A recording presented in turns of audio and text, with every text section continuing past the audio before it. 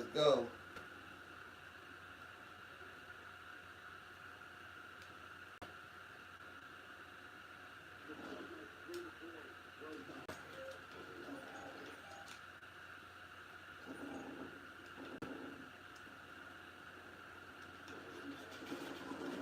Damn.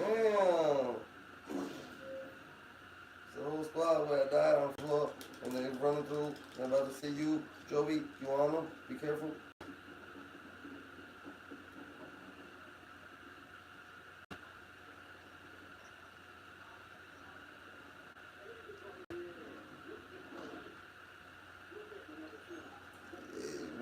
We're behind you, we're in front of you, we're everywhere, bro.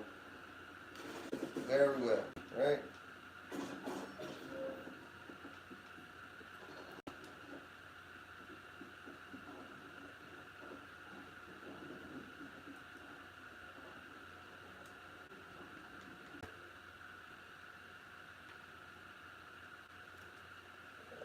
I'm done. Tell me eat some cereal. Get right real quick. You know what I'm saying?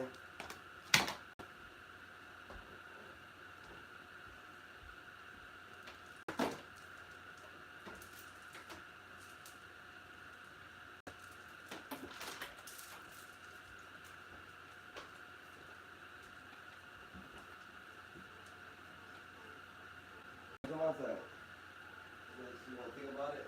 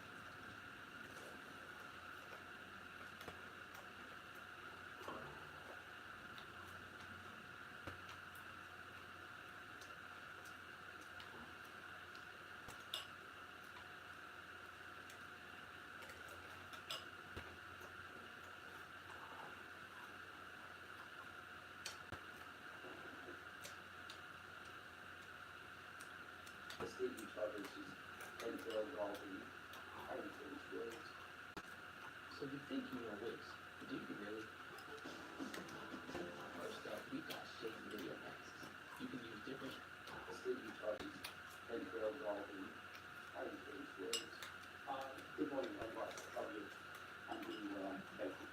Mr. Galton also has online. If you would please state your name for the record. Mr. Galton is fine. Your Honor, Ruth Fenway, appearing remotely as well. Thank you, Your Honor. All right, thank you, gentlemen. Mr. Williams, understand that perhaps there's going to be a change of plea today. Is that correct? That is, Your Honor. All right. Would you go ahead and please state for the record what the plea agreement is that has been reached with the state? Your Honor. It is anticipated that my client will be entering guilty plea to counts 2 through 7, count 13, count 16, count 19, and count 22. And there are other parameters to this agreement. Would you like me to put those on the record now?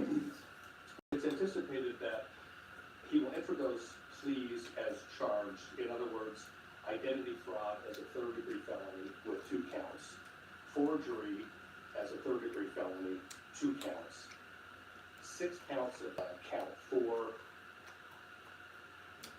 And that's a Class A misdemeanor. And those are all Class A misdemeanors. There are 6 of those. And all of those cases, the counts I just recited, are those at the ends are pharmacy fraud cases. We are asking the court to waive time for sentencing. I have some specific requests as it relates to sentencing about the language, but the agreement is that my client will pay a $25,000 fine to the court. I have a cashier's check in hand. I'm holding it now that I would like to publish to the court at the end of this. Upon payment of that, the state has agreed to a 402 reduction for each of those 4 felony counts. They would all be reduced to Class A misdemeanors, and the case would close at that point in time. With credit for served? No credit for time served, and that has to do with his federal sentencing and an anticipated sentence within the Bureau of Prisons. So what we're asking is for the court to give no credit for any time served, and simply close the case. Okay. Let's have a counsel just approach and we'll just have a brief discussion of the bench here. You might.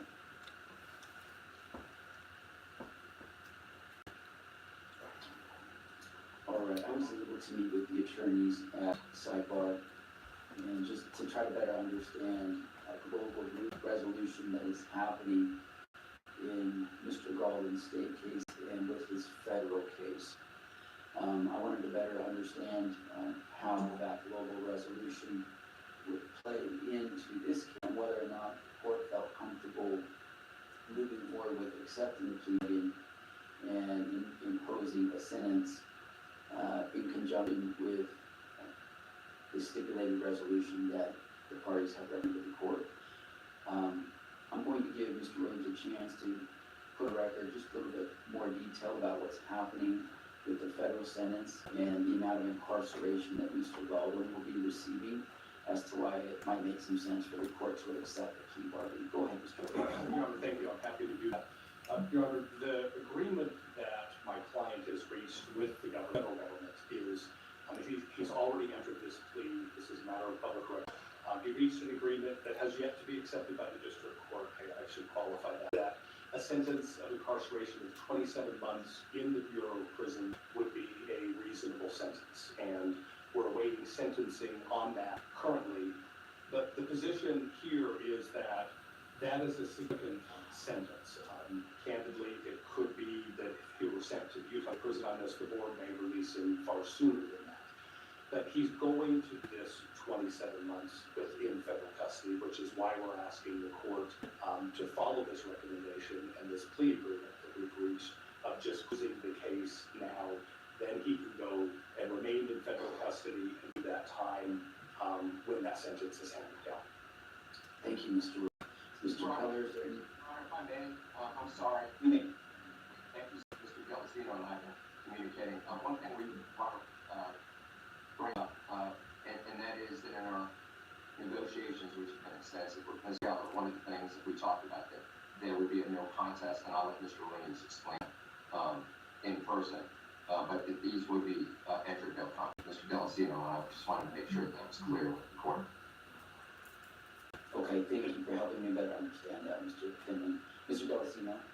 And Your Honor, not to gang up on the proceedings here with the three of us, but I would add to something that Mr. Williams said, which is that not only does the federal resolution contemplate 27-month prison sentence, but it also contemplates a consecutive term of 60 months of supervised probation.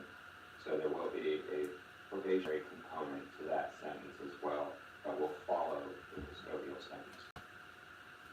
And as part of that federal probationary period, would Mr. Galden be required to, I assume he would be subject to probation searches that would ensuring that he is not possessing or using any dangerous weapons, such as firearms, likewise, no illegal drugs or alcohol, things of that nature? That's correct, Your Honor, and probation is a sort of unique animal in the sense that it's akin to probationary terms in the state, which is to say that they can impose the higher sentence that they were initially available to impose if they did a violation. But you would have federal probation officers for that period of time. And Your Honor, I would just add to that too, built within the federal is any violation of probation that includes possession of a controlled substance requires automatic revocation of the term of probation. So there will be not riding on our client doing well after the Bureau is in time and then for 5 years on probation. Very well. Anything further that you would like to put on the record at this time, Mr. Keller? Just briefly, the state is in agreement with the position that's being set forth before the court. This is somewhat of a unique case. There have been multiple jurisdictions involved, both multiple jurisdictions in the federal and in the systems. There's been conversations across all parties and across the representatives for the government in each of those cases as well to ensure that a proper disposition is reached globally across these cases. So this is just part, really, a smaller cog in the bigger wheel of ultimately seeking justice against Mr. Galden. Yeah, other than that, the Weber County case, which I understand there is a charge on or maybe charges, is that going to be part of this global resolution as well? That's correct, Your Honor. There have been conversations with Weber County, and it's my understanding that plea has already been taken in Weber County. That case has been dismissed. That gave rise to the federal case. So same conduct. There's been a plea entered in federal court. The state dismissed their Very good, thank you. All right. Mr. Golden, have you had enough time to speak to your attorneys about this decision to enter into this plea bargain? Have they gone over with you the rights that you would be waived by accepting this plea bargain and entering no contest pleas and being sentenced today and having this case closed? Do you understand that a no contest plea has the same effect as a guilty plea in a lot of ways? The court will sentence someone on a no contest plea the same as it would a guilty. Although you would still be maintaining your innocence, you acknowledge that the government has sufficient evidence to meet each element of the charges that you would be pleading no contest to.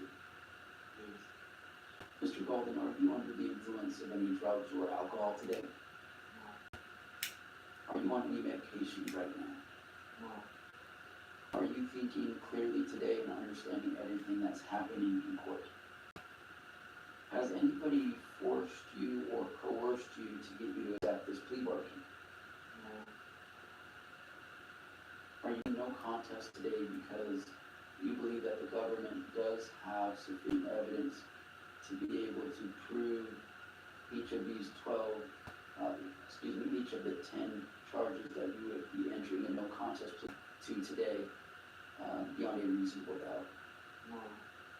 Are you acknowledging that even though you're maintaining your innocence, that the government would still be able to prove these charges in court potentially, and so you believe it's in your best interest to accept a plea bargain? In order for me to accept a contest plea, I just need to better understand and make sure that you are acknowledging that the global resolution of these cases is in your best interest, and that there is some basis for you to be accepting the plea bargain. There's some evidence that you believe would justify you accepting the plea bargain. Are you able to acknowledge that? Okay. All right. Has he been able to sign that statement of defense supporting his no contest plea? Your Honor, I did not know the court's policy. I'm going to have him sign this before Your Honor. Very good.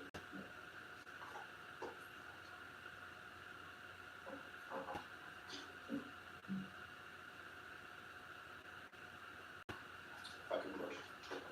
Just hand that to the paper, please. Thank you.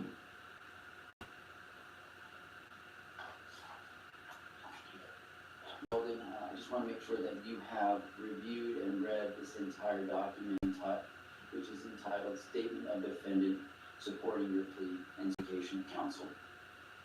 Have you read this document? Do you have any views about the rights you would be waiving by accepting the plea bargain? Let's have a factual basis to support the 10 charges he's pleading to. Your Honor, the defendant is ultimately criminally responsible, particularly under Utah Code 76-202, for a large prescription drug fraud ring that has been known to acquire various prescription medications, specifically promethazine with codeine, which is a cough suppressant that's heavily abused Schedule 5 controlled substance in Utah. And those were secured from multiple pharmacies in Cache County, as well as other pharmacies in northern Utah.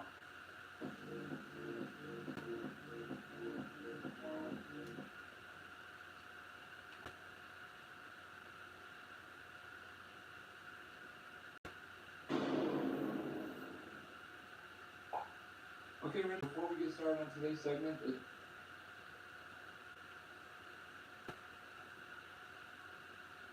Amarna, Egypt, 1891. We know that pottage can move to its own rhythm. And Pull-Ups has refastenable sides for something that's easy as it gets.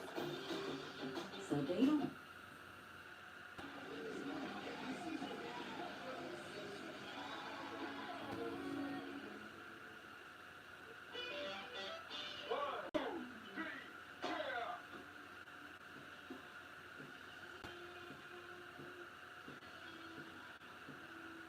if you haven't already, press the subscribe button on American New Network, and also download American New from the television network, Roku, your Fire Stick, in your Apple apparatus, Apple TV, Galaxy, or Google Play, or hands-free. What's good, Dave? What's happening? You want to talk about what happened with the auction, the Rockefeller auction? Yeah. So the auction happened yesterday, and basically no one showed up. Only Jay's lawyers, the state, and, the crew that was initially Zoom.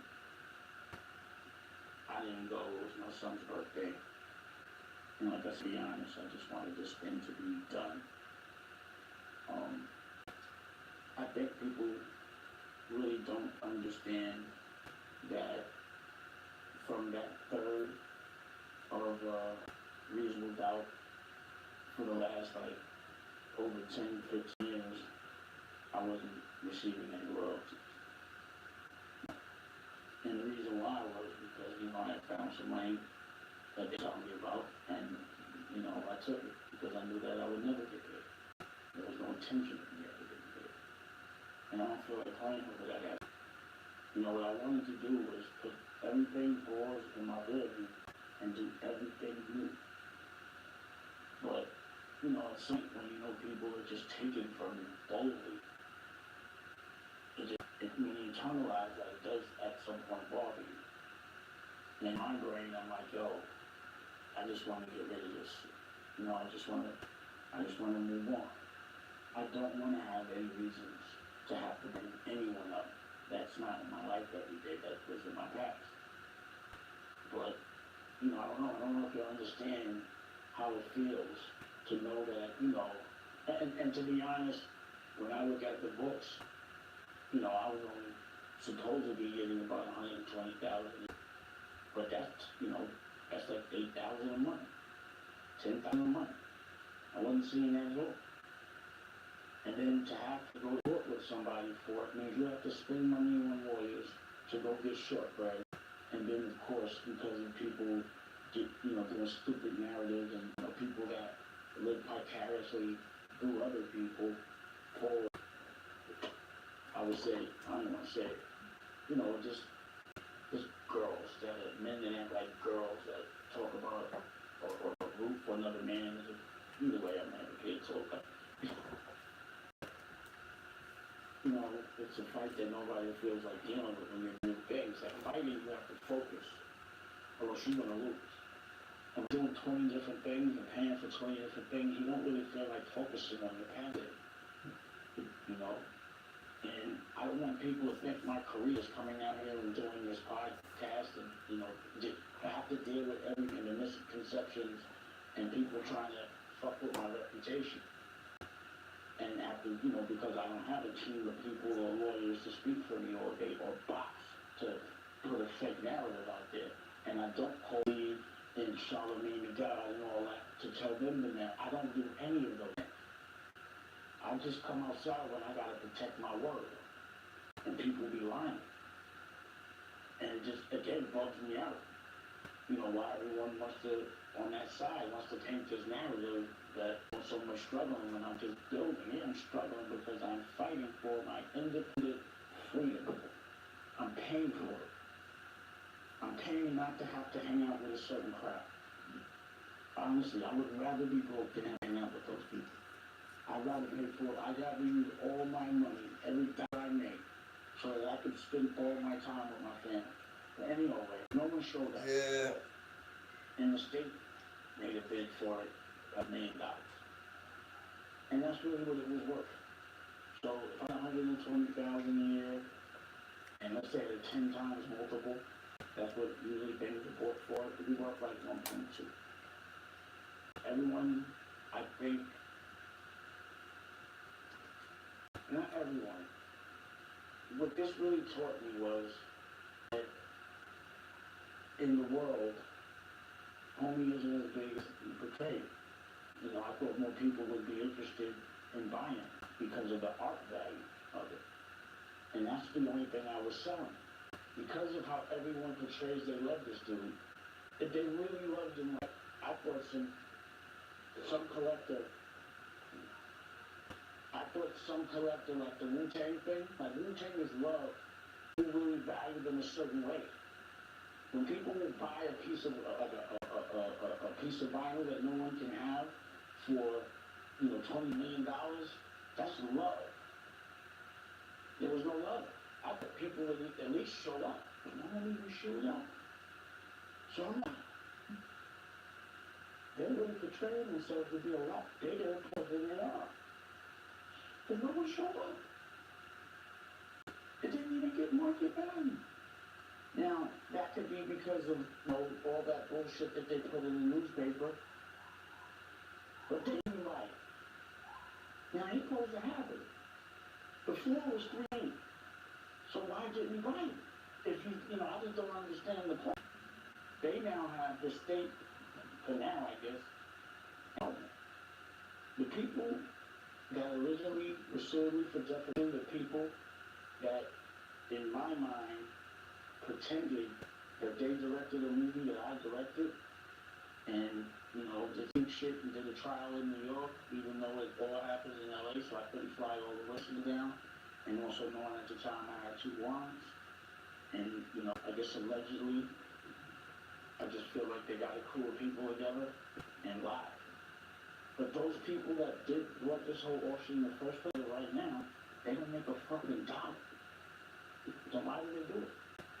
Is it all of this not to make a dollar? And this shit has been going on for like 10 years.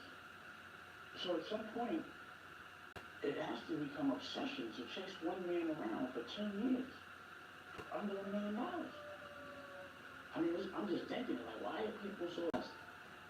Why are people, like, it's been 20 years, and the same people have been trying to put the same narrative out and been so scared that I can real money on my own. Like, why is that so scary to everybody? If I get my own money my way and I'm not, honestly, I don't want none of y'all, but I don't want to be around y'all. This is what I'm paying for. Not to have to be around y'all. This is my choice. You know, like, just don't get mad. I feel like everyone's mad because I don't want to pause play with. You know what I'm saying? I don't want to be around none of that weirdo shit. I don't want to be around her. I don't want to be under somebody my whole life. I'm a man. And a man should never be up under another man their whole life. You gotta get sick of seeing a nigga, hearing a nigga and all that shit. Like, I know what it's like to be around an artist. Artists don't work one time. You know, artists are very frustrating. You have to based on how they feel. And as a man, I can't do that with him. How he feel today. Can we talk to him today? Was he gonna show up today? Or don't ask for that? Or ask for time? I can't do that. And that's what was happening at Rockefeller. You know? But I'm not throwing rose petals when another man walks. And that's what I see when I see like a style of all these other dudes always defending this person all the time. But trying with me. Y'all throwing rose petals. Y'all men. Men don't do that. I can't fight like that. And it's because, you know, and again, this is the last time. I'm not going through this shit anymore. I'm giving you all the explanation. The auction is over, and it's everything. And I know everyone, or the box, or the stupid narrative that you always talking about, nigga. This was my auction. This is my life. They're the right now, so I'm speaking on it. You know? But when I did went to Jay, when my daughter was 15 and wanted to go to his concert in LA, I went, and he just done that record, and he was like, Jay made me, Cam made me. This is a Continental Toilet Paper Service announcement. Continental Ultra Cleaner removes more in one ride. Wow! Did you get the Duracell batteries? What's the matter? They're all the same. Incorrect. All Duracell is built different with Power Boost ingredients inside. Power Boost ingredients are a unique blend of nickel and lithium. No other batteries have. Boost up 10%. So, what are we thinking? Buy the debt, get rich. Let's dig a little first. What was all that about? Jay made me. He said, I was front money. And I said, oh, we play like that. We could do that? He said, yeah. I was like, bet. Call Cam. I was like, I like that. Oh, it's like, he dead. So like when that man says my name in records and we should play all day, but I'm not a rapper, so if I could at least, you know, make sure that the narrative is correct, I gotta speak on it. It says anything when people put my name in the record. You know, I never talked about that conversation we had. It's not even nothing that's supposed to bother me. I like that, because I like this now. But fucking with my money and shit, I just don't get that. You know? Everyone is so scared that I'm gonna get certain kind of bread without them. Why does that scare people so much? But anyway, at the end of the day, I don't really understand it. You know, my child support, I guess, would get paid. And I wasn't getting any of that bread anyway. If I could sell it, I thought people really loved Homeboy Boys way more than they did. People did not show up. Did put a bid in for $6 million, but didn't disappear. That's all I'm doing. I don't know what happened. But other than that, everybody else was no silly people were like no one wanted that shit. Period. And when you go look at the numbers, like the people that buy and acquire people's catalogs, they looked and they were like, first of all, we can't get no numbers, but the numbers that I'm hearing are worth more than $1 million. I'm like, I know. What could you do? So everyone made a big deal over this asset, and it's like, bro, I just want to get rid of it. Any way I can, they stop me from selling this shit. I just want to move on. But, either way, I don't know if this is the rest, the better, or what the fuck. I don't even really understand. It didn't make sense to me. So somebody could do something. You know, I'm sure they'll put some stupid narrative on it, but Jay didn't even make a bid. He didn't even want his own shit. He didn't even work $3 million. He himself did not want to bid $3 million on it because that was the floor. $1 billion, suppose. And again, if this thing of counting another man's money, the reason why I'm not trying to knock a man, it's just not for me to ever say this in another man's pocket. Men don't do it. Again, I'm not sure exactly what that means, stable or mean. I don't know why. I know the people that literally push the whole thing, they don't get $1, zero. I know my child support get paid. So, I don't know. Again, I wasn't making no money from it. You know, they weren't ever gonna give me any checks for it unless we went to court. And, it was just time to get rid of it, not to be mad about it no more. And if I could get it to pay for my kids' colleges, my child support, that's better than a pizza plank. I think it should be like that. But, you know, sometimes when you want to just go to, like, I've loved blocks before. Like, me and my homeboys have a block, and then we don't get along, and you'll keep the block, and get another block clicking. I can always get new work to click. You know, that's just how I see things. I'd rather start over with people that I think are my friends, or have to deal with people that just make me feel bad, or I just make the energy pause. You know what I'm saying? So, I don't know. But I don't really want to talk about, unless I have to, I don't want to be talking about that no more. Everything new. I'm into the television network. I'm into Blue Rock, the music. I got projects coming out with Freeway. I'm into CEO, the Code. I'm loving the fact that while you're watching right now, you can press a button and everything you see, you buy. So you can buy the pause button, the CEO, the glasses. I'm gonna put this shirt up, you know, Tesla, if y'all want this, pre-order this. And also, our books. So while you're watching, this is the book, kids' book, and the shirt that go with it. Verticals. You know what I'm saying? And there's adult shirts as well. Rocky, you say that. You want to say something? Okay. So it's adult shirts. Green Bay, I Love Space, to the book. Let's go to see the buttons, the glasses, the shirt. And, you know, that's what I'll be doing more of, is telling you more about stuff. It's more important to me. You know, like, if you could look at what this is, what I'm doing now in the present, what it's going to look like in the future, think about 10 years from now. Be a part of it. And again, if you're rooting for me, just support it. That's all. Like, for some reason, again, this is worrying about a man's pocket. It's not the way. So, I'm done with Rockefeller. The auction's over.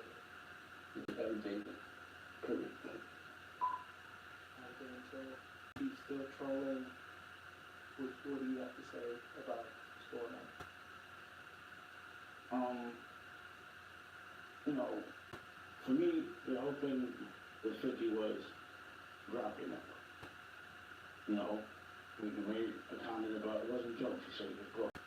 So I was like, all right, if I'm broke, again, I don't know why another man would ever be worried about another man's pockets. It's not the most masculine thing in the world. But, you know, they dropped the television network. And never. So I'm damn near at 100,000 downloads later. And, you know, now Honor Up is now on me. And I just feel like, you know, he must be, you know, I was taking it through, I'm like, he must be, because to me, 50's whole business model is like trolling people. So, with Rizzo, it started with a battle, you know, and then it was like, you know, how to rob this dude, and it was Ja Rule, and then it was Puff. It just seems like, you know, that's just entry level into a marketplace, is trolling.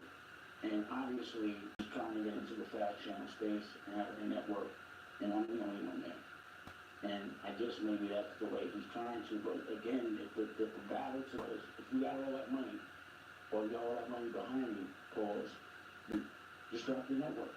Have the agility to drop a network, to drop a movie, something you actually paid for. And instead of doing that, you're making jokes. You know, I just wanted to do the business. And I'm alright with the jokes, but, you know, I'm not even that funny no more. Like, for me with snapping, if you gotta go and think about it and then be creative and all, like, to me it's just a reflex, you know, it's a reflex. It's just ping pong. You know what I mean? It's not, it's just, that's too much on it for me. You know what I mean? And really don't be so, it's not funny.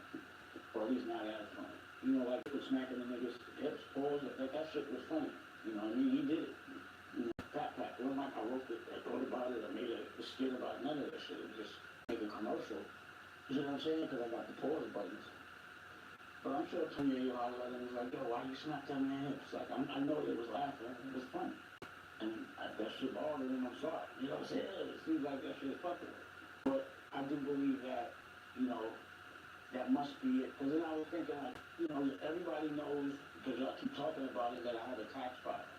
So you think I'm going to get in front of the camera and start getting so mad, and I'll be like, oh, I got that, and this, that, and the third, and all that.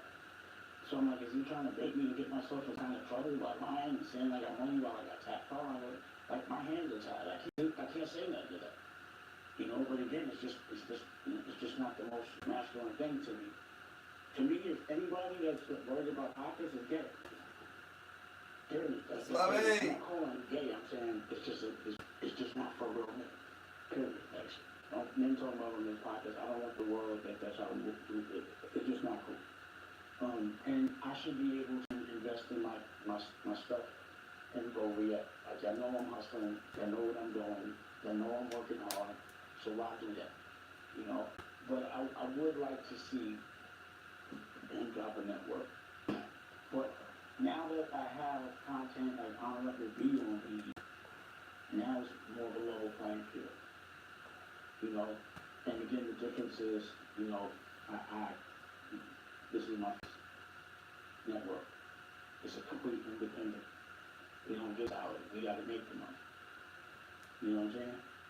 We invest our money in our future for our freedom. So we could put our content on a BET. And, you know, just scared. I mean, what I'm here, all I'm gonna do is help everybody. I don't know why everybody's so scared. Just what I did.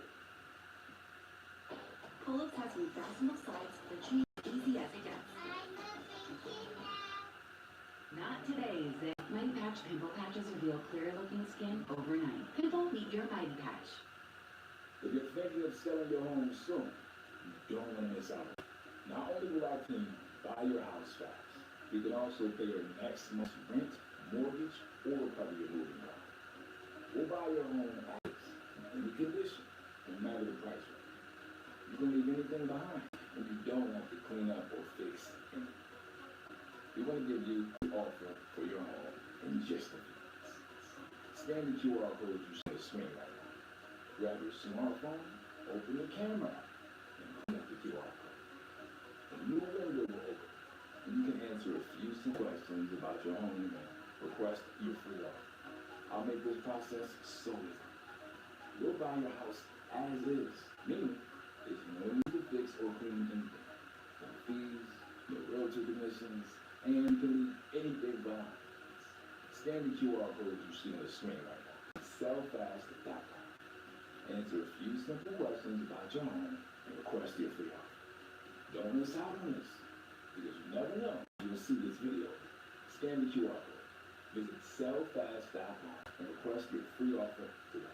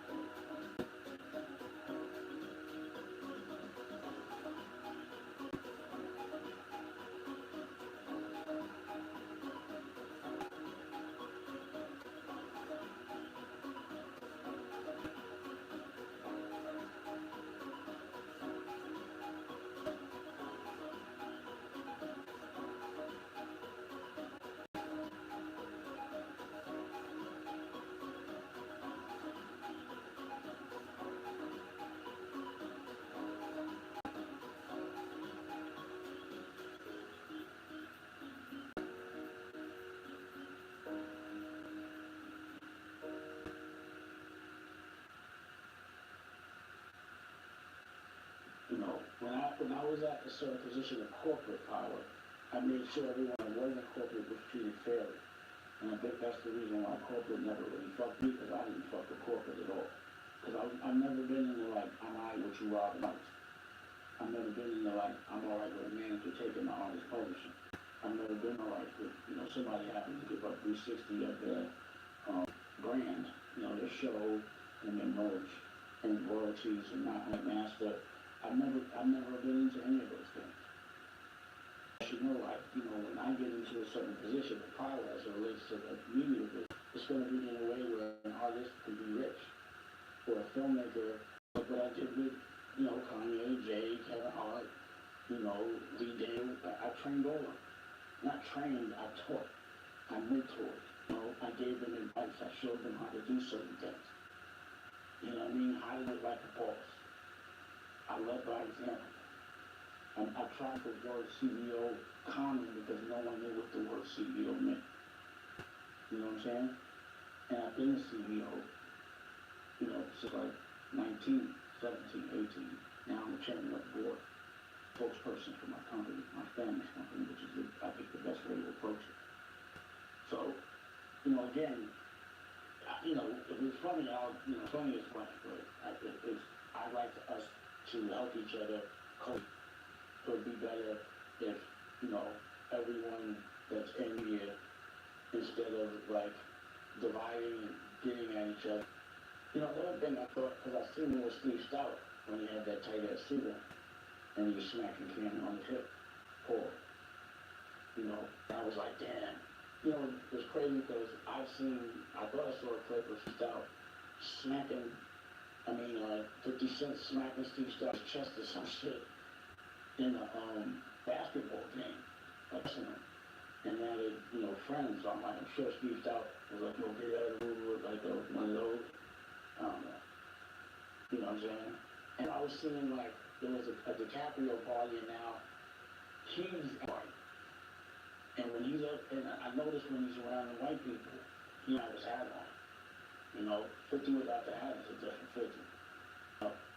But I'm like, well, now he's in the same crowd as these people. You know what I'm saying? Like, oh, so he just really wants to be that guy. Be that guy. I don't want to hang out really with those people, so you can have that. You know what I'm saying? Like, so that's the case, But, other than that, again, I'm always open. I think more people would prefer to see us work together on some level, or pass each other alley-oops, Like, I'm curious, like I would love for Tyler Perry, because people like, you ever talk to Tyler Perry? I don't even know Tyler Perry. But he never called me. You know what I'm saying? I don't even know what I'm trying to do. I wish he would. I would definitely get some game from him. But I just think that everyone that's the culture that's in the media business, we should all link up. You know what I'm saying? Like, enough of the playing, we should get it. And, the thing that bothers me also with him is he doesn't tag me. But like, damn, you're not really trying to help, but you're not. Like, what the fuck? I don't know if you're going to alley or tag me. You go snap, tag, so I can get some followers and shit, so I can sell my work. Say American Me. Because I said his network, 50 Cent, all action, but he never showed up. But he won't even say my network. He just wants to joke. He never ever is, any social media or any post said anything about the battle. He never said anything about the battle. 50, talk about battle. The cheap drop, that's cool. But talk about the battle. That's all. And we can, again, like I said, get back focused. Presidency is over. The fucking Rockefeller shit is done. Let's get to the new shit. Drop your network. Drop an album. Don't even drop a clothing line. Don't even do that. But drop a clothing line. Do all that a boss does. I'm not a rapper. I don't play. This is not boss. I only want to have a boss competition with you. But anything else now, I think I want to only speak in boss. I only talk in boss. If we gonna battle, let's battle in boss. If we gonna, let's snap in boss. I don't want funny shit is cool, but it's just not even that fun. You know what I'm saying? So let's get back to getting focused. Or are you focusing on jokes? So you don't have knowledge of the fact that you're supposed to get all that money and you never drop your network. You never dropped it. You might be almost ready, you might be rushing them, or you might be mad, but you have not been able to have the agility to just drop when you want to drop. You know? And I wish I had the ability to rap my records that I made 30 years ago and get paid a lot of money to do it, but I'm not a rapper. We're not playing on the same playing field. I don't get a salary. So for me, I think that battle should be with other people that play that game. Like, you know what, it's like I'm playing the end of the game, you're playing with other people's money. How do you compare the two? How is that the same game? And who you playing for? So you got Netflix as a partner, because Netflix owns stars. I would just expect more stars. You know, I should not be keeping up if you got all that bread to use that somebody else's, and I'm only using my own. And then y'all trying to make me feel bad for it, and make everyone else look at me funny for it. That shit is, to me, that's a, and that's just how I look at things. I always said that. It ain't nothing new. I always said a man should never be worried about what another man got in his pocket. And I'm telling anyone that's listening to me and that believes in what I'm saying, don't ever be worried about what another man got in his pocket. That ain't for men. So they're not like, yo, that was bugging. That's not even, and especially if you're gonna do that, they're like, yo, I could, you know, but you use people's money. I don't. And if I do, it's a part. You know, it's an equity thing. It's never a salary thing. Don't ever disrespect me and try to give me a salary. I'm a boss. In this moment, you can say broke boss, but that shit, keep saying all you want. It's called independent boss. See, to a boss, broke means independent.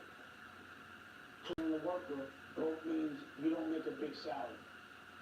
Two different languages. We speak in two different languages. We playing two different games. You know? So that's how I feel about that. So tonight's gonna be a big night for sports. We got our Tyson fight. You know, for me, Mike Tyson is like a pause. You know, he's a real warrior. He's like one of the best, maybe me. You know, him and Muhammad Ali. Tyson and Muhammad Ali. I'm more Muhammad Ali, but Tyson, and him at 58 or 59, almost 60, like to me, there's no win if for Jake Paul. No way to win. Like meaning if he knocks him down, he knocks down a 59-year-old Mike Tyson. I don't care what he said. But if Mike Tyson knocks his ass out, he has everything in him. But that's a 59-year-old man to knock that shot for 58. Now what I did see, and at first I was like, I don't know how this is gonna go, I don't know what it is. But, you know, it looked like Jake Paul stepped on Mike sneaker. And I know that in the fight, you know, you can't step. That's messing with a nigga's mobility and shit. So he took that as disrespect, and it looked like if the Brooklyn came out, all that poured downhill, and he smacked the shit out of Jake Paul. He smacked the shit out of Jake Paul. So, you know, Jake Paul got to wear that for the rest of his life. And the fact is, when a man does smack another man, Paul, you know, I think the reaction is supposed to be swinging and shit. That nigga went to meditate. I was like, yo, he smacked the shit out of him. And he knew not to swing on Mike. I think he was like, ain't no gloves and all that. The natural warrior did not kick in to me. You know, when we smacked it, instincts, he knew not to do nothing. He just took it and was like, he smacked the shit. I'm like, that's not how you take a smack, because they think they could win. And he went and meditated. So I'm curious to see the fights tonight. And I'll probably have to do a quick tape to put it on, because, you know, I'm taping this in a day. So I'm very curious to see how this fight goes out, and I think I'm gonna say something tonight when I'm watching it, you know. So we'll see. But yeah, I'm really, you know, I'm a boxing fan. You know, boxing is an art, and I don't want to see a 58 or 9-year-old. If it's Mike Tyson, I'm gonna be mad at. You know what I mean? Like how everybody was mad when Larry Holmes had that fight with Muhammad Ali. Like, you know, I wouldn't just out of respect. But if Mike is wrong one, and look like You deserve Continental Silver Ripples for a comfortable clean. Bamboo HR is you for everyone. Me? Yes, you too. Easy starts at bamboohr.com. Why am I so hungry? Because you're watching football. Oh, it was basically an elaborate scheme to make you buy more food. What are you talking about? Think about it. Turnovers, pancake blocks. Oh, I just scored. Feed me more. Refrigerator Perry was not his real name. I don't think football's trying to sell you. Oh, really? And what are you eating, Jerry? Rice. Jerry's eating rice. Huh. Game day deals only on Ace.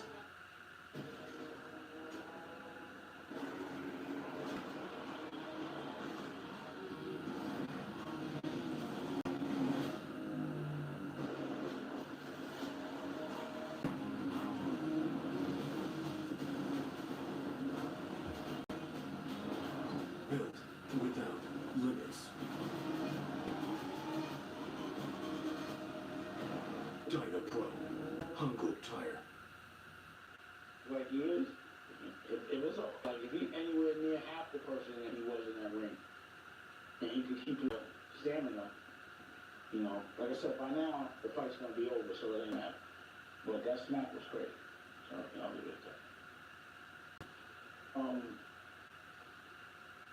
What I wanted to talk about was what I was thinking about was one of the things that I be having sometimes is, you know, I'm very creative, and my method of working is different.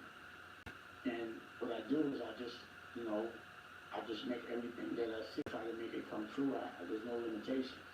And a lot of things work. So when I hire people, you know, like, I'll have like an editor, a shooter come, and they'll be like, you know, very creative, and they'll see me on shit and, you know, having a band and all that. And then they end up quitting anything they do, and then they chase their dreams. They become musicians, or they get a rock band or a band, and, you know, when I meet people that I work with, I see them change how they live. Like if they have an office one way, you know, all of a sudden they have a different kind of office, and that's the purpose of me showcasing it. Like, no, if you want a creative place, you want a stage, you want a big screen, you want to be able to tape, you want to be able to make music, you want to be able to, you know, have meetings, have functions, you know, you have to do that. So what happens is the people around me, I only work with people that want to make their dreams. I show them how they just stop all the things that I need for them to do. And, you know, it happens.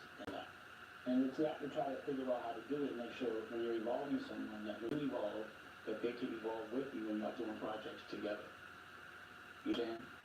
And that's the purpose. So when people come around me, don't ever think that you're going to do it and you did it before. Just because it's different doesn't mean it's wrong. To me, if it's not different, it's wrong. Because it takes too long, it costs too much, quality is not good. There's details that, you know, that I need. Subtle things to make it an art. So, you know, like a gift and a curse. So again, with everyone, and it's happened every single time. So to me, again, with Homeboy, he was supposed to be a rapper, and all of a sudden he wanted to be a CEO. All of a sudden he wanted to be me. You know, and that's, you can see it. You know what I mean? I can say what you want, but that's what happens. And it seems like with Steve Stuck, you know, he's the one that was pushing me and all that other shit. And now he's doing exactly what he was telling everyone I was crazy for saying. So own your masters and do it independently and all that. A whole business model. Because so all that, he wanted to be me. You know? And now even 50, you know, he want to get at me because I'm doing what he wants to do or what he wants to do, but they're paying for it. And I'm doing it myself. You know? And he wants to be parties with all the Caprios and all that shit because he did. Without that. So I don't want to do it. You know what I mean? So I would say I didn't like it. Weird to me. I don't know. You know what I'm saying? So, you know, that's just what I feel about it. It's just, even this dude, a guy, this cat, Josh Weber, pretending and telling people that he directed a movie that I directed. He was my assistant director. I have him in my line producer. The whole time I was on the set, he wanted to be me. And, yeah, it is good being me. But it can't be good pretending to be me. It must feel terrible. And it must be like explanations that in front of your girl, you gotta make me look a so you don't look crazy. Because when you say in my lines to pick up your girl, when I consider it, oh, he made up that line. That was his insight. And that's been actually the problem. It's all, even down here, and I have the art gallery. And I'm showing them the game, and then they put me in my place to go try to have art galleries, and then I'm like, it happens every time. Every time, like even with, like Lenny hit me the other day for some dentistry for a show, Lenny from,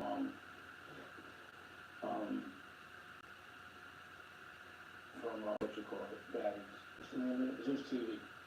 He was producing the television show that I was on, Hip Hop Mobile. And at the time, I was putting together the first streaming service. And I'm giving them all the game, you know? And every time I have a meeting that they would take, like I had a meeting with Byron Allen, and I had a meeting with my tech team, he would get their numbers and he made his own. And I was telling him how to do it. I'm like, yo, you're an editor, you shoot and do all that, you can do it yourself. You can do all these pilots. So just make it, and he did it. But again, you know, right now, I don't shit, but I fuck with him. I feel like, and he knows, I mean, I taught him the game. And I would really dare him to say I didn't. You know what I'm saying? Like, he literally went behind my back and some people that were doing my tech and did his own thing. But I tell him. It just always happens. Everybody just always sees a new way of doing things, and then they say, I can do it. So fuck them. But understand, I'll work with you to get what you gotta do. We can work. You ain't gotta go and pretend that, you know, the shit that you do, that I do, that you made it, all that. It's just that everybody always trying to take it for shit that I do. Everybody. So it's a human trait. I'm not even mad at it anymore. It just seems like that's just what people think really do. You know? The other day I was talking to Jocko. Jocko's a great principal in the OSG. He gives us a lot of the information we need on how to really let the content for Applefish, the kids stuff resonate in educational with children. And she put her son on the phone, you know.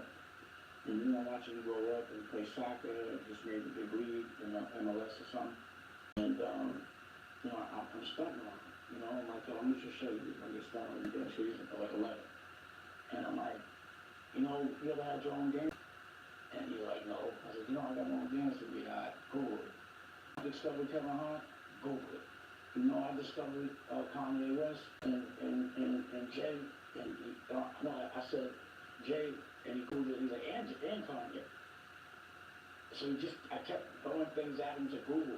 You know, I said, you know, I'm Googleable, Paul. And there was 3 different things over the years that I know that I was responsible for that you can Google, that validated. It's all there. And the fact that you can Google it and still telling the truth is, I was like, wow, is it really actually still being told truthfully? But that's one of the reasons why I'm having everything. So the narrative can't be changed. I have it. I got the pictures. I got the movies to tell the real stories. That's what American is. So everyone that's trying to copy me and take credit for my ideas is like, yo, I'll give you the idea so I can have competition. But I'm still call it cheap. You know what I'm saying?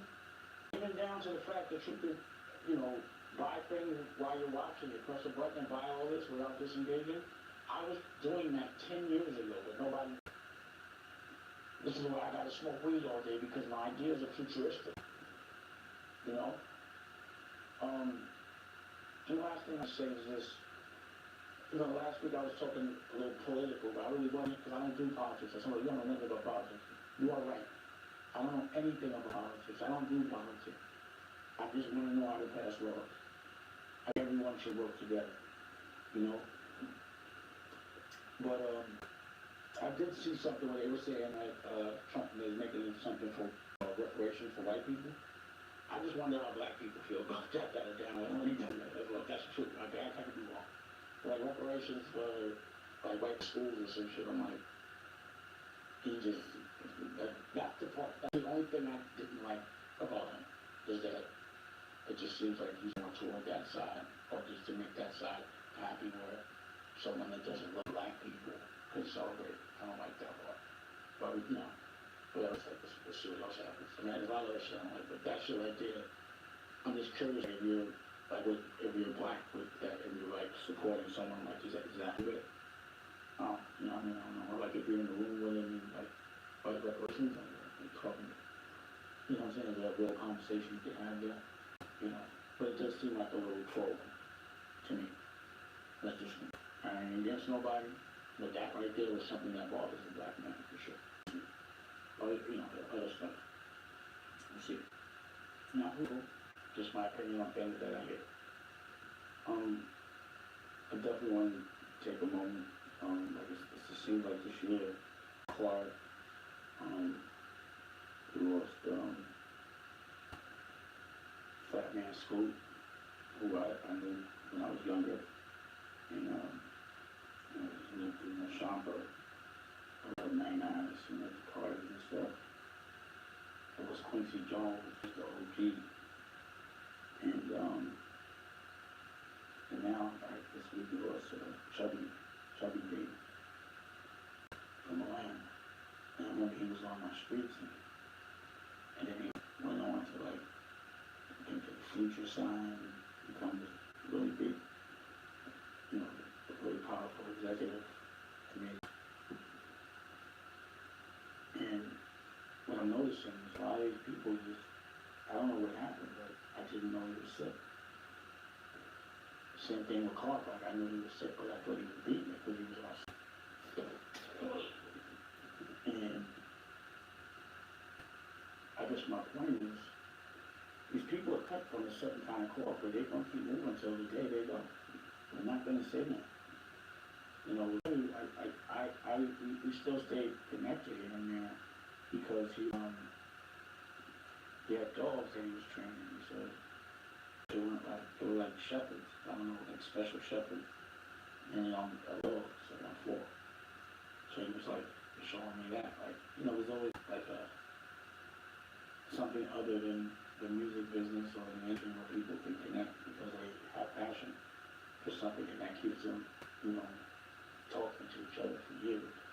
He was another one of those dudes that never changed. You know, he's not in front of me, he never chose a side. And you know, you just have to appreciate life and understand it and be cognizant of your future.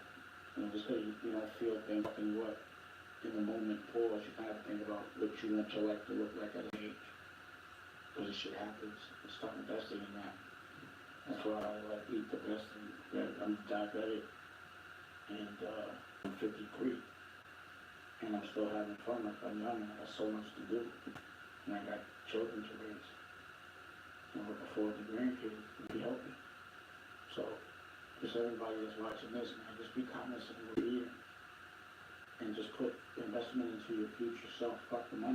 Because money's not going to matter if you can't enjoy it. And if you have to spend it on hospital bills. You know. So, I think we're going to do the questions of the day.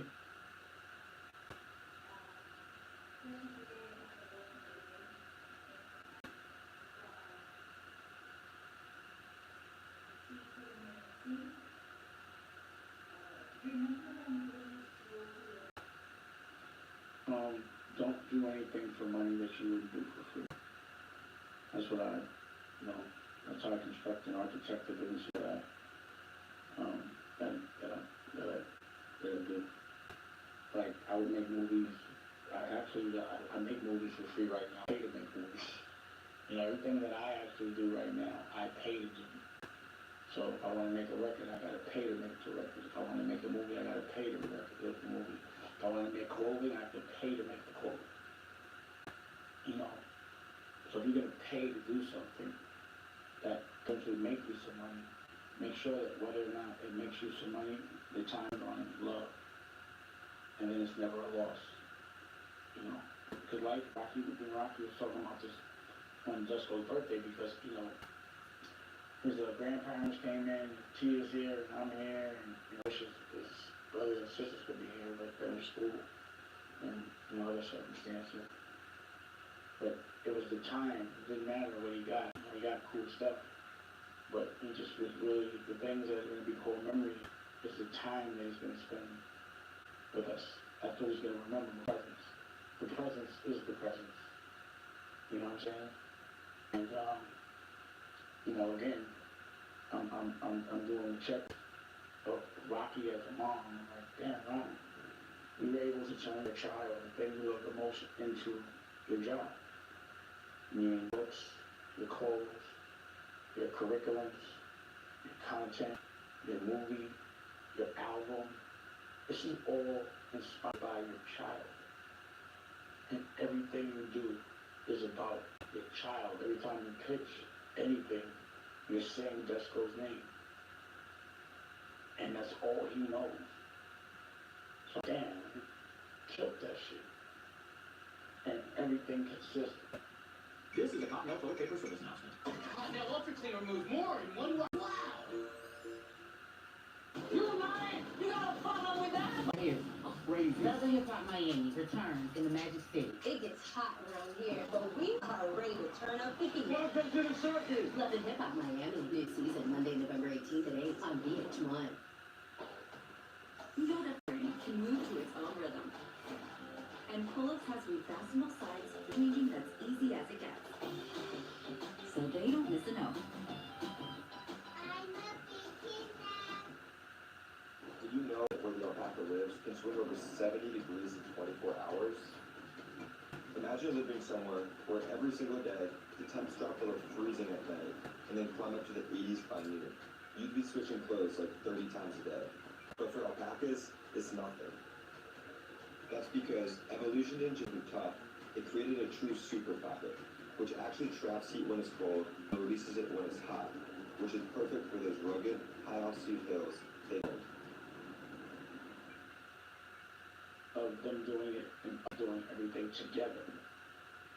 And that's what she's teaching, how to spend time constructively, where it benefits the trajectory and the education of your child, and it also helps you.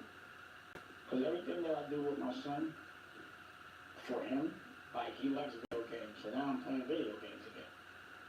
If he likes it, I'm doing it. He loves it, so we gotta learn both. It's his lifestyle is our lifestyle. I don't plan on this one, raising this one where they have a past, I'll share it with them. You know, or have the ability to, but everything he loves, things that I almost have to start from scratch, like golf. Like, what is Joel doing loving golf? Like, really having a passion for anything. He's 4 years old, but he started playing golf when he was 3. Thank you. So, he's 4 now, but he was started when he was 3.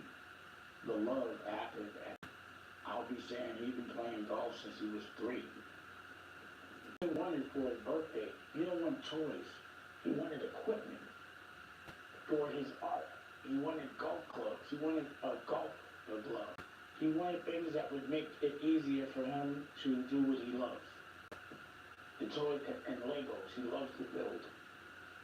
You know, and he loves to build with the person that got him the Legos. So Tia got him some Legos, Legos. They built all night, hours. Went to bed at 12. You know, and the same thing happened in the home when we had the Lego set. He stood up all night. Now, this is the politics of ours. You know, what's wrong with the dogs, whatever Desco wants to do, and just enjoying and marinating the moments, the time. You know, I've done it one way, and I was like, I want to try it this way. And it's weird. I'm loving it. It's the best way, is when you surround your family, and you make your family the best they can be, and then they grow up and then you hang out with them. They're your friends because you like them and you love them. And there's a trust that you could have. And if you're going to be arguing, it's based on somebody you love that you know loves you just as much. Spend some time on your world, on your politics, where you can make the rules. And the rules should be nothing but love. You know? I don't know how that question turned into all that, but go ahead.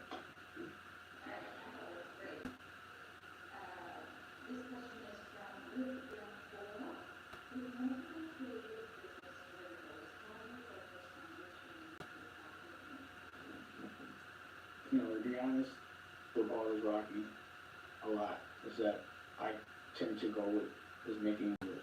Cool. So I love making music, but it might not make me no bread. But I really got stuck making music. You know, it was supposed to be one project, and then it turned into a whole year of me just making albums and not making a flight. I have to stop that shit. But what happens is I do so many things, at one point or another, it just starts to crack. You never know when it's gonna happen. It does happen. Like, for example, so right now, our priority, I guess I could say this is the lesson of the day. The priority, like if you have a lot of things happening at one time, but then all of a sudden something that you did a while ago is gonna make you the most money or set a precedence, then you have to focus on that. Focus on that. Sometimes you have to turn your back on things that need help, just so you can get certain things done that are gonna help everything else. So right now, my focus is making sure Honor Up gets handed in properly to BET, that we market it properly, and that we're prepared to do what we have to do as soon as it shows. You know? And then I have to fund it. Because now that we have the network set up, and, you know, we have the opportunity to put our content on BET, I have to have the content be perfect, and I have to focus only on making content. Now this shit is real. You know, I'm not making it for my network, I'm making it for the whole world to see, not just people that like me, but for everyone to judge. And I've been popular. And I've been putting all my family's money into this, so I can't be fucking around. This shit is real. So there's some things we're developing, like, you know, Rocky has her books. She's always, like, she did a book. There's so many different things going on at one time. I was just talking to Josh about it. He's like, well, what's the priority? Because I got a Freeway album that has to come out in January. So it's things of assets I need to edit for that. And then we shot this movie for Rocky's book, Dusko Ghostface. And also the soundtrack. So we got to edit all the videos, but we also have to edit the movie. And then that year I spent in Florida, you know, Blue Rock, just making, I made 10 albums, and I made a movie with it, and back. You know? Now that's just the stuff that's not gonna make me in it. Yet. These are the things I'm developing that need to be done.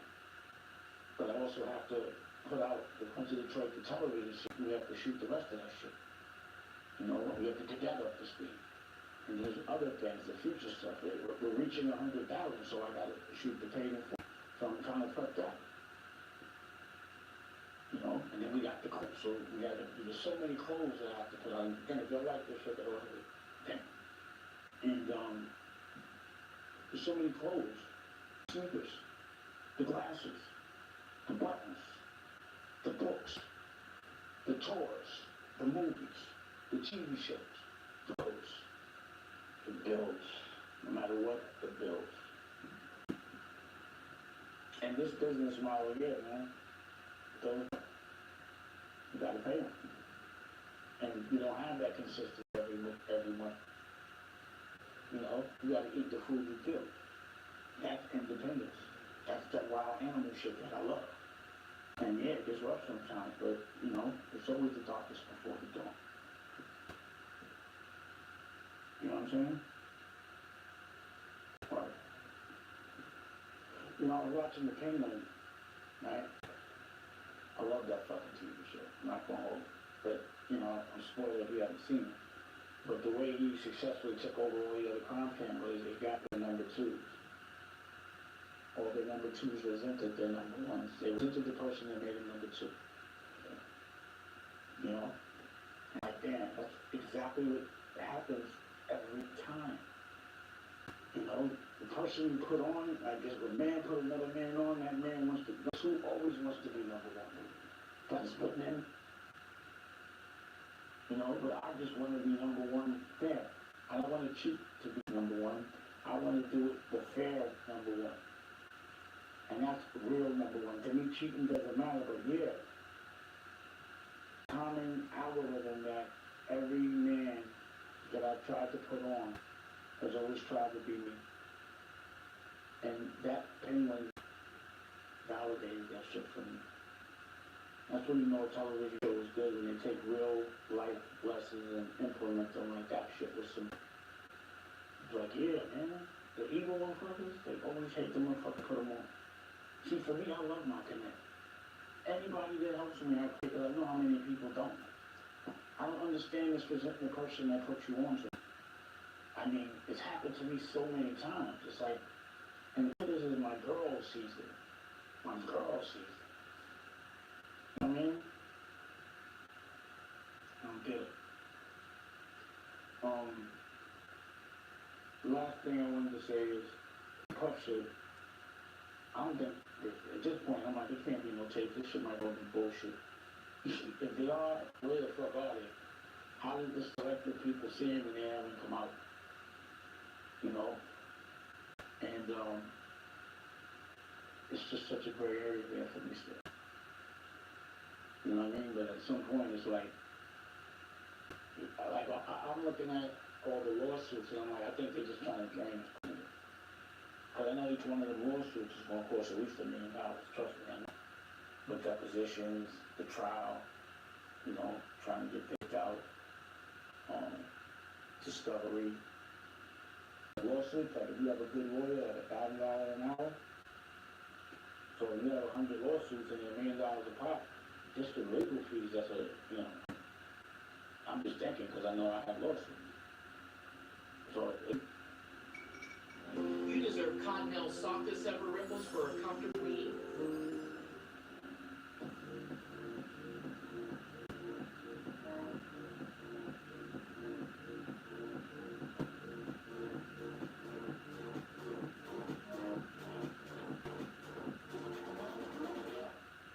We've got the metal you need it and have always cut to size. Metal supermarkets. could be a strategy to just be like just trying to drain the man's pockets for it doesn't make anything that he's already admitted to doing right. But I don't know, just from the shakiness of the other trials I'm seeing, you know, the thing about going in trial and winning trial is still fucks your life up. You know, it still drains your pockets. And if you have to sit in jail for something you didn't do, that's terrible. You know, just going through the process is a 2 or 3 year process. That 3 year process is a punishment within itself. That's the bit. Like you'd be happy to get out. But it's still 3 years of, like as if someone said, "Yo, 3 years, you go to court not to have to do that 3 years." 3 years is a bit. Year is a bit. 3 months is a bit. A week is a bit. Anytime bars is a bid. They're skid bids, but they're bids. Ain't no money, that's their shit. So because of the way they drag and everything, you know, that puts question on what they really got.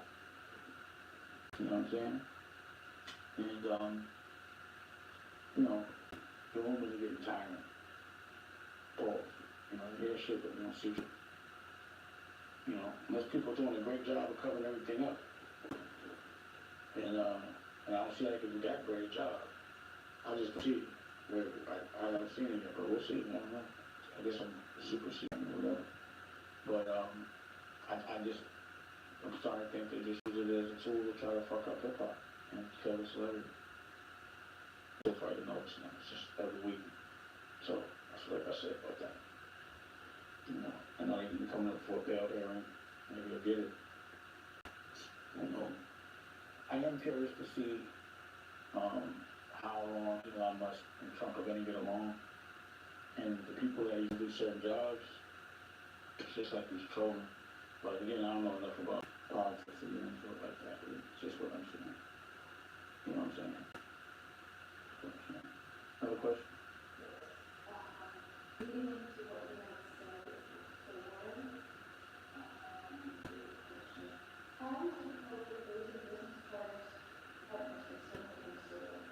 The problem in the beginning was that my business partners, I had as my brothers, and I trusted them. I think I just could never see them in. So that one took a lot of adjusting of the way I looked at people, you know, and how I moved forward. And I think the PTSD from that was, that's why I started to more or less try to invest in my family. And, you know, even in investing in your wife at the time, when she becomes your ex-wife, that goes terrible. And I've had that over each and every time. Each and every time. Every time I get a block clicking, the person I got the block clicking with always wants the credit for it. They always want it for themselves. They always resent the fact that I'm the business and the spokesperson. And they just get somebody else to do the business. That's all they do. So I just, personally it sucks. You know, I'm not gonna say it each time I don't feel betrayed. And, I hate it. It's made me not like people too much, or trust anybody. But because it's it's like I always look at the bright side of like, now I have to deal with this person no more. And that, I just have to do it on my own. I just feel like that's the way God wants it. You know, I think the test is to stay around people that you don't like, just for money.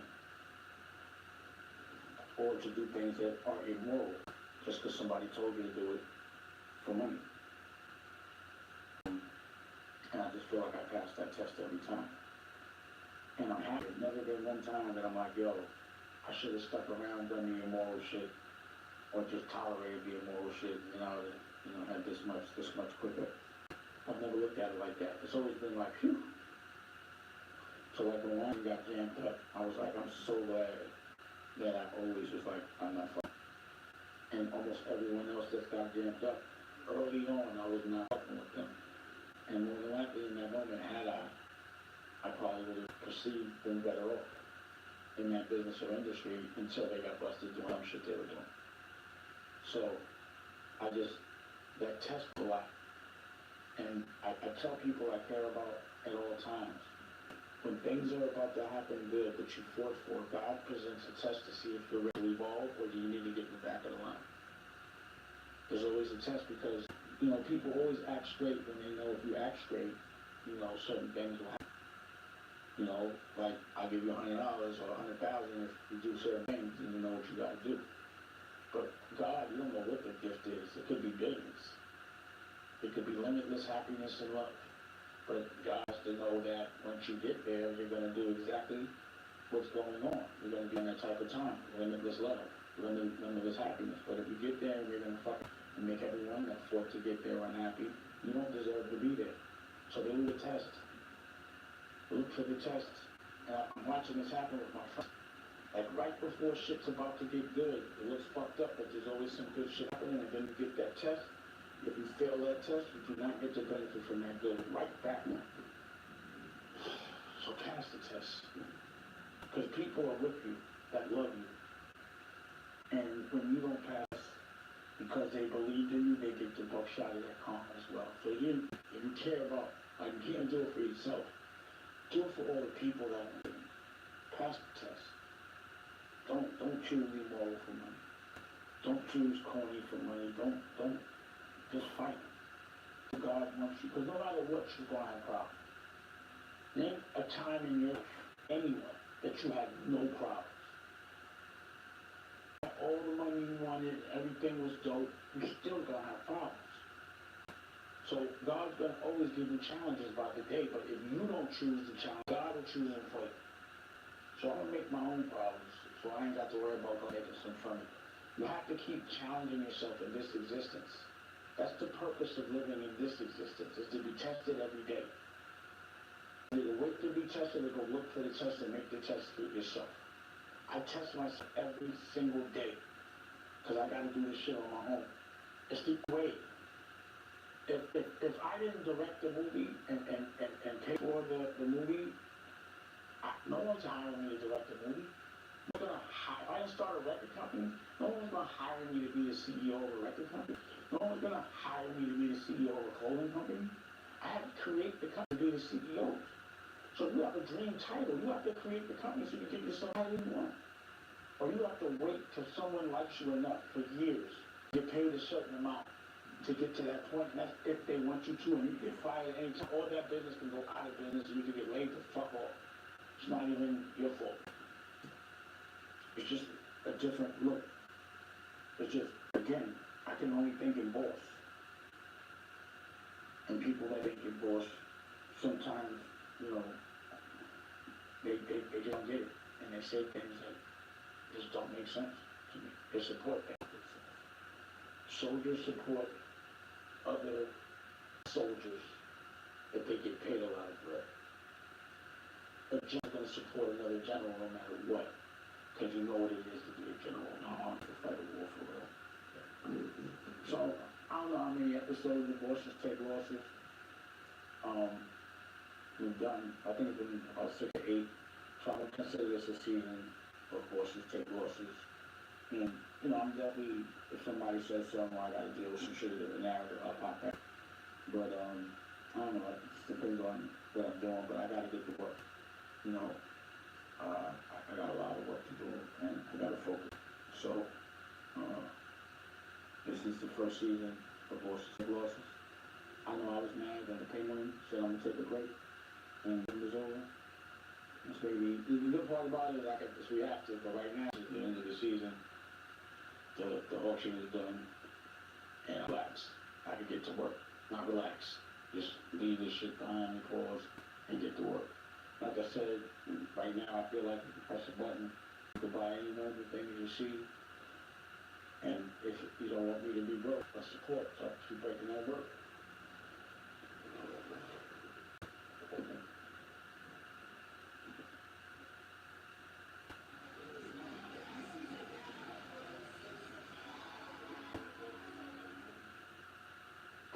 Pull-ups has refastenable sides for changing that's easy as it gets.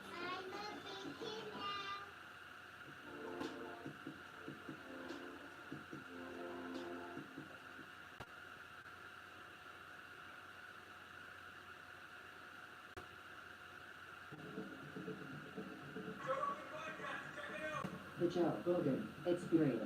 Train my day, Joe Rogan podcast, all day.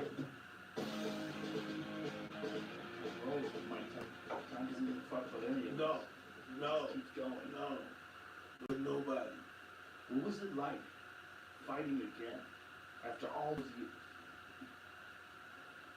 Hey, listen, I did this twice, and DMT stuff, Right. and I lost that weight. I don't know what happened. I just don't know what happened. I just said, I'm gonna do this. Well, it's funny because you told me on the podcast before, the first time you came on, and you said, I can't even out. Yeah, Because yeah. if I work out, my ego will get excited. But I did this told, and he told me, I said, you gotta do it. He said, you have to do it. The DMT told you time to You have fight. to do it. Wow. I lost the weight. Then it started off with me fighting Bob Sapp at first. That's right. The K1 event. I was there for that. I was there I live. mean, I was gonna fight. Yeah, I was when gonna be you the first fight. got in the ring with them, you said, Marcus, squeeze the rules. Yeah, so listen, the fight I fought with Roy Jones was supposed to be with Bob Sapp. Oh, really? Oh, no kidding. Hell yeah. I went out to chase this guy all around. Next thing you know, Roy Jones got involved, the other fighters who got involved, and then it turned into a fiasco. And then the young guy, Jake Paul, Yeah. Jake Paul, he got involved. And then that's how the birth of Jake Paul became. When you get challenged by somebody who's a guy like a Jake Paul, does that piss you off? Is it part of it that's just like, My, no, it doesn't. I don't No? think- I think it's awesome. You think it's awesome? Yeah, I think it's awesome. you think it's cool? That's awesome. That's awesome that you handle it that way. Because like, in a way, I mean, it's kind of insulting. It's brave, it's bold of him, but it's also, it's like, Jesus Christ, there's levels to this world. Let me know what I found out. This good gentleman, he was the mayor in this town in the Midwest, right? And I talked to him, and he was one of those stern guys. He always got the bills paid, always got your lights on, always got everything right and perfect, but he didn't have a good personality. And he almost lost to a guy that didn't do it. He didn't make he shit on people's taxes, but he hung out with the people. He smoked cigarettes with them, he drank with them, he ate with them, he hung on the porch with them. Yeah. And that's when you learn you can't take yourself too serious. Right. The world is turning on you and you take yourself too serious. Who the hell am I to take myself too serious? Made all this money, reputation, and now I'm looking at people's true faith in them. I have a great life. I don't want to really bad at somebody, really, when you think about it. But my ego is not involved. How can I really be mad at somebody? That's beautiful. That's a beautiful attitude, and you're so right, because there's so many people that are so concentrating so much on succeeding and doing great things. That would be how you wanted to win so bad. I wanted to fight so bad, it was when it was funny. Yeah, and you forget what life is about. Life is enjoying moments. Life is a balance, and life is not what you accomplish, it's what your children say about you. They know who you are, they know what you're hiding that you don't want no one else to see. Sure, you are a fan of Miyamoto Musashi. I'm sure. Tell me about the chapter what? Book of Five Rings. Yes. It was all about balance. That was his whole thing. It was like a samurai has to be an artist. You have to be able to do calligraphy. You have to be able to paint. You have to be able to write poetry. Yes.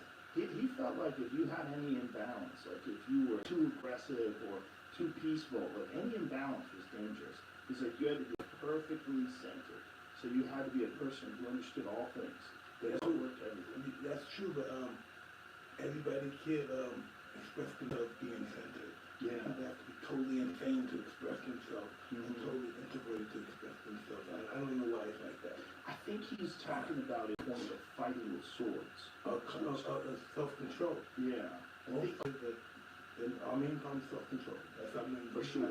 Yes. Yeah. And of course, as you get more successful and more destructive and more, you're a conqueror, you're the fucking guy in Sports Illustrated, you're the fucking man. I mean, it's just, when you're a guy who's in a position like you were in when you were 20 years old, like I've had this kind of people, like, do you understand the kind of self-control it would take to be the baddest on the planet and you're only 20? Yeah, it's a lot of It's crazy. It's a crazy position to be in. So like, if balance at that point in your life is almost impossible. Like to be like, It wasn't no balance. It was strict fight, no good. It's strict. It's too much this and this and this. But that was bad. Oh God, I can't let that happen. I got spot and do better tomorrow.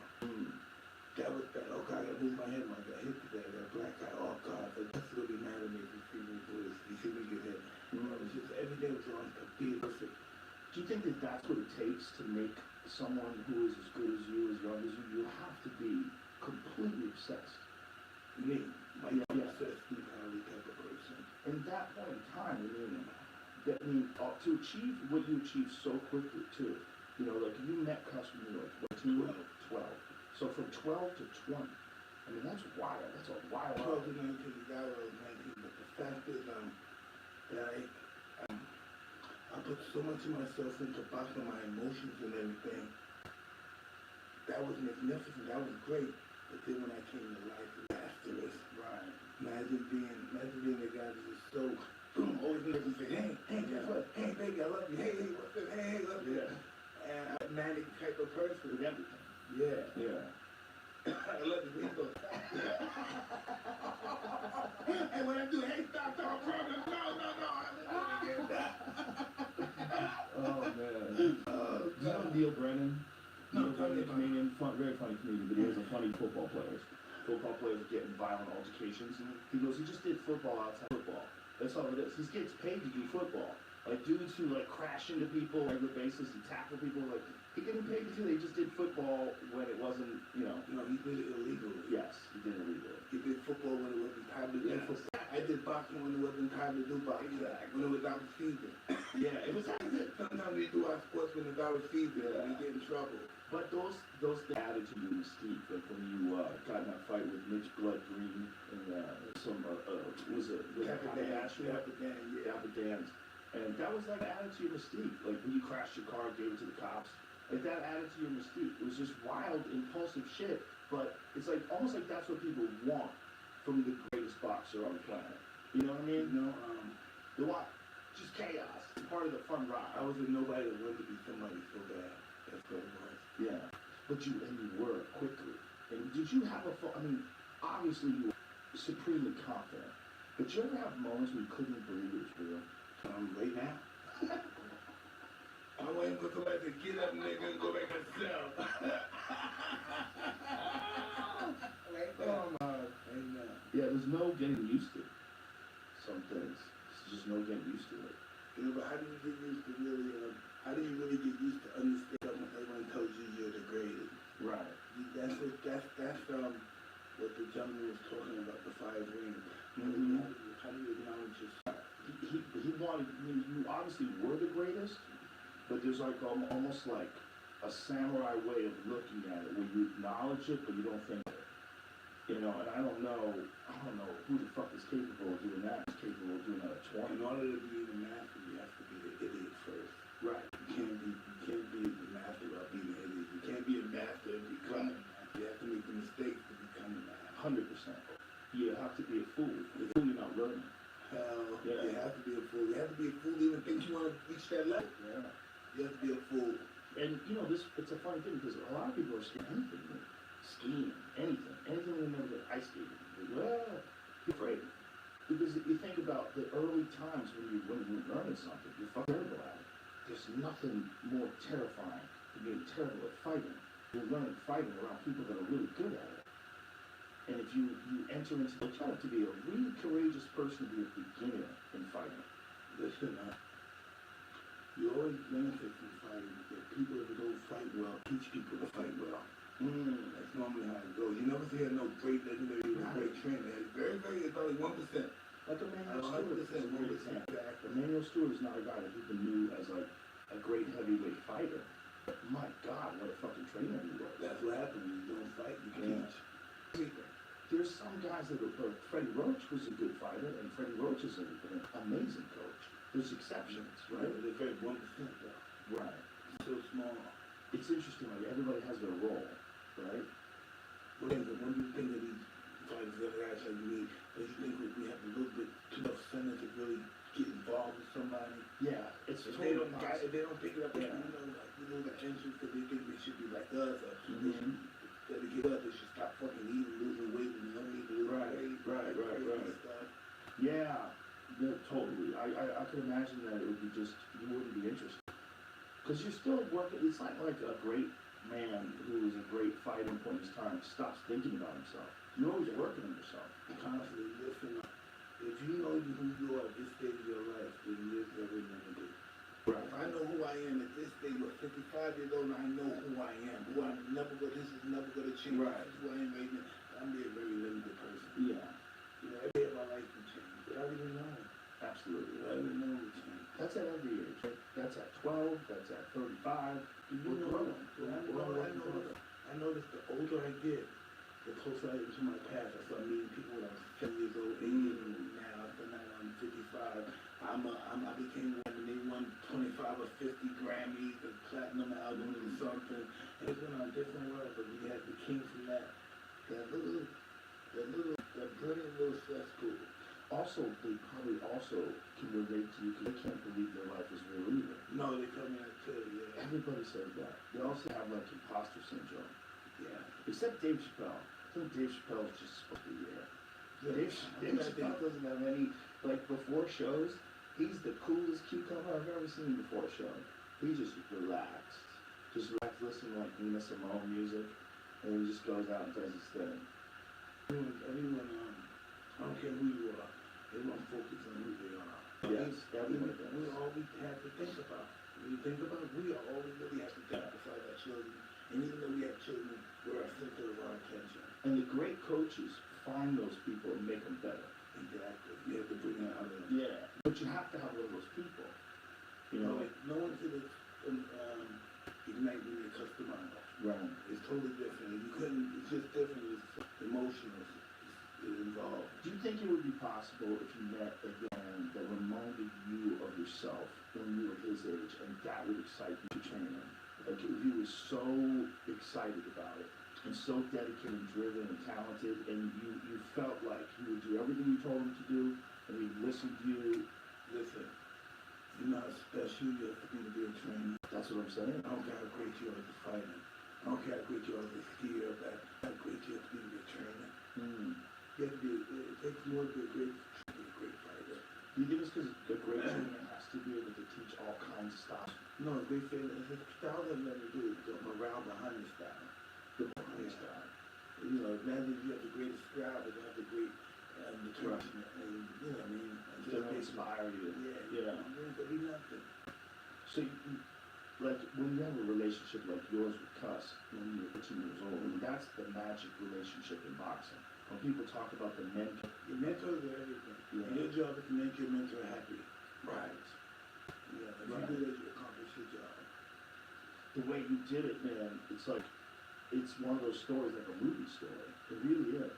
It's like if you saw your life, if your life wasn't a real life and somebody wrote it in a movie, I'd be like, a little too much. No. We were mean, baby. We wanted that belt. And it's also being so fortunate to have met a guy like us. Incredible. Just the stars align, you know? And that's what we all need to realize, that they don't align for everybody, you know? Because it's a red. Yeah. Unlike everything from the beginning of time. Do you think that everything's been rigged like it all has a purpose to it? It's all going, moving towards a certain Absolutely, place? absolutely. Did you see that, like, when you get really high too?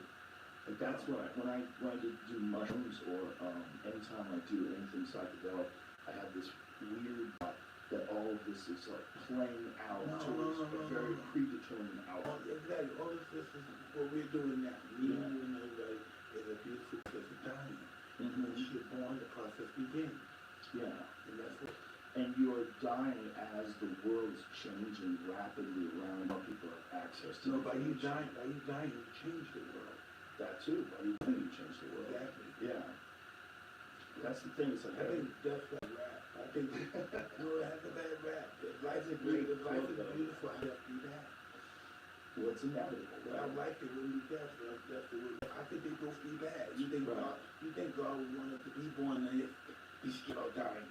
That's all. That's what we're born now. We're scared of dying. Well, we want to stay alive, but we can't be scared of something that's inevitable, right? No, we can't. We could be afraid, but we just can't turn to life. Yeah. There's nothing for it. And God wants us to be afraid. He has done this. After this, there's nothing. You know what he's I can't think that we believe after this, there's more than this. I believe once you die, you begin to live. That's my theory on dying. It certainly could be that. And that's how, like, you tell that to, like, a pragmatic scientist, they'll act like we're crazy. But I think that if you have a psychedelic experience, one of the things you say to yourself is, okay, what is this? How is this even real? Have a scientist tell us explain the existence. Yeah. Ask him to explain his existence. Explain your existence after you've done DMT. Yeah, really, explain your existence. Now explain your existence. You can't.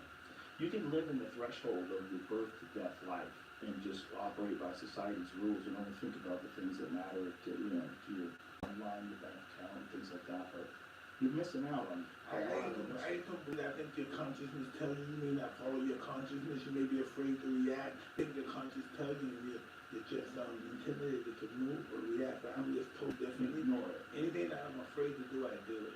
Anything I'm afraid to do, that's the most prettiest girl in the world. I would do this and work for this position or like anything I'm afraid to do, I just do it. Yeah. I'm not afraid of the result. Well, I'm afraid of the results, but I act as if I'm not. Yeah. That's a great way to live. If you could just find things that challenge you all the time. Find things scare you all the time and do them as often as possible. And when you realize it, it's really not. Really think about it. Really losing your children and death. After that, what's really scary? Yeah, most of it you get over. Absolutely. Yeah. And then you're just a part of this whole system that leads up to people. Yeah. Led up to this, to me, and what led up to you, our generation. Mm-hmm. Now our generation will lead up to someone. Yeah, we're gonna lead up to a totally new kind of human being. Oh yeah, it'll be a different human. Yeah. It'll be a different human being. And maybe a different species. Eventually, yeah. Maybe we'll become a different species. It's too much, it's just too much scientific science out there that people are dibbling and dabbling. When they start seeing these animals that look deformed with human beings and heads and They've stuff. made human-monkey chimeras. That means they've combined the deal of human and the monkey. No, we're talking about how they did this. I think they only did it in the embryos. Like, I don't think they actually raised one to a full-blown animal. And the monkey arms like this. It's crazy. It goes right here instead of it's going here. His muscles are right here. Yeah. There's a video that of a monkey pulling this dude's head off. Pulling this dude's like scalp off his head. Just jumps on top of this dude, bites into his head, and peels his scalp. Chimpanzee. No, it's a tiny little monkey. That's what's crazy. Here, I'll send it to Jim because it's a tiny little monkey, and the dude is in India. And you got it? Okay. So this dude is in India. This is it. Check this out. This is crazy. So the dude is like thinks he's being friendly with this monkey. The monkey's sitting in his lap, and the monkey just grabs him. Out of nowhere. Look at this. Don't do this to me, man. Watch this. Don't do this. God, Bro, he bit his head. Pulled his fucking scalp off. Yeah, listen, man. That's just a little monkey. That ain't even a big monkey. You ever watch the chimpanzees when they hunt those monkeys and they hunt them and then they rip them, break them when they're alive, eating their hand and this? Yeah. They jump, they're really good. They break off one hand and feed it to the other one. They share parts of the monkey while they're And they're alive. You feel that? It's screaming. I I'm one of those guys who give them the stuff. You know, Mike, they didn't even know about that until the 90s. They didn't know that they regularly hunted monkeys. They thought they lived off of fruits Yeah, and they- vegetables like gorillas. Oh, so Gorillas just eat ants. It's crazy No, the way they but do it. the gorillas hungry, they eat meat. I bet you. But they, most of the time, are just eating plants, whereas the chimps really like eating monkeys. There's something about a little face when the chimp is grabbing it and pulling it apart and the face is like, No, listen, it's the power, it's the demon control. yeah. You know? It's just horrific to watch a monkey get eaten by a chimp. It's No, like, but the real deal is that's who we are. We're taught to be human beings. Animals taught to be human beings. And just Yes. like some animals, yeah. some run faster than others. That's why some of us are still in the animal stage of life. Yeah. It will never change. That process is going somewhere, right? Like it's towards some very peaceful time. But I think that's one of the things that people love so much about violence and conflict. Even watching stuff like that, it reminds us. It excites us. It reminds us, oh, we're just animals. We're animals too. Supposed to be human. But Yeah. it also it reminds us not to be the not to be the Yeah, don't think that dude, but that monkey is climbing on you. It's punking you. Look at Oh, Jesus. Is that a... main chimpanzee. Look at Eva chimpanzee. Oh my God, it's a crazy photo. It's so powerful too. Oh, insanely powerful. You rip your face off. Do you know about the giant chimps that they found in the Congo? Do you know about this? Let's check them out. There's a group of chimps that they found in the Congo that are a species. Let's check them out. They have, yeah, it's they're called the Bondo 8. This guy named Carl Armand, he's a Swiss wildlife photographer, or maybe he's from Sweden. And this dude has he sets up these camera traps in the Congo to try to capture them, to try to get photos of them. Because they're a rare subspecies of chimp that grows like 6 feet tall, they weigh over 300 pounds, they're fucking huge. Maybe somebody's been a scientist in a laboratory with them. I don't think so. I think there used to be a bunch of different primate species that died off. Look at some there's been these animals that they found. It looks like it got teeth, but it looks like a fish, and it got it's just a. Well, I guarantee you they fucked with some and made some hybrid animals. They definitely done that. But with this chimp, this is in such a remote part of the Congo. It's so difficult to get there, and there's always civil wars in that area. It's very dangerous. Listen, they get anywhere. You don't think when we driving by, you see nothing but mountains, no greenland. You don't think there's people under those mountains or something like this? Like this. Oh, you in the laboratory? So that's. Oh no, that's the chimpanzee. That's the evil running wolf. Isn't that the one that looks like a human? We're looking at. No, that's the most evil. That one's down here. That one where the guy's taking the photograph with it, the dead one, that's legit. They shot this one at an airport in the car, and it's fucking huge. I mean, look at the size of those guys. It's bigger than them, and it's a chimp. And so they called this one. They have two different names for chimps. That's Fox Sports right there. They had two different words for chimps. One was tree beaters, and the other one was lion killers. That photo where they're holding that one up, that's another one. I mean, that's a giant fucking chimpanzee. It's way bigger than normal. And one of the things about them is they have these crests down the top of their skull, like a mohawk, that gorillas have. But chimps don't normally have that. So they're an odd subspecies. Yeah. And there's not that many of them. There's one area of the Congo. It's really interesting. I used to think at the beginning we were a different species of people. Yes. As you see during we see these people that what do you call them? The people that do all the digging. Oh yeah, anthropologists. Yeah. And archaeologists. And I seen them, and there's one particular. It was about Amazon. And one picture they had this one Amazon. She must have been the queen because she was dead. She was like that, and she had a man on her feet. Oh shit. That was how she died? That's how they buried her? Yeah. Oh, Russia, Ukraine, somewhere. That's heavy. Yeah. That's a lady. Oh, but a bunch of them, listen, they have statues of men fighting the Amazon. You got guys grabbing their head, women fighting the back, cutting, jumping on them. They have statues of it. Amazon fighting. There's tons of people out there. Imagine if that's a real thing. If there was a real tribe of Superman You didn't believe fighters. That? You think it's fairy tale? I don't think it's fairy tale. I don't know anything about it.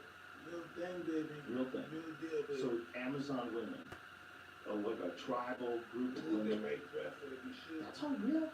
Do you know about the Yeah, Jews? they found them buried.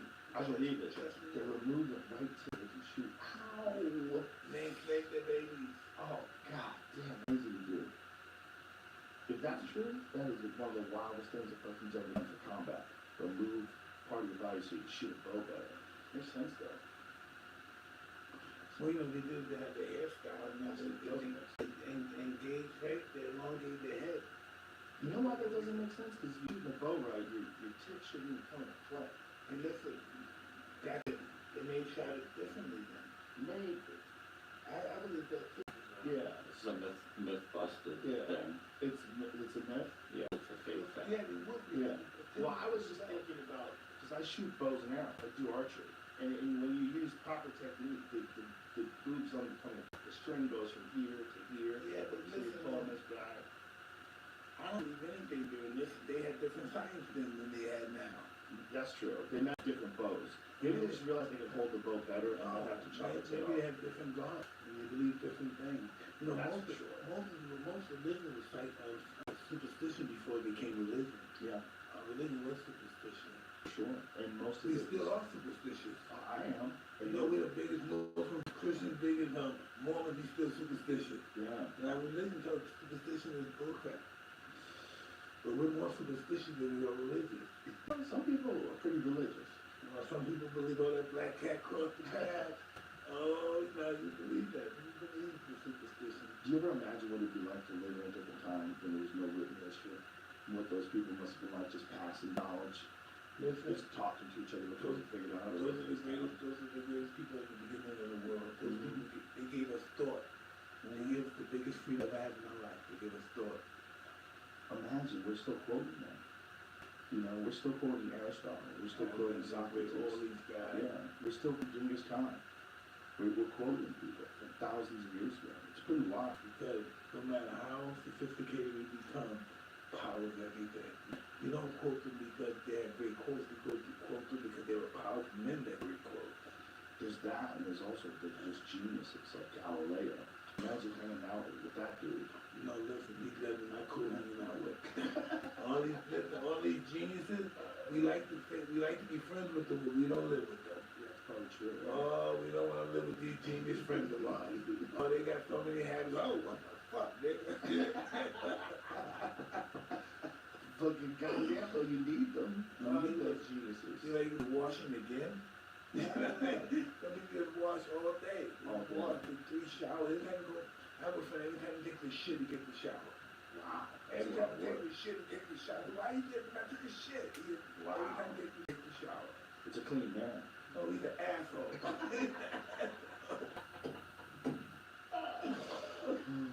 Oh, man. Those are weird habits we have. Now, I'm leaving next time. That's only good. I just leave. I ain't gonna go. Leave. What the fuck you go to the bathroom? You gotta take a shower. Take for him. I just don't want to do it, man. I don't know how long. You gotta take a shit, you gotta take a shower? What the fuck? Get the fuck out of here. Everybody goes use your bathroom. Where's your towels? Like, what? Isn't there hosing down? Yeah. Sick people. But imagine just being around Galileo and he's trying to tell you, hey man, all this shit they think about where the earth is and the sun is, you're all wrong. Everybody's wrong. Listen. He was getting high with some people, no doubt. No doubt. Did you ever look at the history of drugs? Oh yeah. Holy moly. We're talking about the burning bush and everything in there, man. Yeah, the burning bush. I love the burning. I love the burning. It makes sense. They say that that tree is in that area, the acacia tree. That tree is rich in DMT. This book I read, what's the word? The Thing? I forgot, but I did it in the book. Have you heard this guy reading? You think this guy is hot? What is it? I forgot the.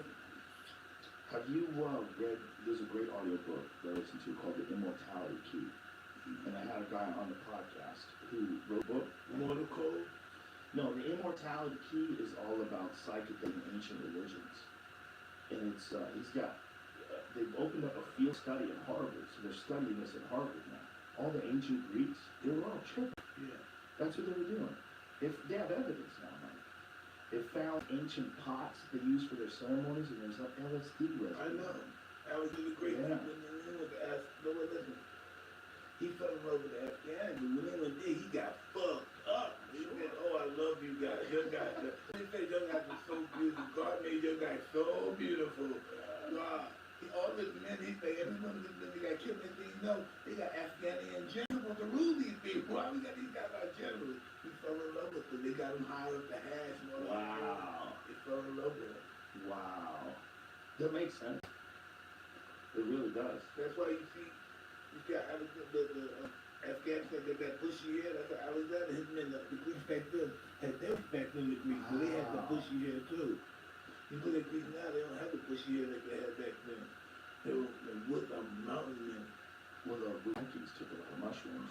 We know that. Listen, the Vikings were just getting hot, man, blood, bones, whatever, man.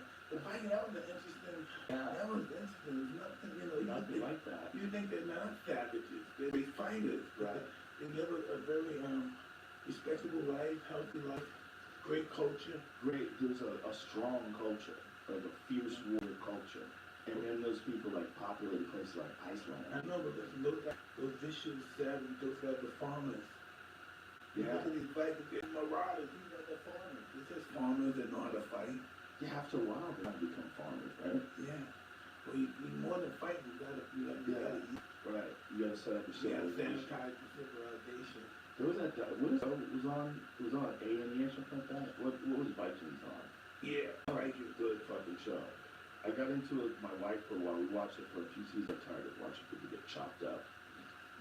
A lot of people got chopped up. But they were dying, they need to expand. Well, they also sacrifice people's lives and shit, like they have human sacrificing in one of the episodes. It's like, whoa. Like, and it's based all around what they really did, how the Vikings really lived. Some liberties. The Vikings became czars, the Vikings became king, the Vikings took over the world, they became African kings, they became king, took over the world. Even in different cultures, even in the Chinese, the black culture, they have Viking blood. Wow. Because what do we call it? What was the Vandals went to Africa. Like they call the blacks going crazy Vandals. The Vandals went to Africa. It's wild when you see all those people that live in Iceland and how fucking big they are. Like those giant strongman guys, most of them are from Iceland. It's like a large percentage of those strongest men in the world guys are all from Iceland. They're fucking huge up there. It's weird in the cold they get bigger and they get smaller. That's what deer do too. It's a mammal thing. Yeah, they long, so they more smaller. Yeah. Well, it's when it's hot out, it's easier to disperse the energy. Like when With a smaller body. exactly. If you see the Siberian tiger, and you see the Indian tiger, ooh, totally different. Cyber's way bigger, right? Monster. Yeah. Monster. Interesting. But then Indian has mean as those are mean as fuck. And I think that the Siberians, they're so cold, they have to be mean. They're hungry all the time. That's true too. They can fight polar bear. That's true too. I wonder which one eats people more. I bet it would be the Indian one. Yeah, because they know what happened.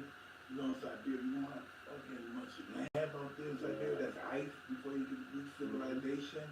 In India, they keep infringing on their land, so they have one-on-one confrontation with the tiger in India.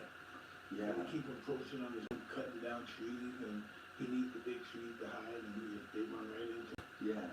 Did you see the tiger when that thing when he jumped on the elephant? Yes. Took his fingers off? Yeah. He looked so beautiful when he opened up the tiger. Yeah. It's crazy that he knew that there was a person on top of that elephant too. It wasn't just the elephant. He wanted to get Yeah, on top because of that. there was a tiger around killing some bears, some cows and stuff. So they were looking for him, and they hit the tree, and he just came and went in the air. And I was on the elephant. Elephant's like 10, 11 foot tall. Imagine seeing that thing flying through. They're trying to get you. He's like 700 pounds. That shit. Boom. That's how big they get. Oh, look at his hair go right here. Look at that. Look, that's more than 10. Ooh, he flew. Look at this guy. Look at his feet moving. Oh, his feet is dirty, motherfucker moving. How slick he is. Look at him. He came out of nowhere. Out of nowhere. Oh, God. Oh my God. That's the guy who lost his stuff. Yeah. His arms got fucked up. Yeah, he was eating out those kind So of. he was eating cows. They were trying to kick him out of the area. They came on these up. Look at him, like 10 foot tall, man. Could you imagine that job? Oh, Keep look at the him size. out of the grass. Look at the mouth. Oh my God! Look at that fucking mouth, just looking to eat you. murder you. Man, what this guy just froze? There's this area in India called the Sundarbans, and it's this river where the water is not quite fresh, it's not quite, so it's all brackish, there's too much salt in the water. They think it might be one of the reasons why the tigers are so aggressive there, but they're constantly irritated. The tigers in that area have killed some insane amount of people over You the know last how you 100 ran that years. lady out of the car? Oh yeah, I did. And they had an argument, she got out the car, get the fuck out the car, nigga, get the and the guy tried to run back and then ran to the car, hold on, let them No, she go. lived. Her mother Get out of here. No, yeah, mother died. I don't know. The mother went to save her, and the mother got killed by a tiger. She fucking lived. That thing dragged her off. Whatever she did, he's gonna argue with a motherfucker. Hey, get up the car, get the fuck out. I don't wanna hear this shit, get the fuck out. All right. Could you imagine being with her was so fucking crazy that she But that's what it was. That's what it was. Yeah. In a fucking park filled with tigers. I'm not gonna say anybody deserves that, but somebody need to stop the bullshit. You know? Nobody deserves that, but everybody should know that that's on the menu. Don't get out the car. Why don't you get out the car? Jamie, find that video, please. Oh, Jamie, don't do this. It's horrible that this happened, but you know, it happened. Listen, my wife thinks wrong with me. Listen, I was at one of my shows and the guy, and it was one of those elevated stages. Yeah. The guy was like, I don't know, 40 feet in the air, and he said, hey, Mike, and like my tongue came out, he tried to jump on the stage, but he jumped on the leg of the stage, and he kept going down. Oh, no. I was laughing, my wife was looking at me, why he laughing? The people in Australia looking at me, and I just couldn't help it. But look at this, oh man, check this out. Oh, look. Get out of the car. Get the fuck out the car, nigga. Stop, nigga. Get the fuck out the car. I'm telling you, I'm tired of bullshit. Fuck you. Maybe all Oh, this shit. look at this Look at that. Hey. God damn. I'm sorry, I love you. Get out the car. Get out the car now. Come on, get out now. She was out of that car for Get out the 15 car. seconds. Come on, get out the car now. I command you, get the fuck out the car. I did shit, Bell. We need to know. People need to know there's people like that that will get out of the car and cause a crazy scene in a tiger park. Addicted to chaos, man. They're addicted to chaos. I was in that world once. Yeah. Addicted to chaos. There's a lot of people addicted to chaos. The drug is a narcotic, man. This area in the Sundarbans, these guys have to do a survey of how many tigers there are, just so you keep track. And they go with rifles, and they have these helmets on, and the helmets have a face. Yeah, that's what I had my cat. Really? You had to do that? Yeah. Wow. You had to do that, or you would jump on it? Well, they think I'm running and shit. And if they accidentally, because they chew on my arm and stuff, and if they accidentally bite my head, they can hurt me, but they don't mean it. Right. When they on my shoulder, on my leg, be in my leg. And you're just playing. Yeah, but they can pierce my skull. Jesus. How big did they get? 600, 500. That's when they eat good, man. That's when they eat good. But you never felt nervous around them, or you never felt like they might kill one of your friends accidentally? Definitely one of my friends, my family members. You know, the relationship with tigers and stuff are different than that and stuff. Lions are like dogs and stuff. They like hanging out with family, but tigers are hanging out with you. Oh, really? Yeah, only with you. And you better hope he doesn't like your children. Because then you can't play with your children and not kill you. Oh my God. It's crazy. That's what the tigers are crazy. They get attached to one person. Oh. They're not no family people. One person. They don't fuck around with a whole bunch of people. They're not like lions hang out in the front table, hanging out with the family and stuff. Really? Yeah, tigers don't do that. That's in the wild. They don't even want anything that feed them, they're gonna kill. Yeah. They don't even want to eat. Only time we ever with a female is mating season. After mating season, if they feed, they're gonna kill. I wonder why they have that coloration, that beautiful pattern on the body. I wonder if that's just because it's so. When you see a tiger that looks that stunning, I bet it makes you freeze more. Yeah, because it's so stunning. They look beautiful. One day I was over at a gentleman house that had a coyote talk. And I saw this cat, it's called a tabby. They're different than the stripes. They have like patches of orange. They're not stripes, they're patches on like cream color. And I was gonna hug that in the mic. Don't hug the cat, just go down a little. Right? It was so pretty. I was like, oh my God. He said, no, Mike, don't touch it. And I forget it wasn't my cat. Don't touch the cat. Yeah. It's not your cat, don't touch it. Some cats will fuck you up. Ooh. Yeah. Without knowing. They hit you with that punch, you just like, bow, knock you cold. Yeah. Knock you cold. But having a big cat for a pet, I used to swim in the pool with them. really? They love swimming. So what do you want to learn? Like if you had to leave, if you had to go to camp, if you had to do anything, like what do you do with the cats? They came with me. Really? They I travel had, with you? I had 18 wheels, that big truck. Whoa. They carry that, they live big, baby. I'm a heavyweight champ, but they live big. When I go somewhere, they go with me. Wow. Even if it takes days in the thing. I would have them, expedite on the plane. I didn't get it. So when you got to a place, like say if you were training like for a fight and you brought them with you, what would you do? Have a cage set up? I would have the truck, I always have the encasement, always built the house. But first thing morning, I would have my receipt for my tax. You have to have, every time they move, you have to have a license for it. If they move to Vegas, you have to have a Vegas license. In New York, we need a New York license. Right. In New York, it's so hard to get a license for endangered species. So hard. There was a dude that found alligator in the park. Listen, alligator. No, that's not what happened. This is in New York, right? Yes, in New York. He had an alligator in the bathtub. Right. He had a tiger. Yeah. And they started. Listen. No, you have to. You know, listen to this. Yes, please. He thought he was somebody's dog parent. The tiger and the lion started fight. The tiger and the lion started fighting, and he tried to break it up. Can you imagine you have an alligator and a tiger in your apartment? Since you brought it up, listen, how do you do that in New York City? The tiger, the tiger's 400 pounds, man. He don't know tiger. And not a little tiger. Remember the guy in the subway had a 500-pound tiger? Yeah. The guy that lived in New York in the subway had a 500-pound tiger. That is so crazy. Look at the size of this stuff. Look at the police. Look, I told you, right? This is in his house, man. That is so crazy. That is so. Look how big that thing is, man. Joe, look how big that is, Joe. My cat is Joe. You're living with these kids. Look, that's my cat that big. But Joe, look, we're living with these cats and they're not trained. Oh my cat lives with me, sleeps in my bed. You know, this cat, this is a wild cat, man. Oh my God, look at this cat. This is a wild cat. You can't hang out with this cat, man. They're so beautiful. Look at his face. Look at that face of that cat in the window. Look at that. That's the 42 fake out, man. That's just so He's hanging, by the way. He's floating in the air. He's with that. He's dropping down from the ceiling. From the roof.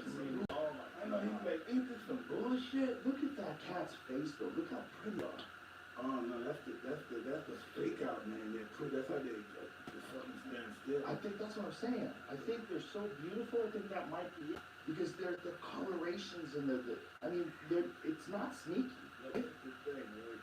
This is the thing I never understood about tigers, right? They got some more. They don't want you to look at them. No, cats don't want you to look at them. That's what's going like that. Yeah, this tigers don't want you to look at it. What's your fucking mouth? Man, I'm gonna play with dogs. Dogs have a problem with that too sometimes. They don't like that big. Well, they think you're challenging them. That's what it is. Yeah, they don't understand. That's why they do love. Like love. I think it's love. They don't know that. They don't know that. They look at each other. It's like sideways action. They love on each other, but they don't stare eye to eye. Eye to eye is like, I don't know what you're thinking. You might be challenging. Some dogs will do that if you eyeball them. That's why they're so. I never knew that. He said, look at their face. They think you're challenging them for dominance. Like my golden retriever, you met Marshall. Yeah, we have pictures of you cuddling with him. But those sweetest dogs, they don't challenge you ever. So he never really he looks me in the eyes just because we've known each other for so long. He knows it's not like a challenging thing. We're just being sweet. But even a dog like that doesn't like looking in the eye. They like looking around your eyes. They look at your face. What's interesting about big cats, especially tigers, if you go like a tiger running in the cave. If I go and I see him, he's happy to see me running the gate. I go in, I play with him, I bring him out with me. But if I go there and I'm like this, nah, the big baby go in. And I just look at Stare him eye to eye. Look at you like this. And then hey, man, I'm off. And then I after it's looking at you, man. Oh no. Don't go in there that day when they're just looking at you. It's crazy that people that have pets like that, they love it. But to live in an apartment, I don't think they like that. How much do you have to feed it? And where's all the shit They going? don't eat much, but they eat all day. Oh. They eat a little all day. Well, they're so big. So you must be just giving it raw meat, right? Yeah, chicken. Yeah, a lot of chicken. I'll give them chicken and I give them horse meat. Like you give them a whole chicken, right? I get 2 or 3 of them, but then I give them the horse meat. This is when it gets fun, when you get the whole side of the cow or side of the horse, with this whole rib, and you just throw it in there and it's like boom, hit it against the center, hit it in there and grab it and run inside. Like a joke. Did you ever see the video from the Iraqi zoo when the U.S. soldiers first took it over? Did you ever see that? No, he had the giraffes and all that stuff there. Well, there was an Iraqi zoo, and when the U.S. soldiers first got there, they would feed the lions. They would just let goats go. Just let them go. Let the lions kill them, and everybody would watch. Yeah, that's not good. But isn't that the way they're supposed to? No way. Because they'll get too into killing things. Hey, babe. Another one? Why you eat that chicken? No, okay. What is this? That's that guy. Oh, they don't movie about it? Oh, no shit. This is in Harlem, man. Oh, Jim, send me this. Send me a link to this, please. I need to watch this documentary. Dude, Yeah. I don't want to say things about this. It's crazy. What fucking tiger is that? No, listen, these animals make you believe you can control them. They give you the force and security you're in control. They're smart. They know what they're doing. They think, oh, he really wanted to lay down with him and play with him? Oh, really? Oh, really? I'm gonna give him a fork. Let me see how he likes that. Or maybe I do a good bed. Let's see how he likes that. You really like me? Does shit right in your bed? Nigga, no, but definitely, I never had that, but they fought, they might as well shit. They might as well shit, man. How bad is a tiger fart? Oh, man, you got, listen, the house fucked up, all the windows gotta be open, you gotta fumigate, you gotta call some motherfuckers in you know, they smoke in the house and shit. What the fuck happened? They said, what the fuck happened, Mike? Oh my god. That makes sense. You know, people staying at my house, fucking them, I gotta go, they back on this stuff, what the fuck, man? Oh shit. Oh my god. I ain't doing this shit, man. Of course tiger farts are the worst. Totally makes sense. That's hilarious. Listen, you have no idea. You would think that this is not real. This is not coming out of a little thing that breathe air. This didn't come out of something that breathes air. It's no way, Joe. How does this? I can only imagine. I was talking to this dude who's a wildlife expert. He said the more distressing parts about the zoo is that people get to stare at animals. Because there's no world where anything gets to stare. Anything with eyes in the front of its face. Hey, maybe one time in life they did an experiment when they put people in the zoo. Oh wow. You want that one out? The human zoo. That's a And scary. it was real people in there, they fucking in front of people looking at them, eating, and it was, I would give people any ideas.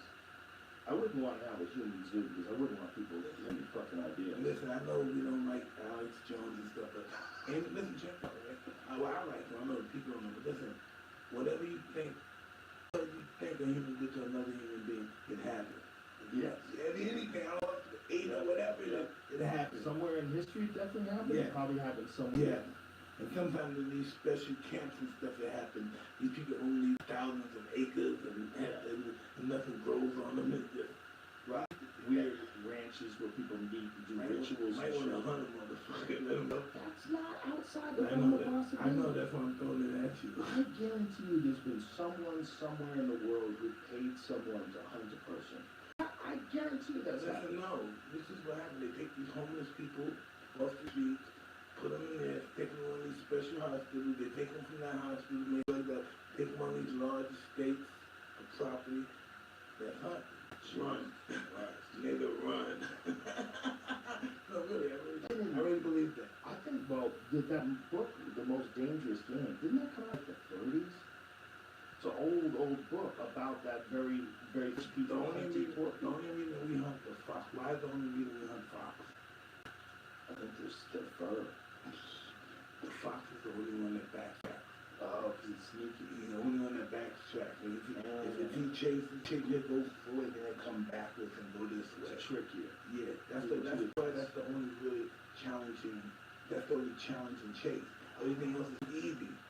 Too simple minded. The fox is the only one that's challenging. Oh, That's interesting. And I so- never thought about that And one. so now they say, well, the fox is the most reasonable. Let's try a human animal, see how reasonable he is. Guaranteed someone's done that. That's If you what think of all they the want to philosophy- challenge. They want to challenge reasonability. Yeah. Let's see how he thinks. How does he think? How is he superior? Why are we? They're not going to do anything they think that he's inferior enough. Yeah. They're gonna study what they're gonna attack, and what they're gonna make them. For sure, people have done that, right? Anything you think a human being could do, he did it to another human being. But that organized one like that, where they're hunting someone, for sure that's happened. Hey, listen, I don't care how much fun would that be. When you think about it, you know, who's watching you, what people think about you, but how much fun would that be? Depends on who the guy is. No, that to imagine if he's smarter than you. Oh, Jesus. You know, and you can't catch him, or he's smarter than you, and he kills you. You know, that's what it is. They don't they allow them to have some weapons and stuff? You know, that kind of stuff. I heard they allow them to have weapons. I'm sure there's different rules. I'm sure different people have different ways of doing it to make it more sporting. Yeah. You know, I think It's not sporting when they're not fighting back. I don't care how much of a smoke you are. It's not as much exciting as punches not coming at you. Right, maybe they give you like a set of tools. They know you're gonna fail with, but it would be interesting. Which, you know, a possible succeed. Make it a little more exciting for It them. becomes exciting. You know, it only comes exciting when the rabbit got the gun. When the rabbit don't have the gun, it doesn't mean it's just gonna be a shoot in a bucket. Right. Yeah, hunting a human being, Jesus Christ. What a terrifying thought that people would be into doing that. But if I had to guess yes or no, I would say definitely people have done it. And it's gonna be fly with the eagles, so they got to kill me. They have to, Right. They want to survive this. Especially if you put a prize reward. You say, like, you know, we made $5 million. They really made $5 million. No, I bet a lot of people it say has nothing to do with the innocence of your life. Right, but I mean, how many people would risk it just to see if they can win money? Like, if you had a show like that, or So look at like this, say you were in poverty all your life, you know if someone could take your heart right now, your heart, your family be rich. Right. What would you do? You might do it. That some people will. Some people You'd be do it. surprised how selfish some people are. Right. A lot of people do it, not just out of my life. Yeah. No, take my family. That's why they kill them. It's one of those questions like, would you really believe them? You gonna let them kill you? You think they're gonna take care of your family? Are you sure? That's a risky move. Maybe you want to believe it. Yeah, you want to believe to end the suffering. A person take care of your family if you kill somebody they don't like. They're going to be decent, really spectacular. Right. What does it really cost to take care of a family? You know? Depends on how you take care of them, right? Yeah. Yeah, if you think that everything should be legal, that's where, you know, if someone, a game show or someone tries to kill you, that's a fucked up thing. Listen, what's the guy, what's my name, Barry? He was a spy. What's the guy that's doing that story? Tell me my name, Barry something? Barry Steels? No, he was a talk show host. Talk show host. He was Chuck a spy. Berry. Chuck Berry, he's a Chuck spy. Berry. From the Gong Show. He's a fucking spy.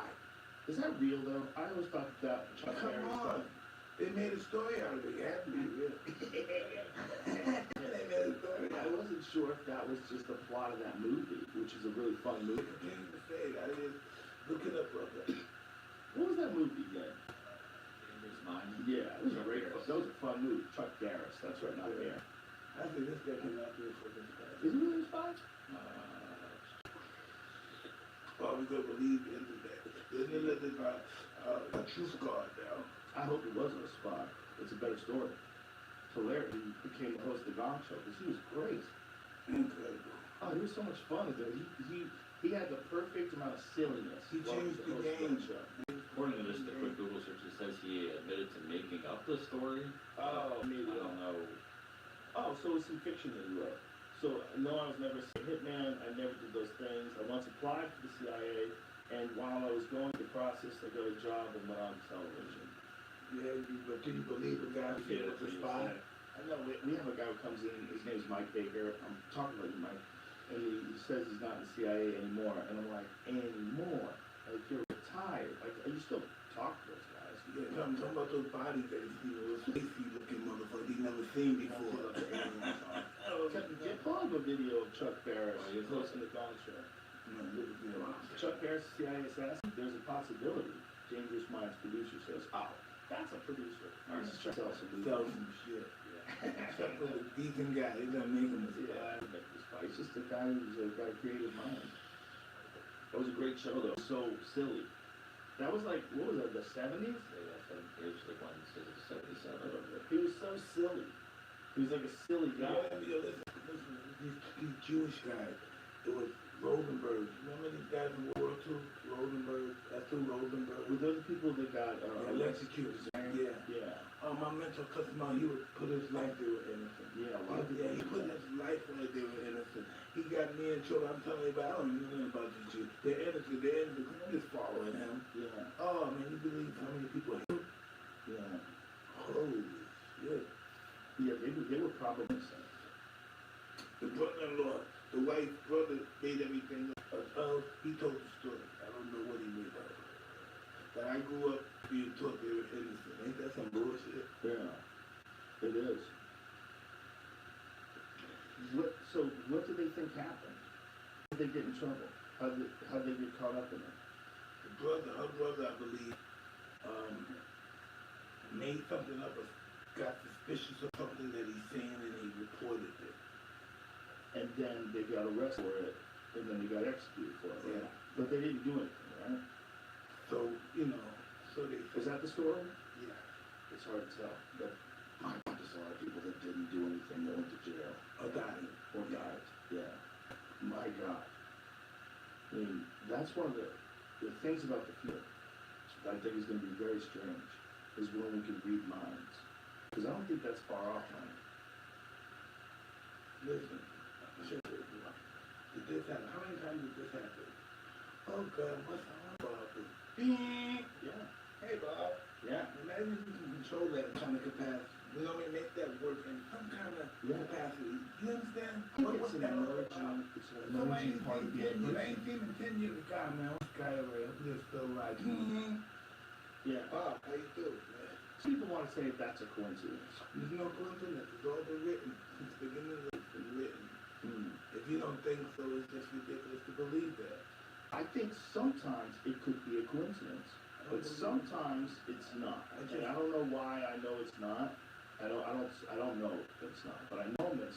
Where like I'm thinking of a very good friend, and then he calls me, and I'm like, wow, that's weird. Like I haven't talked to this guy in a while, and he's just calling me out of the blue, not even texting. And every now and then, you feel like there's a connection. You know, every now and then, I have dreams, but normally when I sleep, it's blacked out or white out, and then I wake up. Do you not have dreams, or do you not remember your dreams? I don't even know my dreams. I'm always no blackout. What's the difference between the days you have them and the days you don't? Is it like when you rested you have dreams, or does it have anything to do with anything that goes on in your life? I dream more when I'm awake than when I sleep. Yeah. So when you sleep, you just go out? Well, yeah, I have more time to position myself to relax, to meditate. Right. Relax. Yeah. When you made that shift and got back into fighting again, what did it feel like to just all of a sudden go into like warrior mode again? I saw you doing road work, I saw you hitting the bag and working on with Rafael Cordero. I'm like, this is wild to see. It was nothing to me, but I was expecting more because my friends were excited. Like, how's your back? Your back all right, Mike? You move your fucking back. I'm moving your fucking back all right. And I didn't really be doing this shit, man. You might be fucking crazy. You doing this shit? You doing this shit, Mike? It was crazy for all of us to watch. And listen, I love Dana White. Dana White, man, I don't care. I know I can never say nothing bad about him. So he said, Mike, I don't want you to fight. I'm going to get you a job, make you some money. He gets me the goddamn job. He gets me the job. I got to put the shark to sleep now. He doesn't want me to get knocked out and beat up, but he wants me to go in there and put a shark to sleep. How the fuck do you put a shark to sleep? You play with his belly? Play with his chin. Yeah, he's a little buddy, and he's real big, and that. Listen. What? So I got the shark with the name, but I made him catatonic. He freaked out and just chilled, right? So the next day I have to do the tiger shark. It's the most aggressive shark. He's a monster. Look how big is the tiger shark? Oh, wow. How big is the They're tiger very shark? aggressive, aren't they? Yeah. I think they're like 14 feet. But check this out. How big is this tiger shark? I think no, no. All right, so they do this. So they do, excuse me, they do this light shooting, and they go, all right, Mike, so we got the tiger shark tomorrow, all right? He's more aggressive, of course, so you have to move differently with this guy, and he's gonna come at you, but when he comes, you go underneath his neck, and he can attack you, you go underneath him, and you tickle his neck. So I'm in there, I'm like, listen, they're throwing blood in the water, dead fish, the water, the ocean's getting red out, man. This big bloody mess there. And listen, the tiger shark don't show up. Real. No shark showed up. The tiger shark, no shark showed up. I said, oh, thank you. Oh, my God. The shark didn't show up. I said, what? Maybe he died. I got into an altercation with a whale or something. Imagine if Dana White got you eaten. Listen. Imagine if Dana you get eaten by a fucking shark. No. Oh, you want to hear this? No, forget that. You want to hear? My wife thought it was a good idea too. I said, y'all motherfuckers don't care about me. They don't give a fuck about me, man. My wife said that's a good idea. Imagine telling her to get in the ocean with sharks and bloody fish and tickle them under the chin. These aren't trained sharks. Listen, one shark in the ocean, like the 7-foot shark, you know, the little green reef shark. He hit me in the side. Oh, I'm like, I'll pull it in. This is right here. So Mike, what are you wearing? Chainmail? Is that like a chainmail suit or something like that? It's supposed to like something protect you? Joe, please look how stupid I look. Oh my God. So you have this bite suit on, is that what it is? Listen. Do you bite you at all? No, this is the thing. This is the real This is so crazy, you're touching its face. This one that kept hitting me, man. Hit me in the gut. This is crazy. Mike, this is so much more dangerous than mine. No doubt, but my wife thought that Dana was doing me a favor. My wife, she thought Dana was doing us a favor, helping our family out, make money without getting hurt. Oh my God, that's thanks a lot. so... My baby, I love you, Kiki. Tigers are scary, but sharks are just as scary in the ocean. You can't get away from them. Listen, yeah, you're more successful with a tiger because you just scream, ah! You might freak out and run. Think so? Sometimes they do. I think they enjoy it. No, I think if you scream to the tiger, I think it's adorable. You know what? I found out about tigers are really like limbs. Really? Yeah, you step on their hand, bite it, they freak out. They're not gonna fight. Really? You step on their feet. You have a hand, you hit their feet, they freak out. Really? Freak out, yeah. And know what else I found out about sharks too? What? That stuff that we see on television, you get a cheer, but cheer freaks them out. Oh yeah? A cheer freaks them out. Mine just freaks them out. I don't know, a chair, like a wooden chair, for like it freaks them out. Huh? I wonder why. You know, you see a cartoon, they have to look in the chair. That's right. They always cheer, it just freaks them out. Oh, well that makes sense. Damn, I'm learning some shit in this podcast. I did too, like when the film, whatever, then I saw the cheers freak them out. That makes total sense. That was always the image of the guy who tamed the lion. He had a chair in his hand. Wow. What a strange animal. I was thinking about tiger. Then you come to me, it's chilling. You'll be alright, because I said you're alright. And you like this. Hey! Everything cool? You like wake them up. You can't leave, this is interesting. You can't leave a tiger. Lion's cool, but you can't leave a tiger like this too long. You know, looking really challenging. Yeah. That's what it was. That's probably like, You can't do this too long with them. No. See, that's why when I look at him, he's like, hey. What a gamble that is. What a gamble. It's basically living with a monster. You know, it's difficult because you get brainwashed because you raised them from a baby and you reprimand them and they get in check and stuff. Like, yeah, okay, I'm in check. She picks me up again. But it's the toxification of mind, the toxification that you're in control. Right. That's the bullshit. You're silly. He believed in that bullshit. Full sense of security, you in control of this big cat. Cat 500 pounds.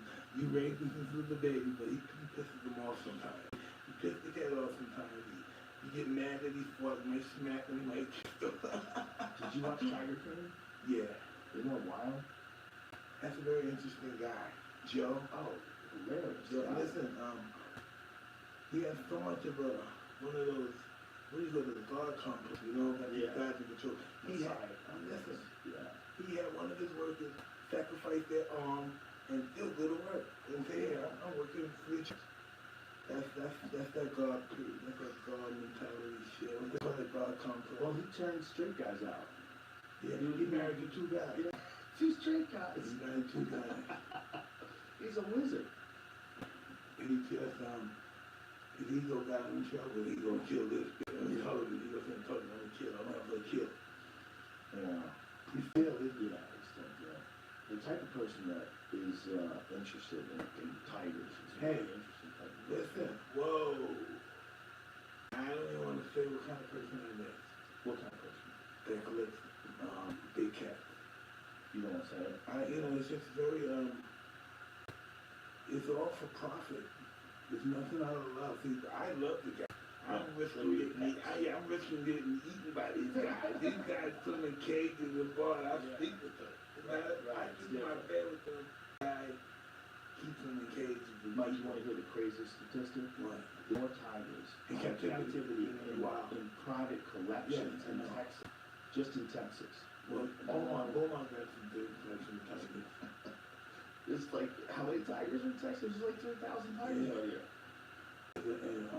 There's a great big black market. Yeah, well, it's legal. Listen, I had like 4 tigers. 4. Yeah, I put a guy that's black market underground. Got Joe Exotic, he had 20 tons of them, right? Yeah. Beautiful ones too. So when you had 4, did you have 4 at the same time, or did you have 4 ones at different times? Yeah, I had 3 at one time. 3 at one time. Wow. And the only one that bit was the damn rain. I'm trying to get him that technique shot. I think I'm a fucking, I think I'm a doctor. But I want to give him a technique shot, because I don't want no one to know I have this lion and tacos. I have to be the doctor. I have to be the mother, the father, the doctor. Oh, no. I have to be able to tell you this technique. This baby choked out of me. How bad was it? I had like 7 stitch babies. That's terrifying, though, when you fight down on I used to want to get my vein. I was worried about to get my vein. Yeah. So did you get the tetanus shot? Did you give it to him? Yeah. In there? But that's why he bit me. Oh my God. Big fucking animal. That is a big fucking animal. I'm on delusional stage that Mike Tyson, the baddest motherfucker on the planet, these lions, and I'm gonna know it too. You know, and it didn't work out that way. It didn't come out the way I planned it. It really didn't. They acknowledged that I was inferior, Yeah. and they bounced me. Listen. Tiger, they're big enough, so the tiger and the lion are fighting. And for some reason, I don't know, the tiger's bigger, but the tiger's intimidated the lion a little, right? He's bigger, 20 pounds bigger. The lion's chasing, right? So the lion's chasing the tiger, and the wall is here. The tiger goes right up the wall, boom, the lion goes boom, and hits the wall and goes bah. Oh, wow. He's chasing him, and the tiger runs up the wall. And the lion boom, hits the wall. He's not as agile as the lion. The tiger's 20 pounds, what? 200 pounds heavier, and he's more agile. Wow. He went right up that wall, right up the wall. And the thing about the male lions is they're just big to protect. They're big to protect and control the tribe. The female do all the hunting. Yeah, they do all the fighting. Did you ever hear about that island where the river broke off into a different direction and made this area an island in Africa? And the lions that live there, all they have to eat is water buffalo. So they have lions and water buffalo, and these lions are bigger than regular lions. So the female lions that live there, they're as big as the male lions. They're fucking huge. Because all they do is, I think it's called relentless enemies, and all they do is hunt these buffaloes. They're like super-sized lions. So, because it's a whole pride of lions, where the female are enormous, because they have to take down. Look at the muscles. Look at the stomach. That's Yeah. how you can tell them. Look at the stomach. Yeah. I mean, they're fucking super giant lions. All they have to do is eat these giant ass buffalo, which are impossible to take down. And they can get killed. They kill lions Exactly. as well as buffalo. So the only ones that Look at this guy. yeah, the only ones that lived were the ones who were the descendant animals who were strong enough to kill the buffalo. And so those are the ones that bred, and within, you know, how many hundreds of years this is Show us going a on. white lion. You know, well, just recently, normally when a white lion is born, they normally kill it, let it starve to death. And one instance, they found where they hunted for this white lion. You come out brown and green and white, everybody can see. Right. So that's why the other lions kill it? They killed it, fed them, helped them eat. That never happened before. Really? Yeah. So only you think they would kill it because it's too visual? No, Because yeah, you give it tribal, yeah, whatever. But they were scared of it too. Those are only, you know what tigers and lions, if you white skin and kill it. yeah, albino animals are weird. I saw an albino. That's not albino. Oh, that's just white. Who knows how that happened? Look up how do they turn white? Why are they white? Yeah, because they're not living in a snowy area like a bear. Hey, but listen, that's where it stems from. Really? For those they could Hide in the grass? hide in the ice Yeah. and the snow. Like for polar bears. Right. Cats too. Cats too? Yeah, they all stems from from the cold. Siberia, whatever. They all come from the white. Because that's and then the jungle, you can see it, but in the snow you can't. Have you ever seen a lynx before? That's a Yes. Yeah. I haven't before. Did you really? Little guy, it didn't mean little shit. They're not cool as pets. They're not? They're cool. Oh, no, what was the lynx like? Tough. Yeah. Don't fuck with me, you do my stuff. Walking around the house. They look cool. They got crazy paws. But most of them are not, you can't hold them a lot. Oh, really? The little ones are tough. The big ones are more lovey-dovey than them. So look at that cat. That cat looks like he wants to hug you and play. Look at the person's holding. He don't look like he wants to be there. No. Look at the eyes on that They fucker. don't listen. They're just not cool. Look at the eyes on that thing. Even when they're cool, they're not cool. They don't look cool. That cat don't look cool. The guy holding it, right? No. What is that picture again? The guy holding him? He just don't look cool, man. Why? The guy have it. This guy just don't look cool. He's gonna be clawed. Yeah, this cat just don't look good, man. I never knew there was a big lines in that big. That's like a dog, man. Dude, the eyes. Look at that cat's eyes. See, that thing's been eating. Somebody's been feeding that. Look at that. Look in his eyes, though. That is The horrific. little cats are tough. The big cats are the little guys. Well, it makes sense. They have to hustle. You know, they have to be killing things all the time. All the time. Because they're eating rabbits and stuff. Look at one guy. Try to made him.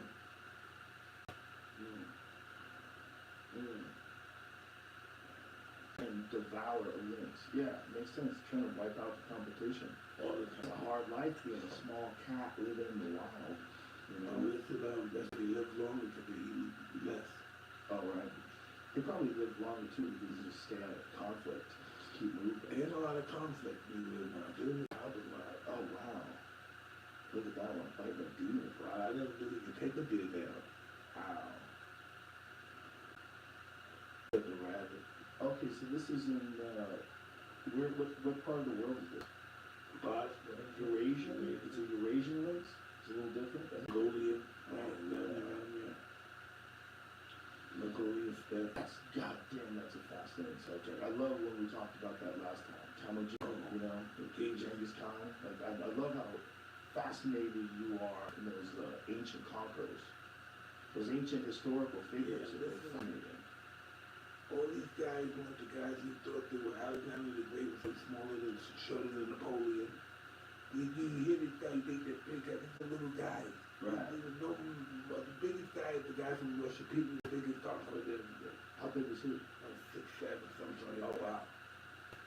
Listen, one of the mummies, after 15, one of them, he was 6'5", you know, his head is real long, skeleton. And then when you see the pyramid, and you go in there, you have to, it's on this big, you have to crouch. No, you always got to bend down. Similar worshiping God. What do you, when you see the pyramids, what the fuck make something that big, that incredible, so many thousands ago. I believe humans can do anything. That's what I believe. I believe humans with conviction can do anything. I believe that too, but I mean, how the fuck did they do that? But listen, believe it or not, all that we accomplished, we're really not that smart. Okay, Well, definitely not me. listen, you know the caves in France where they got the writing? Yeah, the paintings. He came though, right? That's France. There's no lines in France. There's lines on the wall. But no, not only that. Okay, what, 40,000 years ago, lions didn't have names. Lions, but they didn't write them, they didn't paint the name. Yeah. So 40,000 years ago, they painted what they saw. And 40,000 years ago, France was attached to Africa. Really? Yeah, it had to be though. In order to have lions in the cave in France, did he write what he saw in Africa and brought it to this cave? Well, one thing I know for sure is that a bunch of mammals died off, they think, around 12,000 years ago. They think at the end of the Ice Age, there was a big die-off. A big cat. And they were too big to survive. People could see them, they could move fast. Sure, a bunch of different stuff. Giant sloths died off. There was an American lion that was been an African lion that was here that died off. It was a saber-tooth. The saber-tooth too, but there was also another one. It was an American lion. It was a huge lion. It lived here in North America. There was a bunch of wild shit here. And even horses wild here at one point in time. And then the Europeans brought them in again. But they started here, apparently. This is from this Dan Flores. What do you think about animal use breeding? You think that's possible? I think if it was, there would be a lot of like half sheep, half horse, half dog people out there. Thank God we can't. I'm worried about scientists. That's what I'm worried about scientists doing something to DNA and making something that's not anymore. Something that is like if a scientist actually made a werewolf, a thing that's part human, part wolf, and said, listen, why would we risk human life war if we've all committed to just ground combat? Let's make werewolves. They send them out to. Because we're like big kids, sometimes we don't like the outcome. Right. Fuck that, I didn't lose. I didn't want to, fuck you, I'm gonna let the fucking real bomb off now. Click. The children. That scares the shit out of me. What? That someone could let the real bomb go off again. Why would you be scared about dying? It's not that dying part. It's the dying slowly part. The dying part's not scary. Dying is dying. Death is death. The real problem is the deterioration of all common decency and full chaos. No power, no food, no nothing. You know, a lot of radiation poisoning, a lot of people dead from the blast, a lot of people dying from the whatever was done to the water and the soil afterwards over the next 50 years. So what are we gonna do? You know, blow each other up. Did you ever get to meet Putin? No, I didn't mean to Putin, but I met, what was this guy name? The guy was, Gorbachev? he was the president, the Gorbachev. You met him? Wow. In Georgia, something, what was it, Georgia? Oh yeah? The country of Georgia? Right. I hung around shit, yeah, I hung around that place. Oh yeah? What's that like? Interesting. It's different than us. Yeah. It's totally different than different than us. It's a different culture, and the history of that country is so brutal. Well, you know, in order for them to be brutal, they have to have a heavy, strong power to intimidate them. And the only way they can fight I don't know, what do they call that, man? When they combat, use themselves as bombs and stuff like that. How they gonna fight Russia? How you gonna fight Moscow? You don't want a country like that. Chechnya, it's not. Right. Remember they had the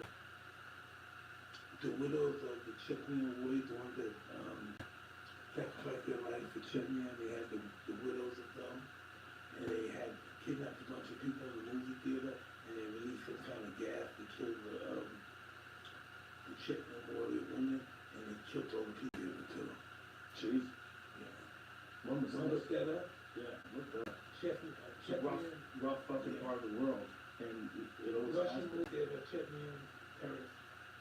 There's so many fighters from out of Russia right now. Oh, they're the best. Oh my god. Listen, So many killers. they fought the Vikings. Yep.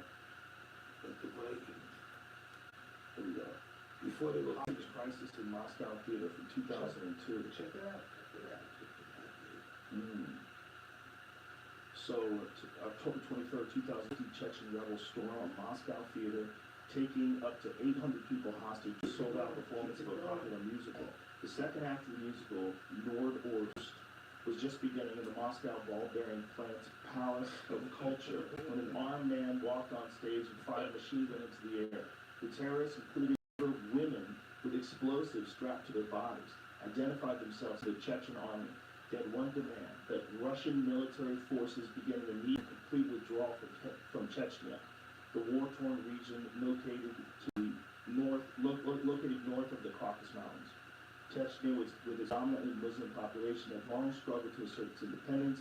A disastrous 2-year war ended in 1996, but Russian forces returned to the region just 3 years after Russian authorities blamed Chechens for a series of bombings in Russia. Wow, okay. So it was a 57-hour standoff at this Palace of Culture. So during 2 hostages were killed. Russian special forces surrounded and raided the theater on the morning of October 26th. Later it was revealed that they had pumped a powerful narcotic gas that knocked nearly all of the terrorists and hostages unconscious before breaking into the walls and roof and entering through underground sewage tunnels. Shit. Most of the guerrillas and 120 hostages were killed during the raid. Holy fuck. 120 hostages killed from the gas. Not from the gas, from the bomb explosion. Jesus Christ. Saying only a complete surprise attack could have disarmed the terrorists before they had to detonate their explosives. Wow. They had to defend the decision to use the gas. That's stupid. They killed more people than the terrorists did. Jesus fucking Christ. It's a hard part of the world, Mike. It's a hard part of the world. It's a hard part of the world. But when it's beautiful, it's beautiful. Yeah. It's a hard part. Look at No, I'm talking about the people. Oh, the people. Oh, yeah, the people are beautiful. Incredible. The people over there. Hey, listen. The most humble people in the world. It's kind of, oh man, you just can't believe it. You know, I don't. Beautiful people. This Ukraine tragedy happening on television, and you know, it's horrific and crazy. And it's hard to watch. And like, why are we doing this? It's 2022. Can't believe a real war is breaking out like this again in a new place. But one of the things that's blowing me away is all these Ukraine fighters that have taken up arms.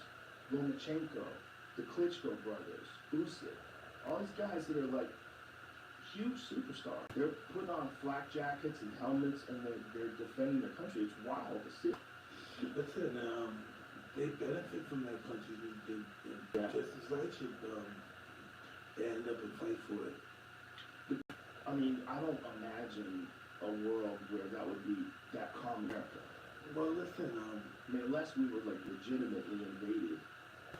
It started off as I don't know, business, I guess, with Putin. He wanted whatever they possessed, and then people got involved. We got involved, and it turned into a war of humanity. It's a war from business to war to humanity. That's where it started. It started for business, something. I don't know what it was that he wanted, but I don't know. I just know normally war is started because somebody wants something that you could. Yeah. And everybody got involved with it. So we made it a war pretty much being humanitarian and I don't know, it's just everybody jumping on the bandwagon. I think it's just people jumping on the bandwagon. You know what it's made me aware of too? How much military activity is going on all over the world. Yeah, we don't know about maybe the third world people. People are just eliminating other races and one Muslim is just eliminating this race of Muslims. Yeah, people using Kurds and whatever. Bombings. But we know nothing about it. Yeah, we know nothing about it. My friend Dave Smith is always talking about the bombing in Yemen. And he's like, do you know what a horrific genocide is taking place in Yemen? And he's talking bombings. I'm like, well, try finding that in the news, man. You don't find anything like that in the news.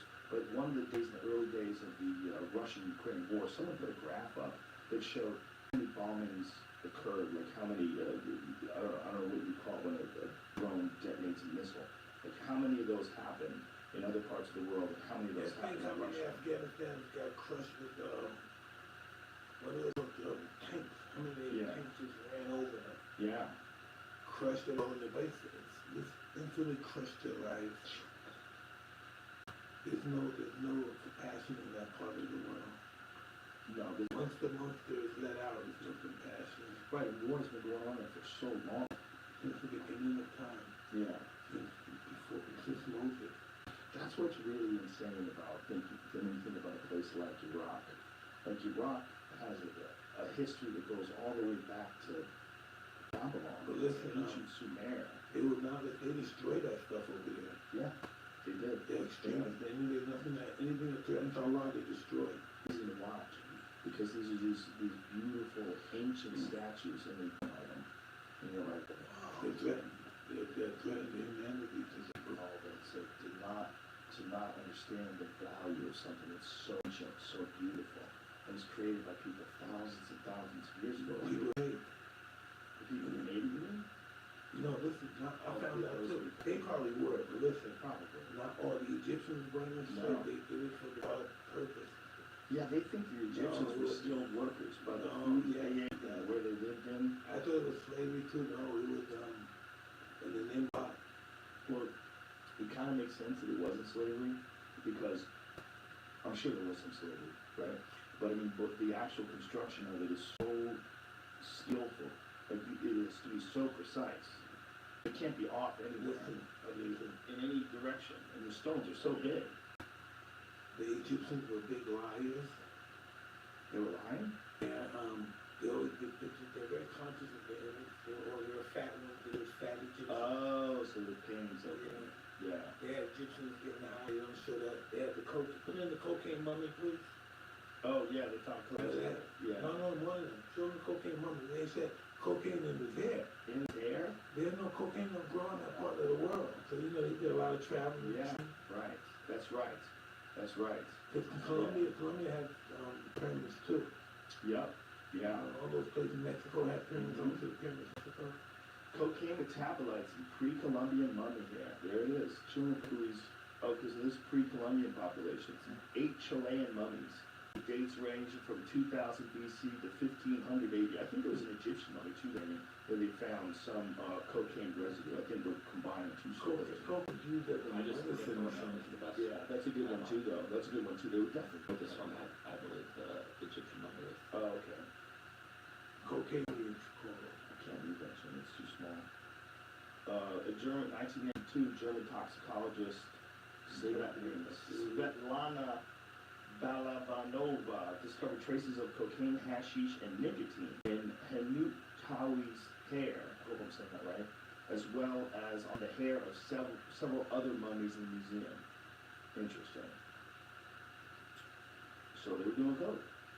And they're doing cigarettes. They think there was something else that might have registered positive for cocaine. I think the cocaine was when they did paintings, when they stopped, they did it for the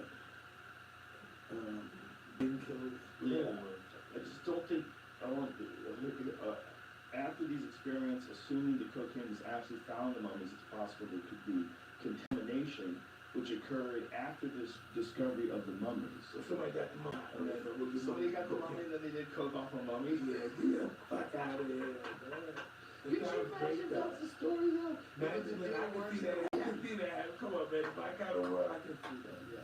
If there's a dude who's like, oh, I bet you won't do coke off that mummy. I got to let's go sniff something with the mummy. He put some of the mummy in there. Yeah, maybe he was like doing a sacrifice for the mummy, no coke for you. Hey, let's check out, you know what I read a few. If you take some of the platelets from baby rats and stick it in older rats, Yes. they become younger. Yes. So it was a queen. Wasn't it in cold? She's Elizabeth Bathory. bathed in Yeah. virgin blood. She was like a serial killer, supposedly. But she, her platelets and everything, she became younger.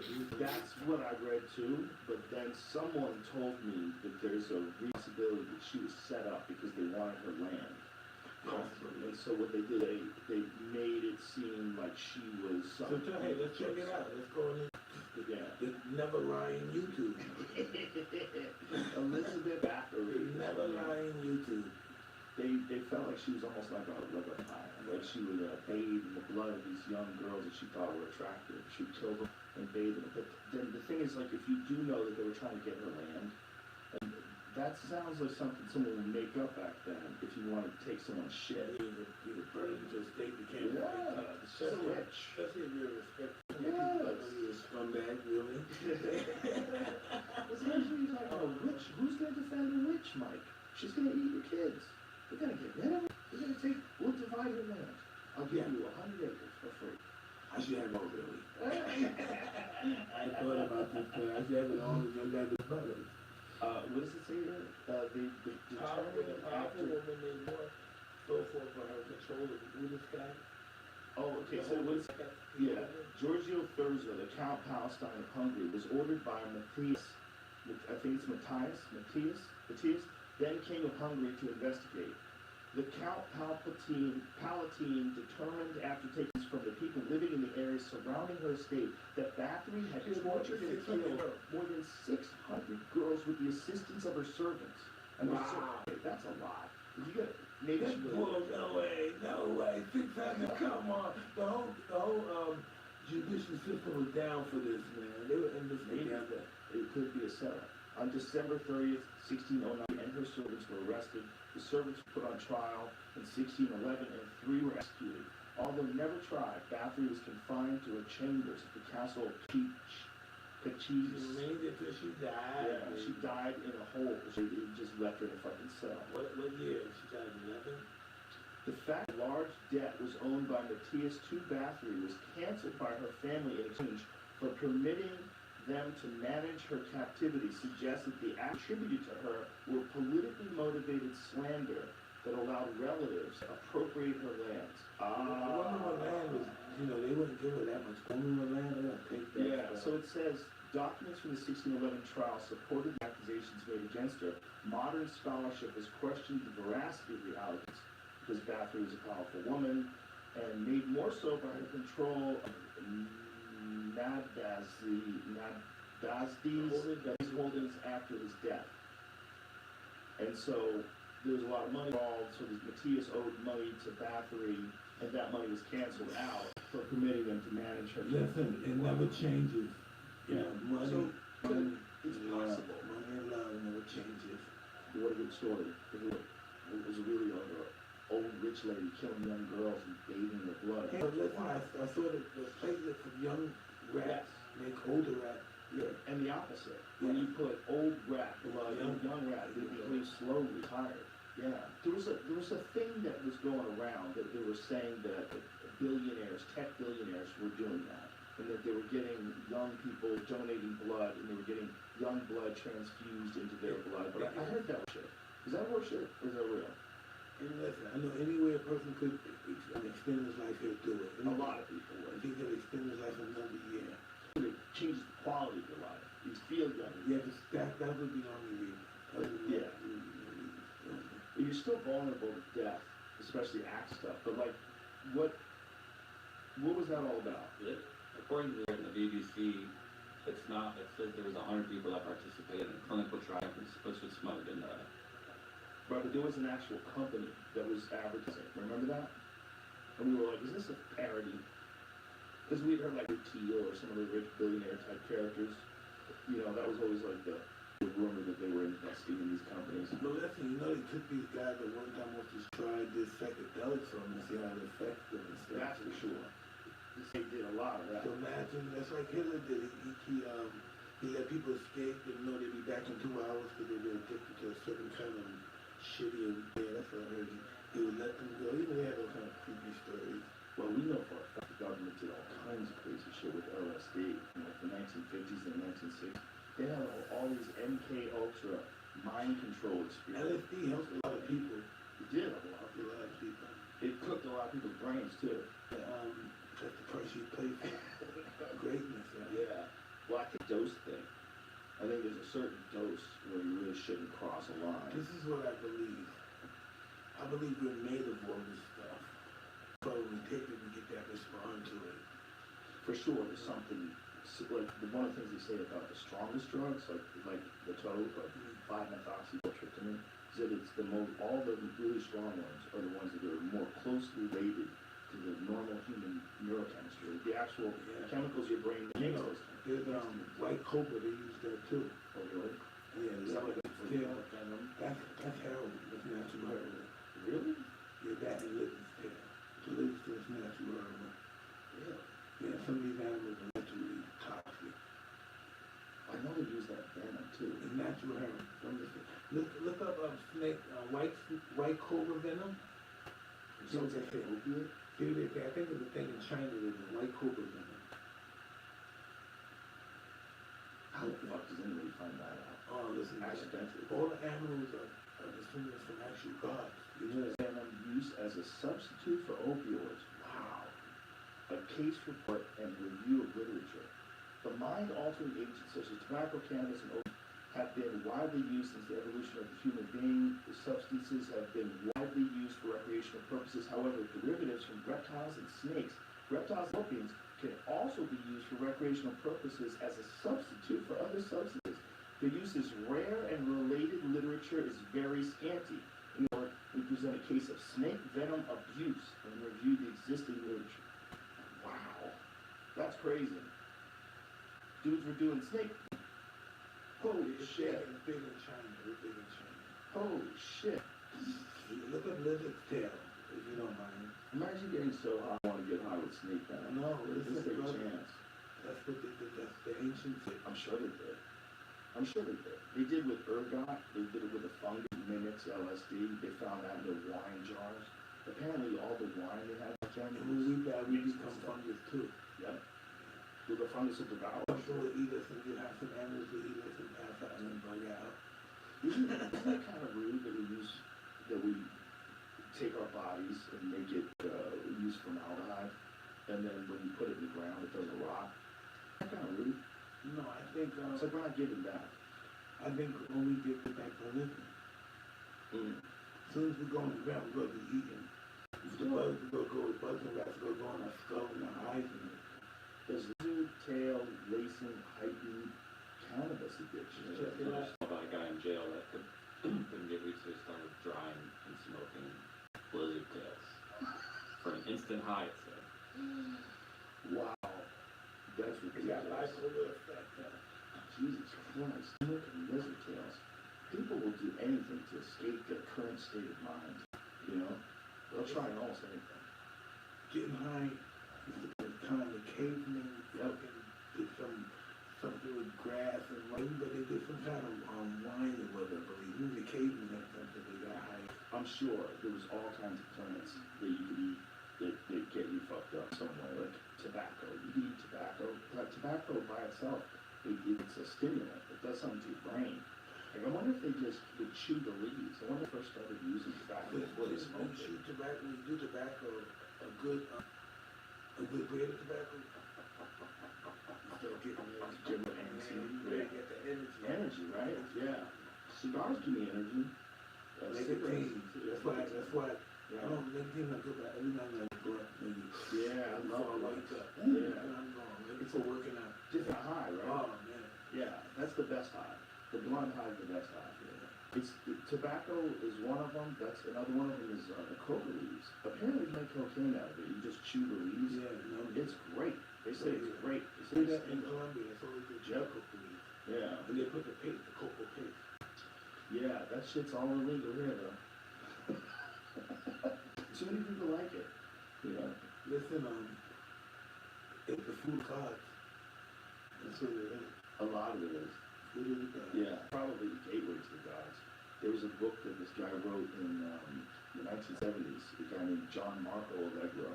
He wrote a book on psychedelic mushrooms and Jesus.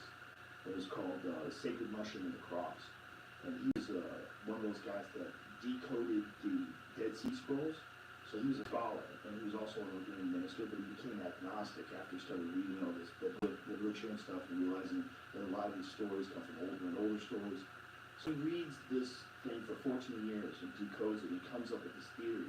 Christianity was really based around psychedelic mushrooms and fertility cults. And this whole story about like what Jesus is, like the word Jesus in this guy's translation of ancient Sumerian is a mushroom covered in God's semen. The Jesus story goes back to Babylon. Yeah. His story is like the warrior. Mm-hmm. It's all sent very well. The warrior killed Yeah. his wife fooled around and they said the warrior baby came from him. Because he was the God, and so they made that into Jesus. So to say, I don't know if it's true either, they but have the same story. he thinks the origins of that is all psychedelic mushrooms. That's what he thinks. He thinks people found these psychedelic mushrooms and get connected to God. And through eating, they developed this moral and ethical framework of how to live. God gave them visions of how to do things the right way. And he thinks it all came from these psychedelic mushrooms. And this guy was a straight, like, academic. He wasn't a crazy person. He wasn't like some Timothy Leary guy who's like off the deep end. He was a great, sober academic who came up with this theory. It's very interesting stuff. We know nothing about us. What do we know about the human race?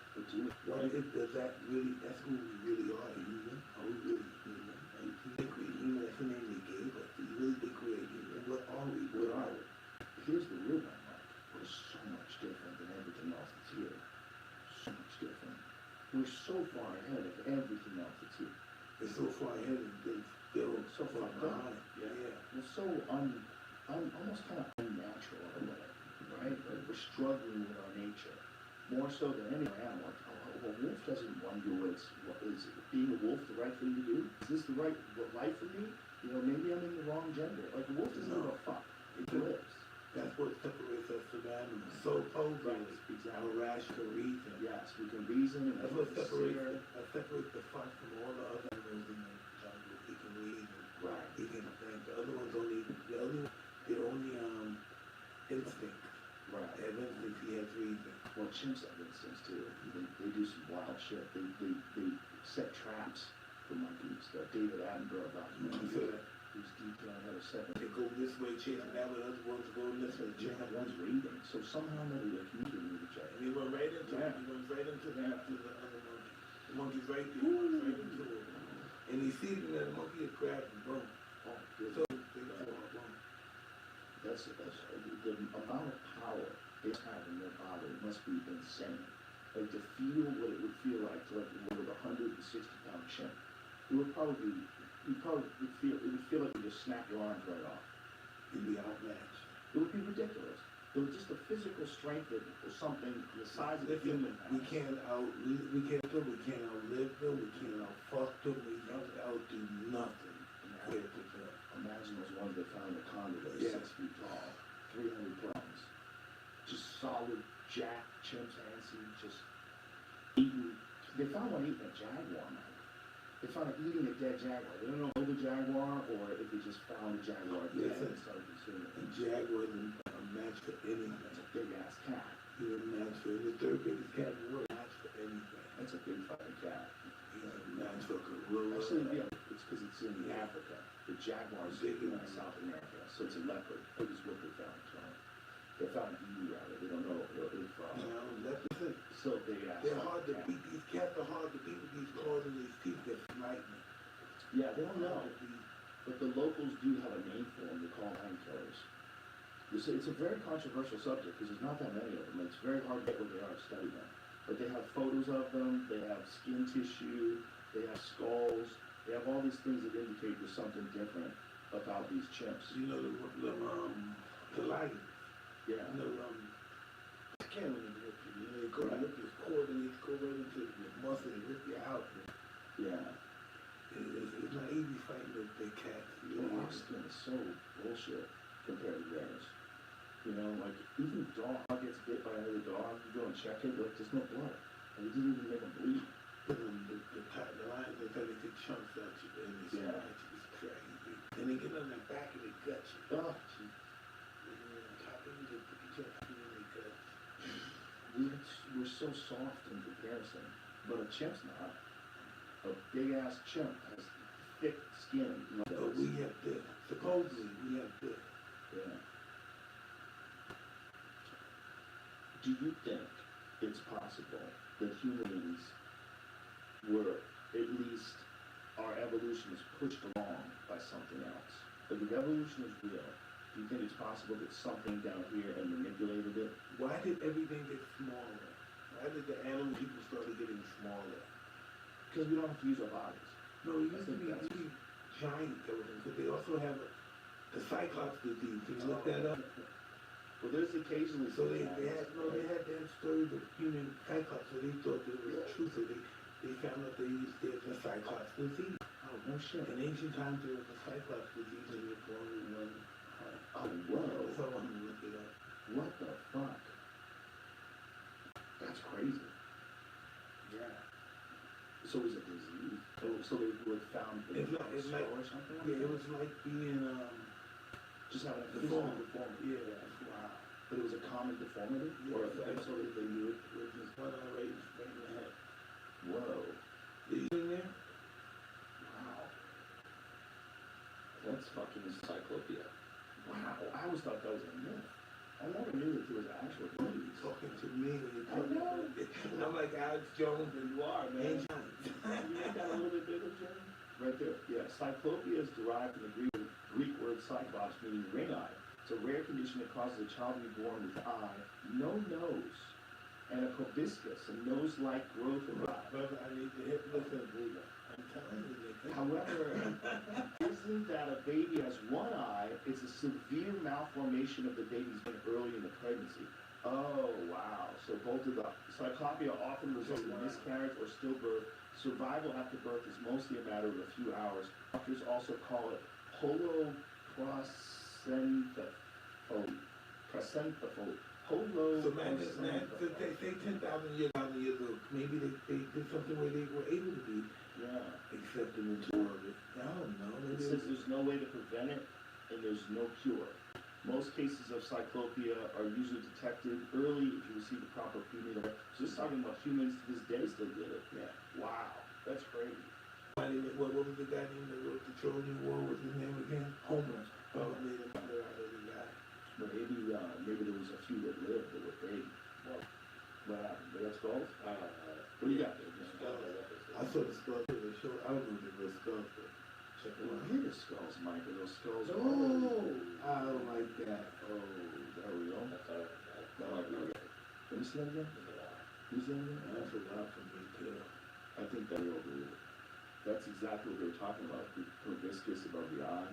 And we just anything can happen to us. We don't know who we are. We could be born like fish. We could look. Yeah. Exactly. We're just used to this. Whatever it is to be a person, we're used to it. But So it's not listen, check this out. How much does the skeleton weigh? All of this is in the way. We're in the way. I want to say it's about 18 pounds. Probably a little less. A little less. Yes. What do you think? I don't know, 14 pounds. 12 probably. That was 15% of total body weight. Oh. Bone density, right? The skeleton. I'm not typing skeleton, it's showing skeleton weight about 12-15% of your body weight. Well, Yeah, I heard it was it's pretty specific. number. really, it's really nothing. It's carrying on. Yeah. We're mostly meat and water. You know? 12 pounds. Oh. So 20 pounds average. But then if you're a weightlifter, I bet it's probably heavier. But probably not that much, right? Just the fact I'm just holding on this. I know, it's nuts. And then all the joints and ligaments and shit. How many times have you ever had to have surgery? I don't know, for like motorcycle accident. Really? Nothing. Nothing from fighting? Wow. That's Let me crazy. stitch up and butt heads and stuff. But other than that, nothing. What did you get a motorcycle accident? Oh, bust my lungs. Oh, no. Bad, and I still fight. Oh my god. That was from a motorcycle crash? Wow.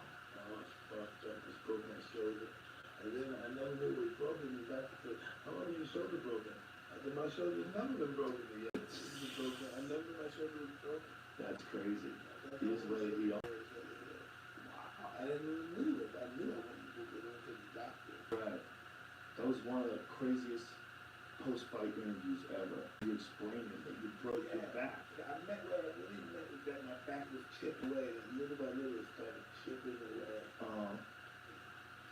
Motherfucker, because as soon as they start going, You're finished. You're finished. You're finished. The question is, guys, you can't sit down too much. You gotta be active. Mm-hmm.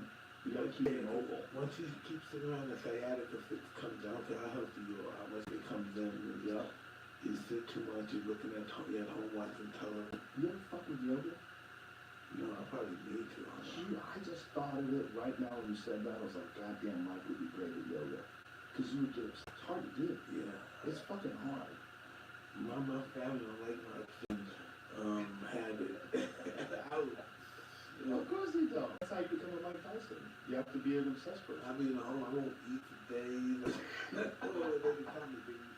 Ramadan is over. Are you fasting? Yeah, pretty honest. I just, listen, can't even believe it took this far, God. Fasting is a weird one. People get real to it. They get a couple of days in. Sometimes because it's not complicated. It's an actual not. Yeah? Yeah, definitely. What does it feel like when you do it? I've never fasted for more than a day. Hey, sometimes you forget to eat the whole day. You could just, I can't even explain it. Before it, you can't even explain it. You totally forget to eat. Nighttime, you forget to eat. It's just intense. It's really calm intensity. It's gotta be good to give your digestive system a break every now and then. And they know it makes sense. That's a good idea. People eat too much after that. For sure. We as a race. Yeah. We as a race. Human beings as a race Yeah. eat too much after that. Yeah, we all Not only do we eat too much, we eat what kills us quicker. I know. And it's everywhere. That's what kills us quicker. It's all over the place. And in certain countries, only you don't throw all that fat, all that product like in sweetness, rather eat all this stuff, this magical motions and food products in there. Yeah, all the shit that preserves things, all the weird stuff that gives people inflammation. We got a lot of that in our diets. Yeah, some of these cultures, they ain't gonna feed you all this fat and sugar stuff. That's not what they do it. Like, you think about it, in the 80s, right? Everybody in Russia was in shape. They must have put a national shape there. Everybody was in shape in the 80s in Russia. Really? All countries, the communist countries, they were all in shape. They all won gold medals all the time. They were always in shape. Always in better condition than Americans. You saw when you did the statistics on how many overweight there are. It's crazy. The guys don't even look overweight or overweight. Right. Because they don't have any muscle. They're just all fat. Even when they're not that big, they're still obese. Yeah. It's very common. Because it's the diet. It's so easy to eat cheeseburgers. It's so easy to pull into a drive-thru. It's nothing wrong with doing it every day. No, but we do it constantly. Constantly. You know, when I was a little kid, we didn't have enough money to buy stuff to get free food, right? And free lunches. You know, like, we didn't have any money. You know, we just, it's just, you wouldn't believe America was dead to people. It's these people with no money. Right. It don't matter what you're Puerto Rican, black, poor, white. There's no option to live or anything. You're on your own. You can make it. If you don't, you don't. Yeah. This is the only country that's like that, I believe. What do you think that is? Do you think it's people not understanding what it's like to be that poor? No, it's about survival of the fittest. I know it sounds bad, but it sounds good in this country. That's what it's all about. Yeah. A person without struggle, there's no progress. They did this study with rats, where rat utopia. Looked at where they gave the rats all the food and all the space they want, and all the women and sex they want, and they wind up all killing each other. Really? Yeah, and dying out. Because they broke up, once they had everything they want, they break up in sex, in groups, and they start raping and fighting and killing each other, and then they stop, and they just all die out. So without struggle, there's no progress. In a perfect world, we're all fucking dead. That's heavy because it makes sense. It makes sense that the rats would need some sort of conflict. There'd be the rats that are aggressive ones here, the non-aggressive, and then the group of rats, they're aggressive, but they only consider themselves being clean. They stay clean, and they have aggressive ones too, but cleanliness that you notice about them.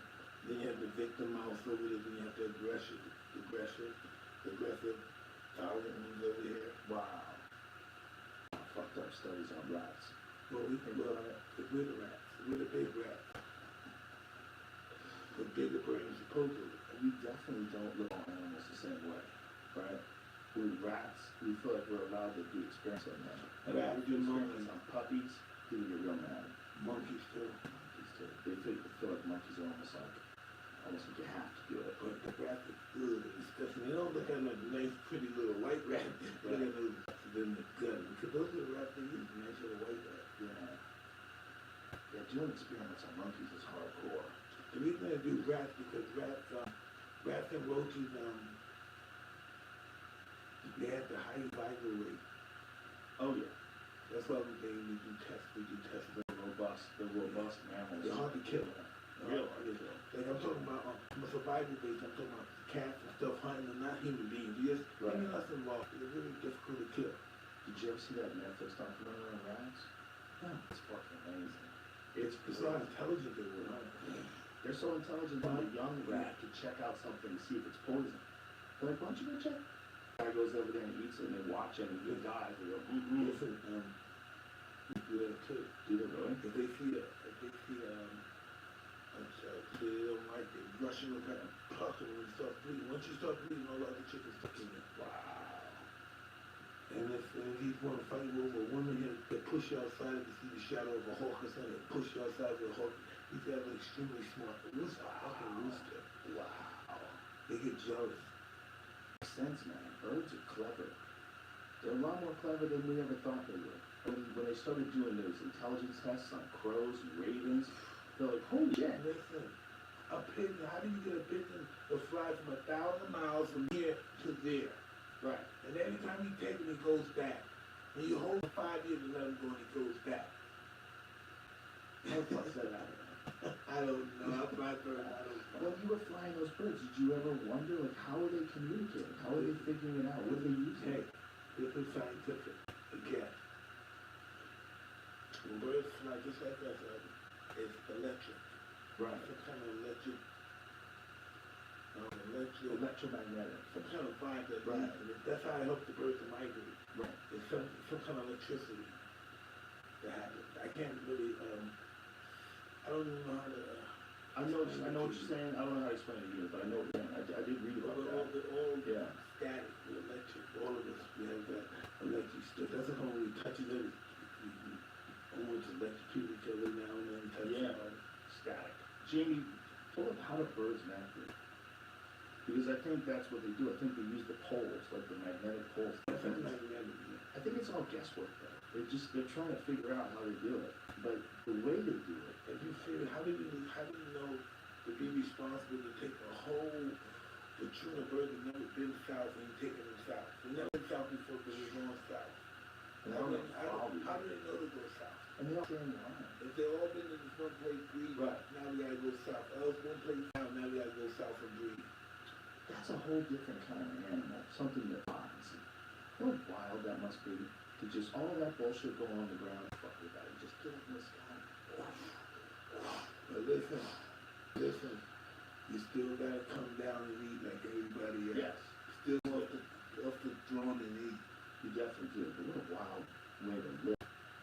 You know, Yeah, but- swooping down on shit. But you gotta worry about shit swooping on you too. True.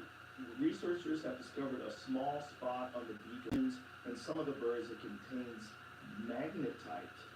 Magnet is a magnetized rock, which may act as a tiny GPS unit for the home pigeon by giving it information about its position relative to Earth's poles. Hold on. Researchers have also found some specialized cells in birds' eyes that may help them see magnetic fields. Wow! It's thought that birds can use both the beak magnetite and the eye sensors to travel long distances over areas that do not have many landmarks, such as the ocean. That's incredible. In humans, deposits of magnetite have been found in bones in our noses. Do you think we use the Earth's magnetic field to know which way we are headed? Wow, I wonder, maybe that's something like the appendix that we grew out of. You know, some people just walk. As kids, some people just walk. They walk for miles. Some people just walk. Yeah, maybe they have a better sense. Maybe it's something that like atrophies without use. But you know, bear, find out how fish smell. Say a polar bear. How fucking a polar bear smell? Oh, polar bears, their noses are like 9 times stronger than a bloodhound. They can smell a period for something. Oh, God. It's not a period of another bear. Yeah. Polar bear can smell seals and other animals up to 9 kilometers, 5.6 miles away. It can even smell the breathing holes seals create ice from almost 1 kilometer. So, although polar bear ranges can span several hundred miles, their sharp olfactory sense helps keep them fed. So they smell for miles and they know which way to go. So if a polar bear has a period, or if an animal's wounded or bleeding, 20 miles. I know there was something like that, it was even more than that. They can smell a seal on ice 20 miles away. That is fucking crazy. Hold up, put that up again. That is so crazy. Sniff out a seal's den that has been covered in snow, and even find a seal in ice up to 1 mile away. Wow. They have to have that. Can you imagine imagine that thing smell a tiger fart? You can smell it from miles away. Miles away! Someone explained to me the way a dog smells by, they were talking about, skunk. Like, you know, a skunk it only takes like a few parts per million, and you can smell a skunk. Like, that's a weird smell. Like, when a skunk gets killed by a car in your neighborhood, like, everybody smells it for like a mile away. That's the only smell that we know that's like that. That's like an organic smell. And he was saying on that plus times 10 for everything. Like everything. Like, you say a dog, like a bloodhound, can smell not just your cheeseburger. They can smell they can smell the pickles, they can smell the cheese, they smell the bun. Yeah. A bear is nothing but the dog with a dog is fucking jungle. Yeah, exactly. A bear is a dog family. Did you ever see the short-faced bear? You ever see that thing? It's a giant bear that lived, again, during the Ice Age. I think it might have even prevented people from crossing over that land bridge between Asia and North America. They think it might have been habitat. Look at the size of that. Look at the size of that fucking thing. That's a short-faced bear. They think he might have inhabited that area in between the two continents. And they were so predatory that they would have prevented travel. Like, look how big that is. Yeah, well, he couldn't live long because he had to run it down. Because everything else would be too small for him. Right. He had to be able to run his prey down. Yeah, look at the way he's built. I mean, that's not built like a bear we think of. That short-faced bear with the length of the limbs, it looks like something that can fast. That's what's terrifying. He's gonna do good, but he's not gonna do good coming down the hills and going up mountains. I don't know what he's gonna do good up. He's gonna do good eating people, I'll tell you that. That's why he didn't survive. That's why he didn't survive. He was too big. Probably. They could see him. Yeah, probably. They probably hunted him to extinction. I mean, if you found out that something like that was out there, no, you find that you can stay warm from his coat. Eat his root. That's true too. They were eating bears too back then. No, oh, they eat them now. Yeah, that's a big risk back then. You know, and all you have is like spears and what are those called? Where they have like a spear, an atlatl, right? Is that what it's called? Well, listen, they killed Willie Mammoth. They were vicious and bears. Yeah. Listen, we're the top apex predator. There's nobody can reach our level.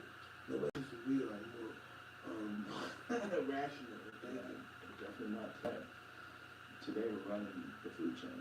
There's no question. And that's one of the things about like human conflict, right? You're talking about we always have to have some kind of conflict. Like you're talking about the rap study. That exists with us too, right? You have to have conflict. Conflict, there's no doubt about it. If you don't have nobody to find somebody to fight, you make somebody to fight. Right.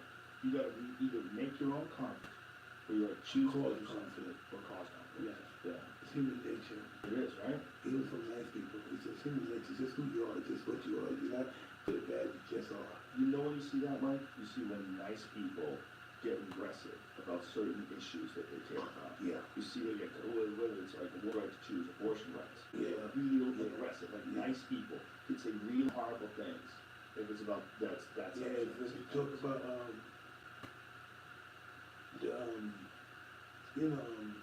don't even understand the political part of the union, the young ladies that want to become, I'm a big supporter. You know, the daughters in that, I don't know, what do you call it, community? It's a community, and I love her, I respect her, so I respect the people. You know, that's pretty much her normal. She's part of the community, and she's very aggressive, like you were saying. I had a young man named Lil Boosie, young rapper.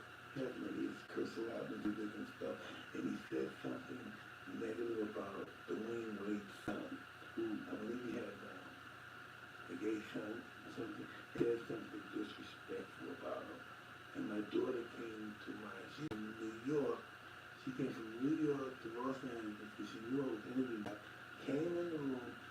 and I said, what do you think? Who do you think you are about people like that that don't even talk about you? He never said nothing about you. Why did you have to talk about what? I said, where did this come from? I didn't know she was coming. I said, what is she doing? What is she, why is she disrespecting my space? She's coming, they coming in here right now. Your sister, your daughter coming in here right now. And look at this guy. And go ahead. Who do you think you are talking to Dwayne Wade? And I'm like, hey, how do I handle this? This guy's gonna say stupid, and then I'm gonna lose my job because I have to defend my daughter. He's wrong. I have to defend that this guy's disrespectful. And I'm glad this guy was respectful enough and he's a dignified guy and had more respect than people thought he did. And he listened out and he just, I mean, it was just somebody I put in this world handle an issue. You understand? Somebody I love is willing to die for some issue. I don't really have no personal, I don't know, I'm not against them, but now I'm with these people that I wouldn't want them to be involved with this. You understand what I mean? Yeah. That's when your child asserts themselves in a way that's very positive to them and means a lot to them. It changes your thoughts on whatever that thing are. My thought is that right or wrong, you're scared. That's right. I don't care that right or wrong, you're scared. That's the strongest bond in the world. That means the most terrible situation ever. The most terrifying situation ever. You get in an argument with your daughter. One of yours right there. That means she's meaner than I was. You don't want to get involved with her. This is not funny at all. You don't want to get angry. I don't use the word bitch and stuff and like chick and broad and stuff if I'm around her. I get it. Whoa, no, lady, I got to him or her, it, or whatever she tells me to say, this is what I say. Yeah. It's still me. She's me. All the women on the Price side of my family, with my mother, they don't take no crap. Don't take no crap. There's a lot of good fighters now. That's an interesting turn of events over the last 2 decades. Listen, I said one day I gave Rose, I'm a Rose. I said, bro, Rose is hot. I said, and the Chinese girl fight with Michael doesn't know nothing about boxing, he's idiot. And she wanted to fight me because I'm so happy Rose knocked her out. I thought she was going to kill Rose. That's what Rose is hot and so it's obvious that Mike Tyson doesn't know nothing about the fight game and this and that. I wonder if she was about this. Someone had to translate that from Chinese. No, listen, I'm sure she said that. I'm sure she said that. Should have let her off the hook. I'm sure she said it. She didn't feel it. And I think she killed Rose. Those clocks are so Rose probably behind her. Beautiful kid. Beautiful kid. The second fight was really good too. She fought it twice? Yeah, they fought a second time. Rose won a decision. And it was a really good fight. Really good fight. They Rose surprised because she's going to come kick Rose up in the ass. Rose is no joke, man. Well, no, she's so serious. And when she was, before that fight, this was, I talked to her about it in our interview, she was standing there while they were, like, introducing the fighters. She was sitting there, I'm the best. I'm the best. I'm the best. She just kept saying that. That's what I She just kept saying it. It was bad. The best in the world. The best. There's nobody match me. The best ever. I'm a big kid, right? Well, you were right. At the time, you were right. When she said she was right, too. She was right. She channeled it. Like, she's just going, I'm the best. I'm the best. And then when I interviewed her afterwards, she goes, yeah, I am the best. And we were laughing. It was really funny. Like, I asked her about it. Papa was saying your name. You were saying to yourself, I'm the best. I'm the best. I am the best. Come on, how do you not love her? You certainly are. There's no doubt about it now. Yeah. I mean, look at her crying like that. Shit, man. It's a crazy thing, man. It's a crazy thing to see. Fighting so emotional. You don't understand. Fighting is so spiritual. There's a lot to that. When you're expressing yourself in a fight, when you watch like a perfect performance.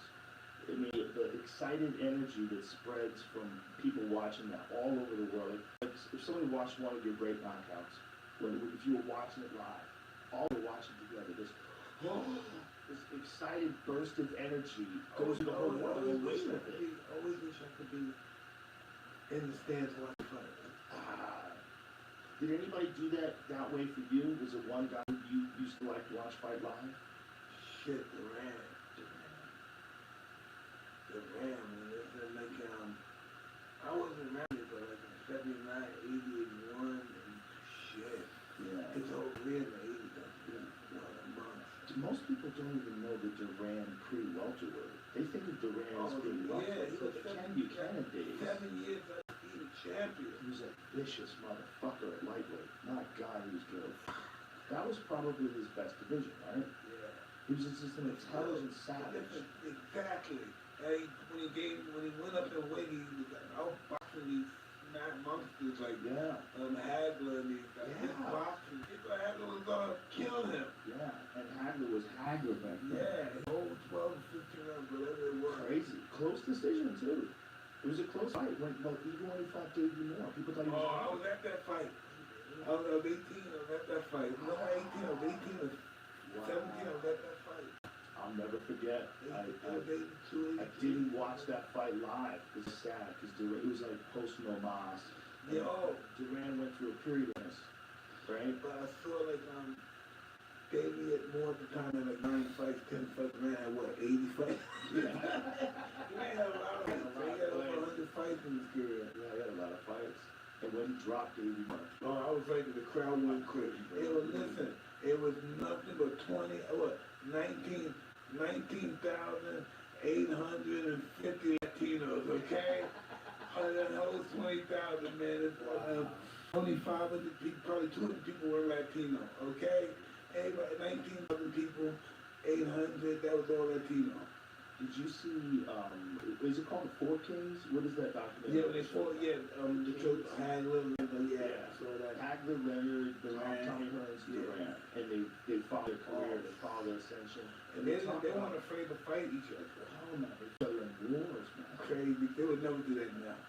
Well, I mean, maybe he's still right amount of money around. But listen, Duran and Hearns, they make more money than the world do now.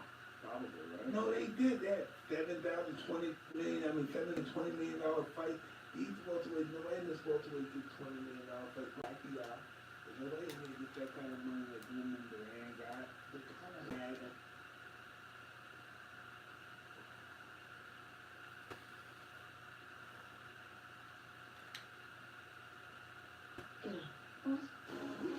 It's everything cinema should be.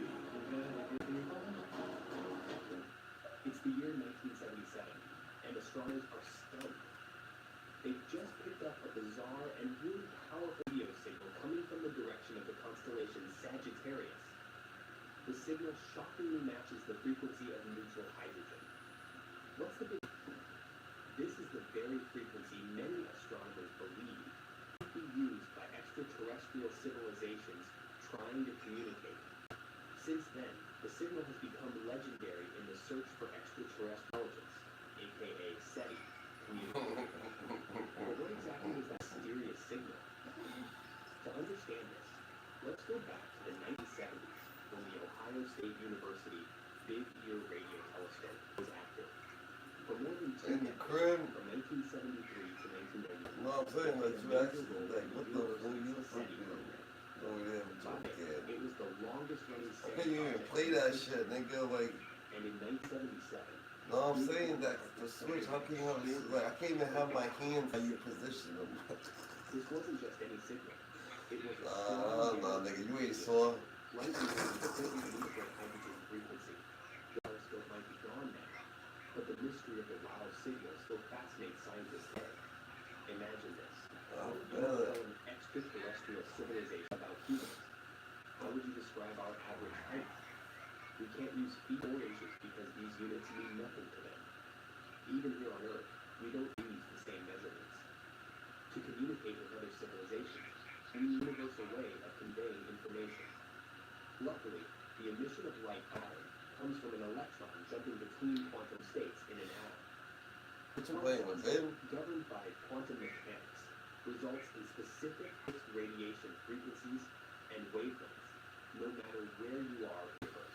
Let me see if he was up. It's only 11. Laws of physics are Let's the see if same these everywhere. niggas, see that niggas doing.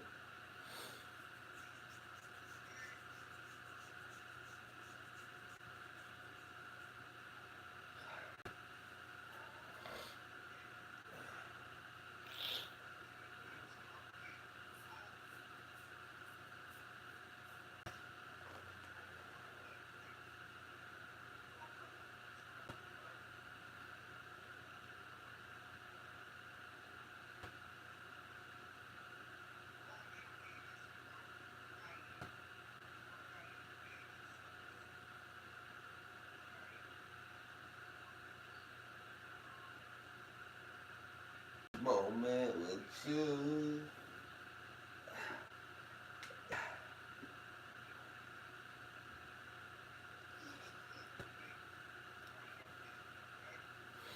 Alright.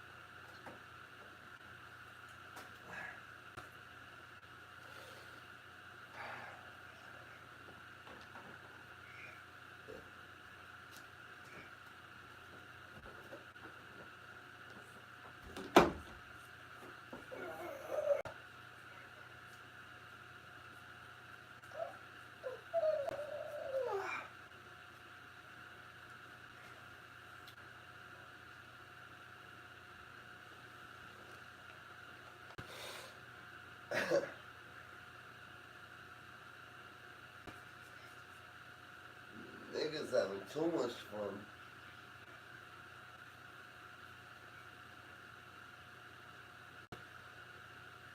Niggas is having way too much fun.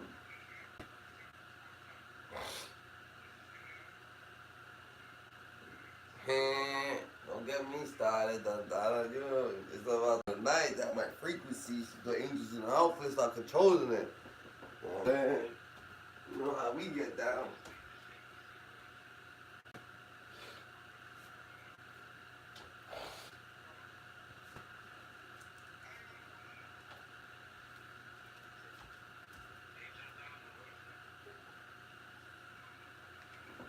We was having niggas laughing, kills at nighttime when it was time to go to bed.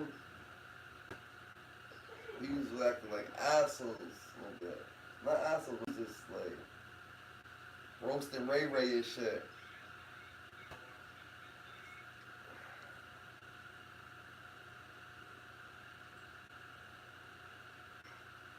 What did he say? Yeah.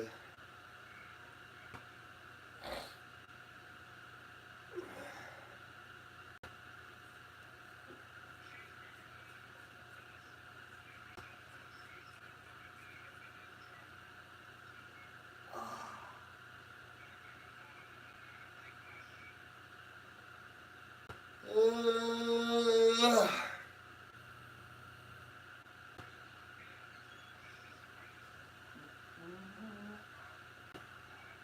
What?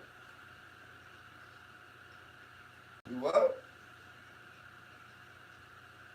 Shut the fuck up, nigga. I wasn't sleeping, nigga. I was watching, nigga. I was watching TV, but my eyes was closed.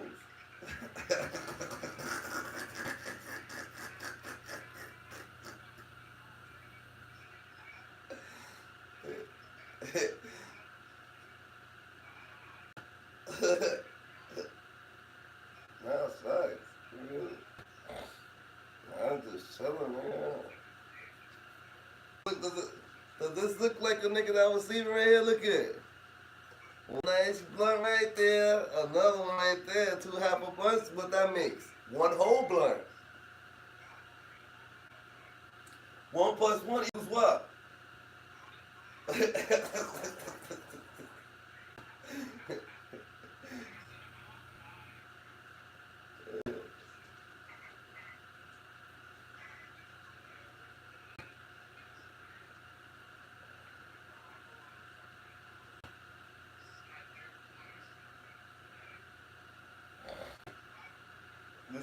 This nigga's still on the glazing time, nigga. Go work out, don't get this, nigga. Fuck you talking about, nigga. This nigga's trying to glaze donuts, nigga. You know what I'm saying? Glazing killers nuts, nigga. Chill, nigga. How they smell under there, nigga? They just sweaty, nigga. How work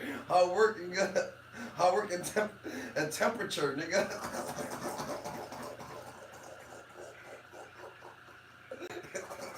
This nigga's a thermometer. We gonna call this nigga the thermometer of this fucking spot. Nigga's over here taking balls temperature, nigga. Well, I see sweat, nigga. Oh shit. I've been underneath the weather, nigga. I wanna see killer's weathers now. Yeah, it's dark. It's so dark under there, right? You never seen a black cave, nigga. No.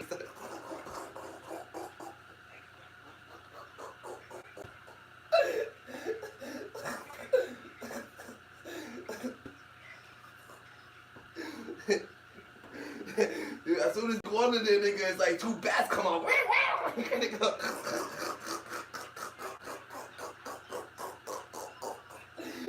Stupid mother. Oh my god, where's Batman? He's like, yo, where's Batman at? Dick hit him in the head. Don't hurt this.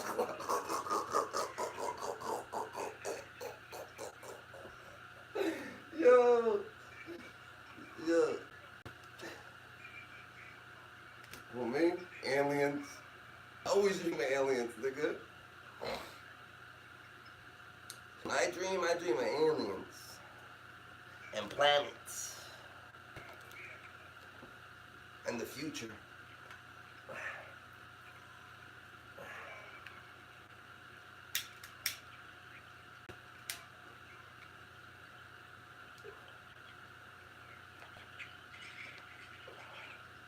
I always dream of aliens. I know what he was dreaming about yesterday. A peanut butter and jelly sandwich with fluff.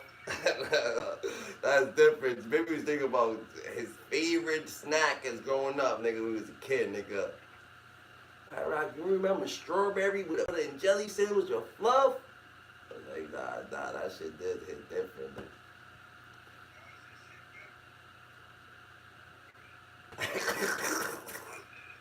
He's like, no, nigga, that's like 2000, that's like 1970s, nigga. You ever had 2 pancakes with fluff, nigga, with peanut butter and jelly? That's the 24 shit.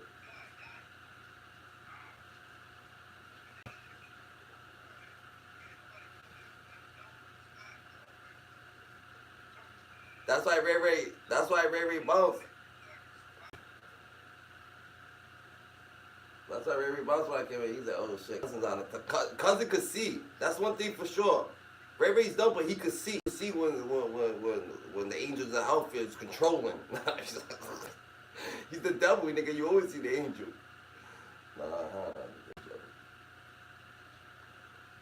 What am I saying? You see what I started here? You see, I can't help myself. I can't control it, nigga. I'll call her cousin the devil. Is he? Now I won't think it to myself. I'm gonna dream of that today. I do that much. I'm gonna dream of the future. right? Hear what I did. I went in the bathroom. Drunk my water. I mean bathroom.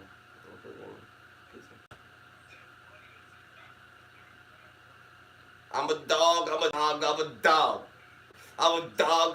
drink that shit right from the toilet, nigga. What you talking about?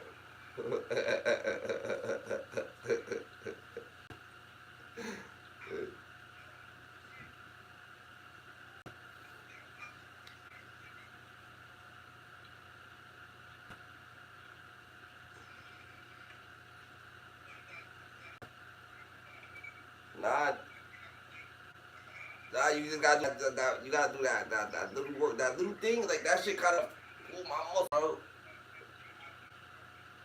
You just need something else, something lighter, just like something lighter, like just a brush something.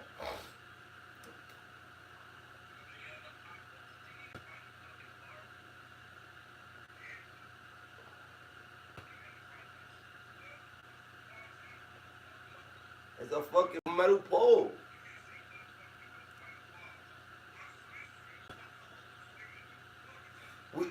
We know where you gonna find a bar at. You know where you gonna find a bar at? In the Black Cave, nigga. Killer's Bar, nigga. Where the fuck you gonna find a bar? He set himself up for that one. Where the bastards came from. What's Bibby's sound effect? When your balls itches, Killer, he scratches them. Now they sound fucking. No, let me stop. Baby, you should have just said, yo, I rock, yo, but this bud right here.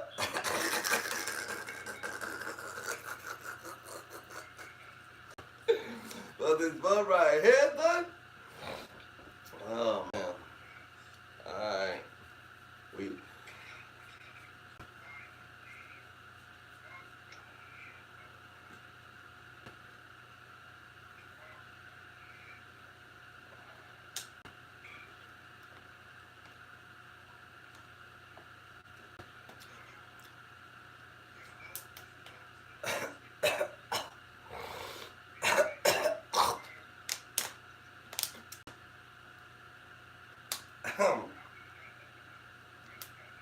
Jada goes home Thanksgiving.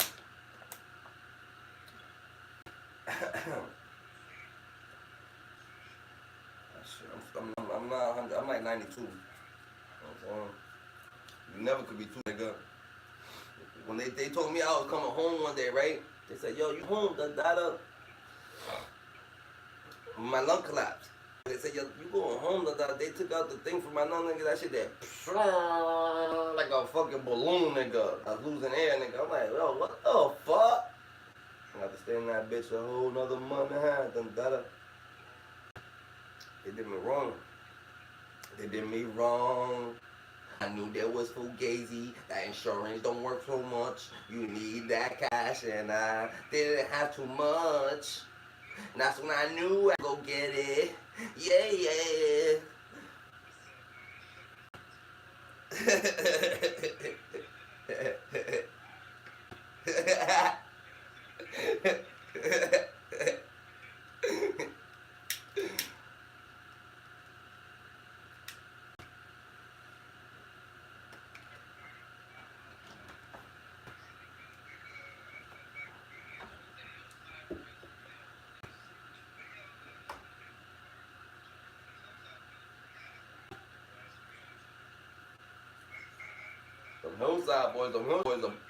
Them hillside boys will pop you. Who's that, Unka? Who's that, Unka? Him? I mean, who's that, Unka, Killer? Killer. I thought he was talking about Unka.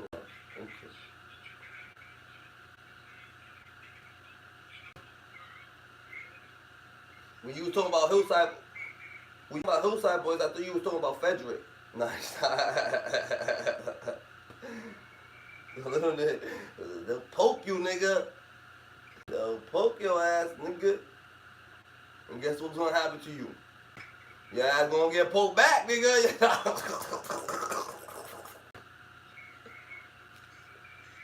You go, don't think, nigga, don't think you gonna catch gang on that. Yeah, the nigga like, Unc on your heels, nigga, shit is wartime, nigga. Puppets, nigga.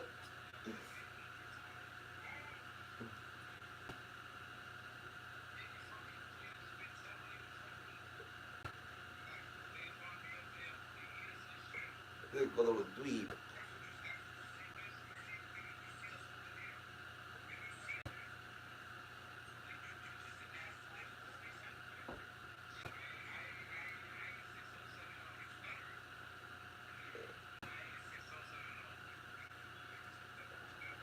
That nigga be over there watching niggas.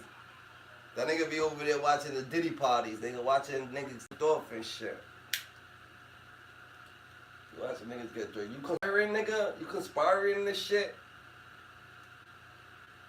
That's what you doing, nigga? You just conspiring into this shit, the data. You wax off, wax on, Mr. Magiyagi.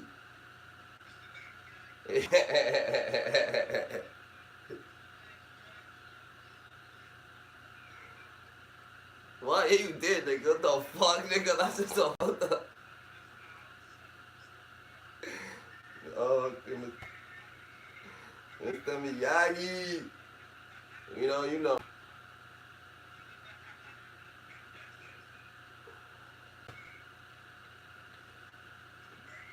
Mr. Miyagi.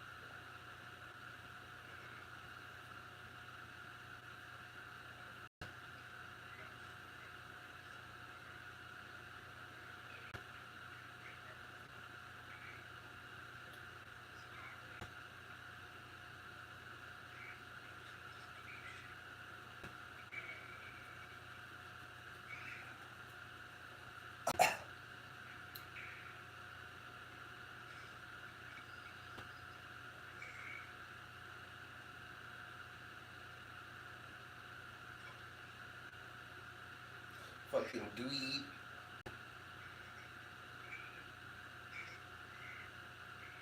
Oh, niggas got the little astronaut ready to go. Niggas do astronaut ready to fucking astronaut. He look like he's on Mars ready to jump.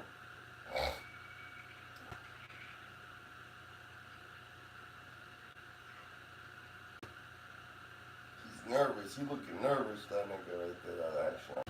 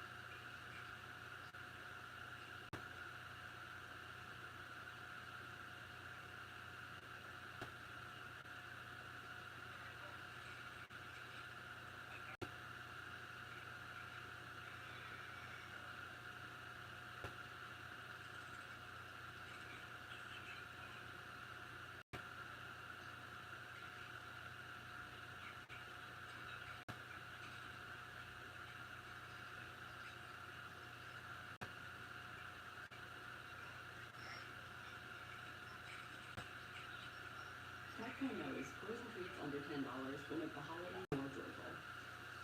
Mm. We also live by extraordinary feats of engineering, constantly push boundaries of what's possible. Without engineering, there'd be no more worlds. Gigantic cities, amazing industry, and ingenious inventions. Engineering is key to turn dreams into reality. To reach these dizzying heights,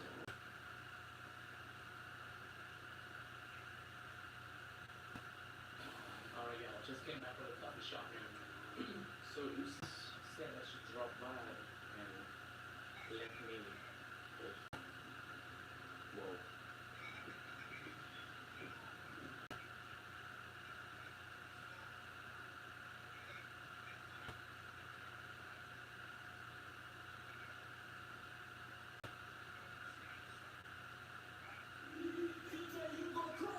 DJ UTV, let me know who began the building. Fang Gang Crew, what up? I don't hear nobody, man. Big.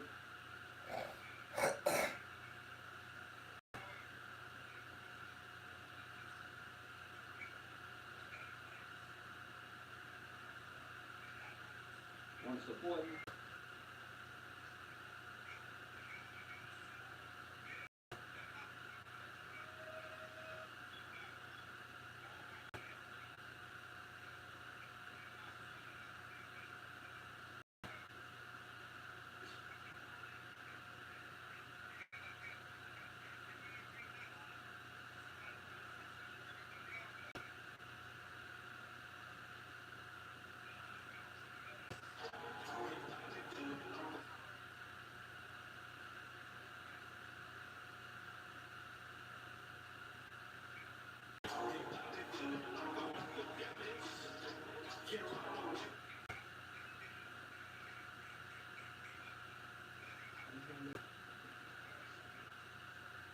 So Wack went from this,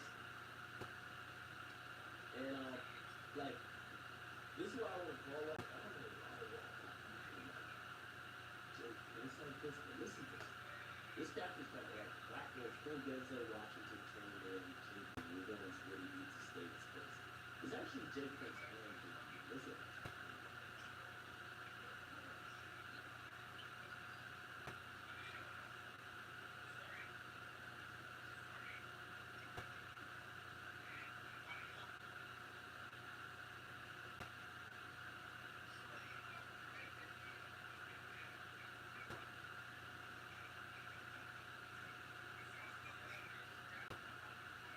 Oh.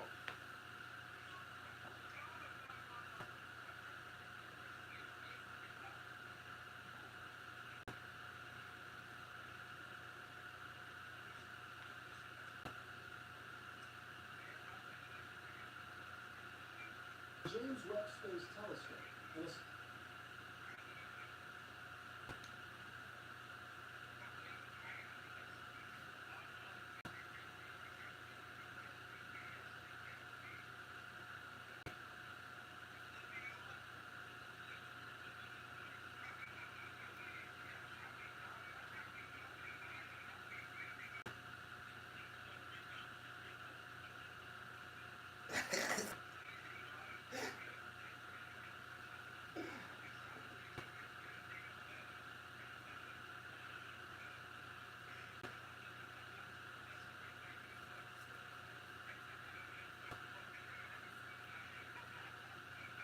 Tell her, hey, rub your belly, you offended.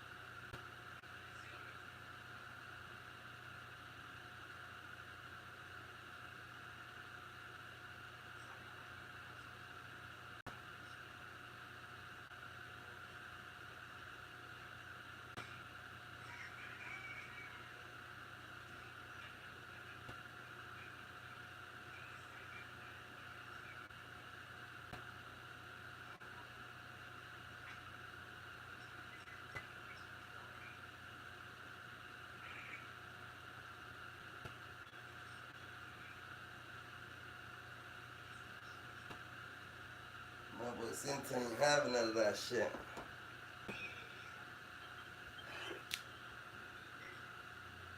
See my boy? See my boy?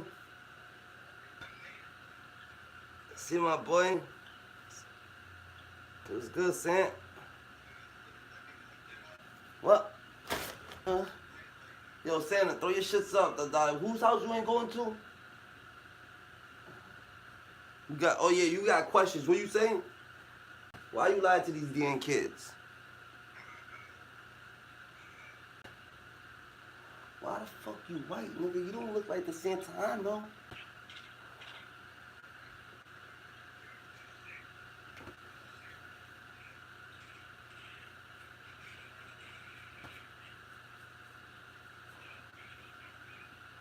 Santa asked burgers this Christmas.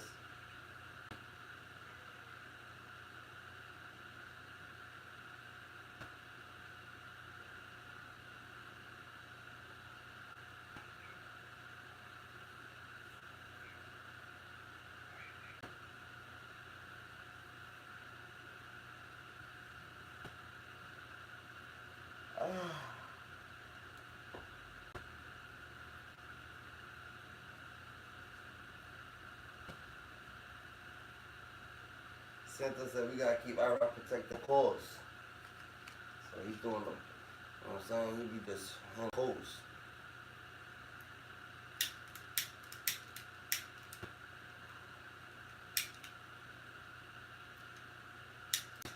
The fuck?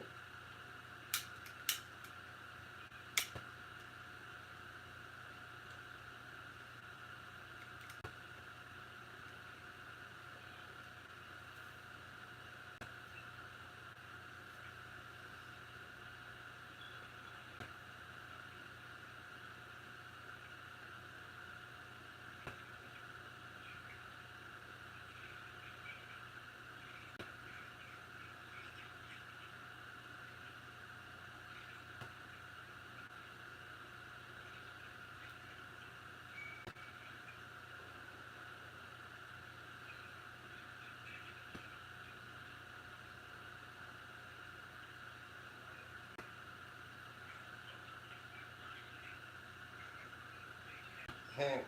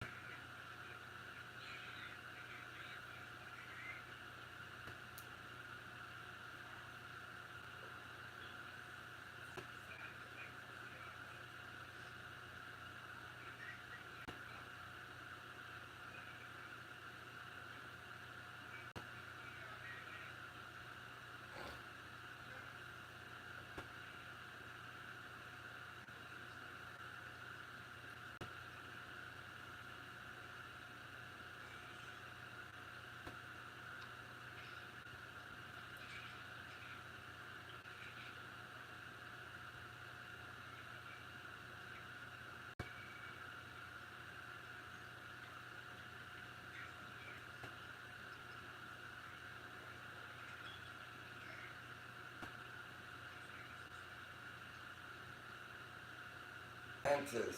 Atlantis is under the Bermuda Triangle.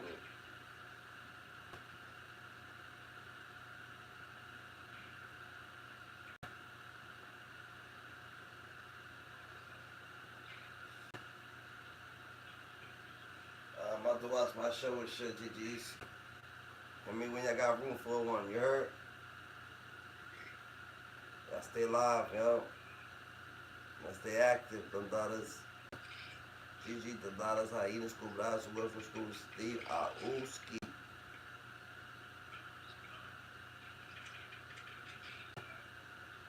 I think Killer Roos turned into a kangaroo. Oh, yeah, he turned into a kangaroo.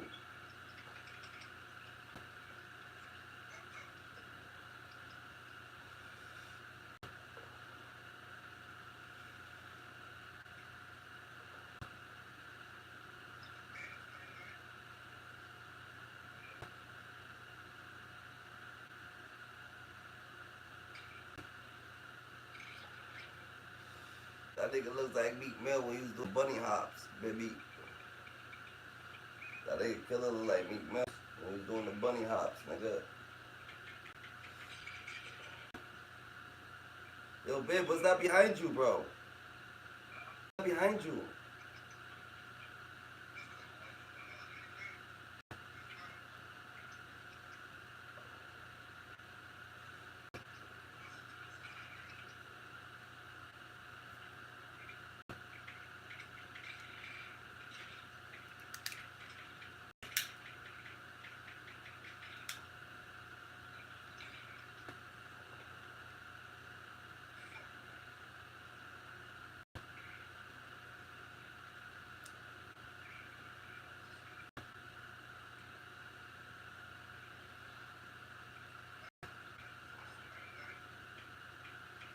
Alright, sweet cheeks, and let me squeeze.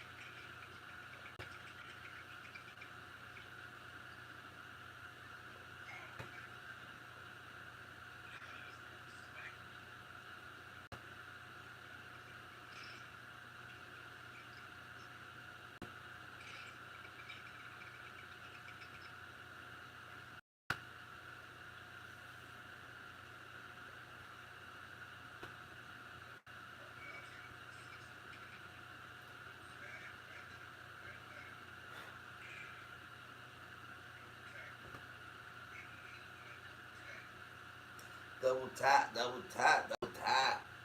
Double tap that screen. Double tap that screen. Double tap that screen. Double tap that screen. Double tap that screen. If you double tap that screen, you know what that means. You're giving hugs out.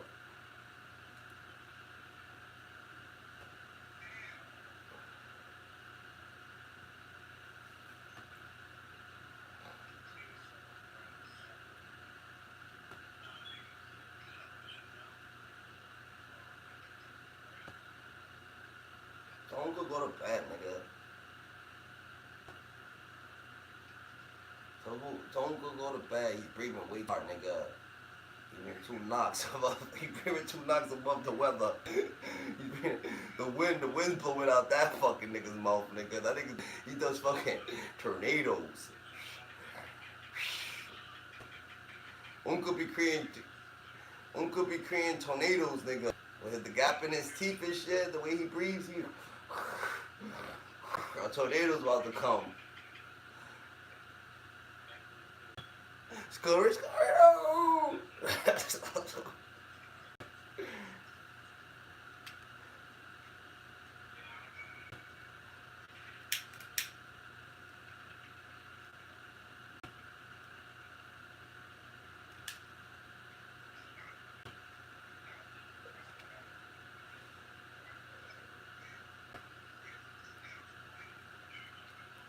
Yo, babe, call Uncle to make up.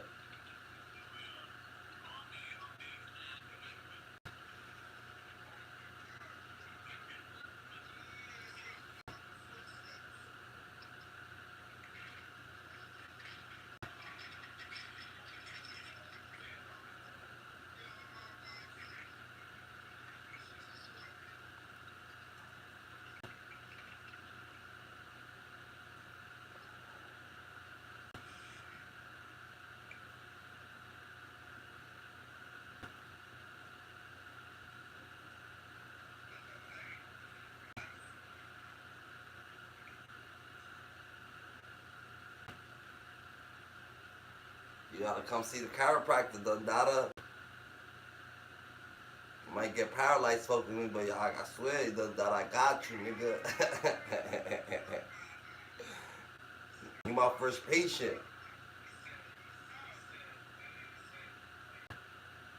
You my first patient, Dada. Like, you need it.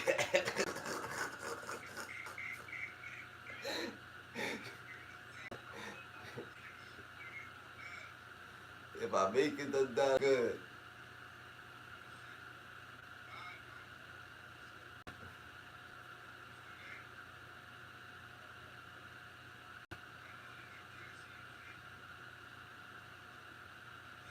Bibby went. We all know where Bibby went. In that hole. He's in the back cave. He's in the back cave. Oh shit. Baby. He comes through like Robin, nigga, with the mask on. You know Robin got the turtle, like kind of like the Ninja Turtle mask on. You know what I'm saying? Baby comes through with the, you know what I'm saying, with the Louis thing wrapped around him, like, to the rescue, with the Louis scarf, with the two eyes made out of it. Like, Killer D.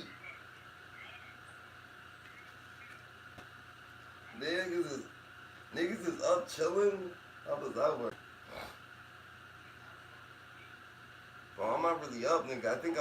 I think I'm sleepwalking, nigga. I actually sleepwalking, nigga.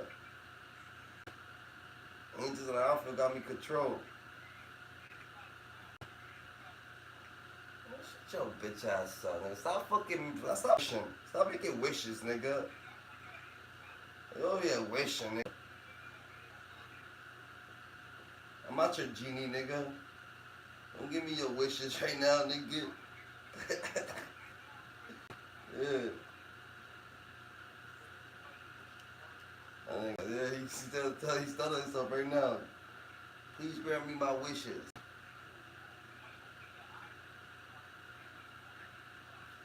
You know what the genie said?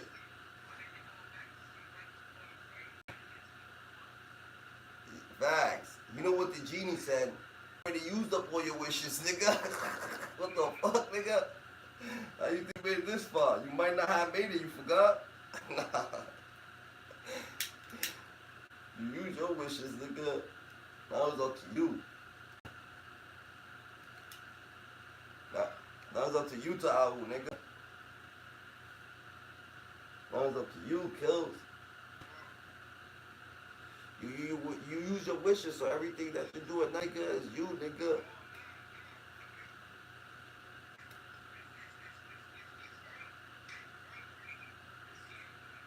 Everything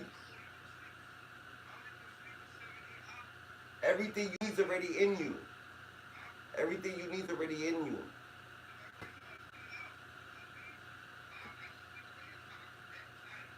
Pause no diddy. Everything you need is already in you, nigga. Everything you want.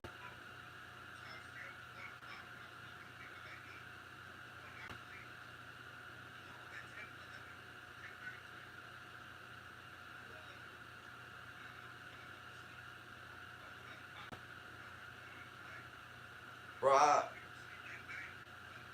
what the fuck you talking about, nigga? I'm in the sky right now, nigga. I'm flying with the angels, nigga. Like, I don't call your fucking schedule, nigga. Like, the angels is called. This is angel time, nigga. All that shit's fake, nigga. Nigga, sleep till 12, nigga. I lied to you, nah.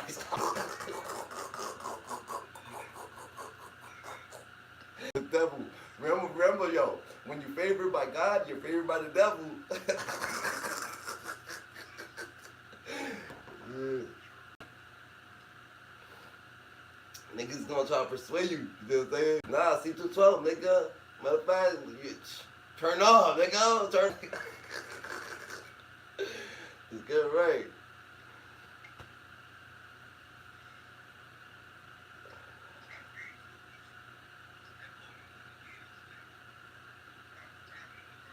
Nah, you see, that's what I'm saying. You fucking with the Gators. Stop calling Gators. Yeah, you fucking with the Gator nigga shit. You gotta call the Gator, nigga. We know how he got his nigga. Bibby knows exactly how he got his name, nigga.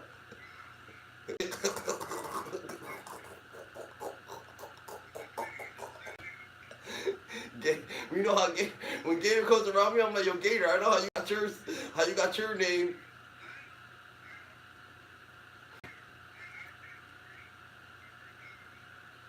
Yeah, we heard your corny ass remarks. No one wants to hear that stupid shit, you fucking weirdo.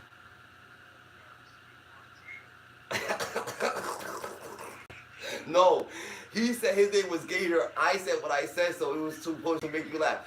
You want to be like, oh shit, Iraq's trying to tag me into the comical shit. Nah, you not funny. You not funny.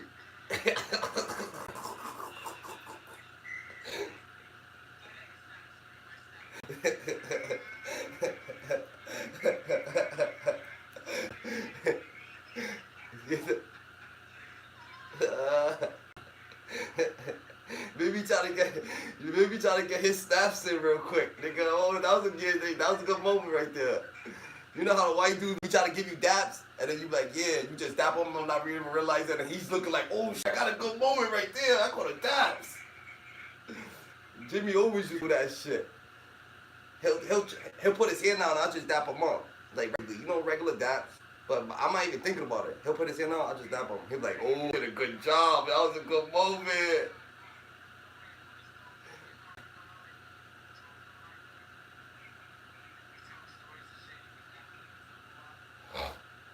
Yeah.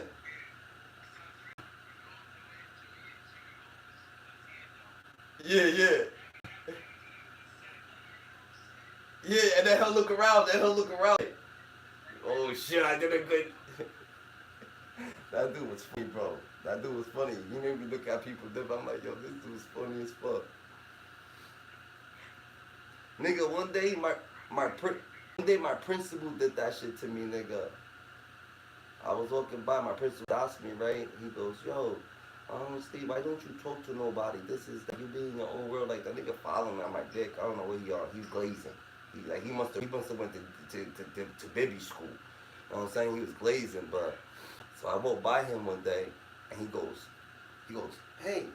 He goes like that. So I just pounded it. Boom. He goes down the whole way of the beat. He goes, yes. I said, yo, what the fuck just happened? Oh my. He's like, yeah, I got to him. He's changing. Yeah. My strategy's working. I'm making him swallow. He started to understand. Who?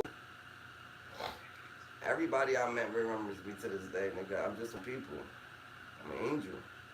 Ooh. Ooh. I do the act of kindness. The act of a kindness person. You know what I'm saying? But people are blind today, so maybe people don't see me. You're right. Can't get seen if you're ignorant. Yo, yeah, so right? So this dude goes like this, right? So this dude saved this other dude's wife, nigga. And he saves his life twice, nigga. Guess what the other dude do? Kill him. He said, I ain't got no space in my heart for love, nigga. You love me.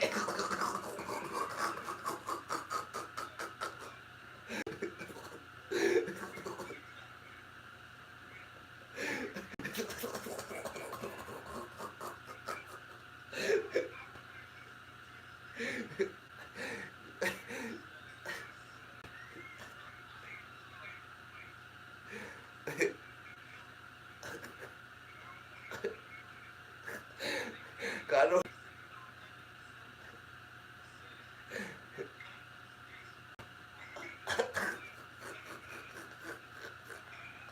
Oh shit. Oh, that shit's crazy. That body, the nigga. Fuck. For an act of kindness. Gotta stop hands. Stop. You better watch me.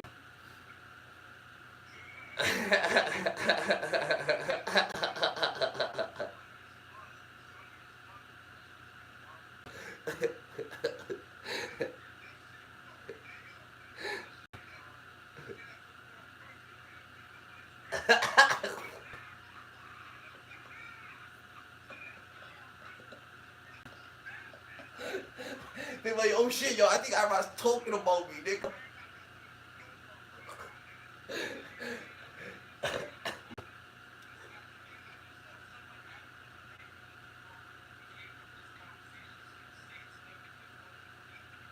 Yeah.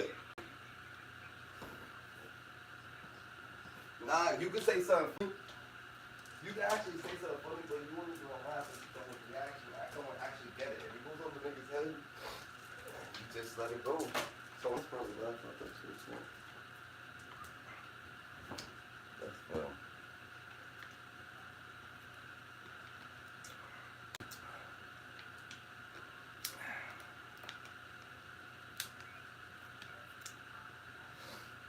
You making me weak.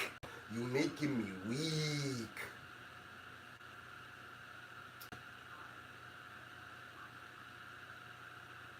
You know what I'm saying? Mama don't raise no weak niggas.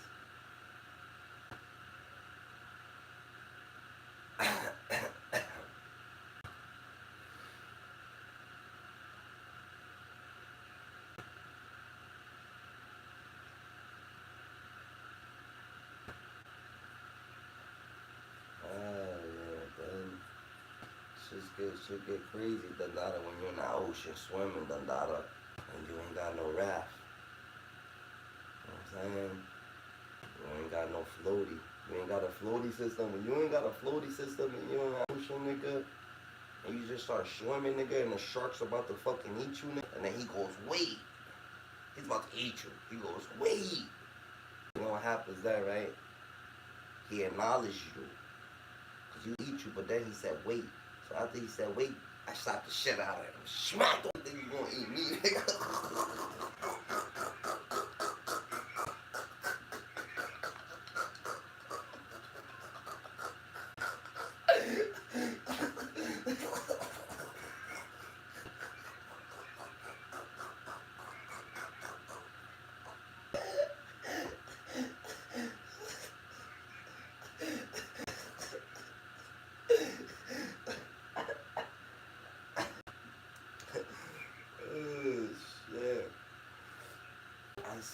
Nigga, I said, shit get hectic in that ocean, nigga, with no raft, nigga, and with no floaty system. Shit get hectic. Cause when you're in that ocean, guess what happens? Sharks come and they feed. So shark's about to come get you, nigga, right? And then he goes, wait. But you know, he's about to get you. But he said, wait. And when he said, wait, that's what I did. I slapped the shit out of that nigga. Like, you ain't gonna eat me, nigga. You ain't gonna eat me, nigga. And then guess what happened? Then I became a shark. I started swimming with the sharks. Yeah, is that it? I became to understand the shark system, you know what I'm saying? They let me swim. They let me, but me, I had to go offshore. So no matter what, with the sharks, nigga, I had to get up out that water because my boat happened to crash. Titanic, floated, boom, crashed to the ocean, bottom of the ocean. Nah, it's facts, nigga. But I survived, nigga. I survived. You know Titanic 2's coming out, right? And he survived, nigga. So y'all thought that Jack died or whatever, he lived. You see? It's just a figure of imagination. When you want to live, nigga, you living. That shit different. When you got a destiny, nigga, that shit hit different, nigga. Nothing gonna stop it, So they could throw you in the ocean, nigga. Atlantic Ocean, the Indian Ocean, the Pacific Ocean. That's a fucking matter, nigga. In the middle of the Red Sea, But guess what? I'll be back. And when I be back, I'm coming back strapped. Cause I ain't playing no more. These motherfuckers. Nah, let me stop. Let me hit my blood.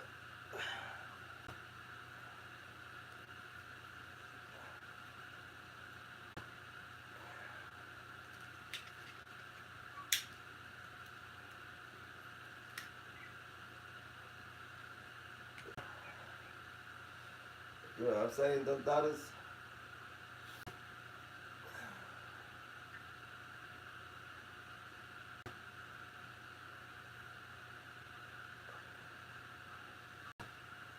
Sharks, dolphins, seals. You never really understand them. You know what I'm saying? Lions, tigers, hyenas.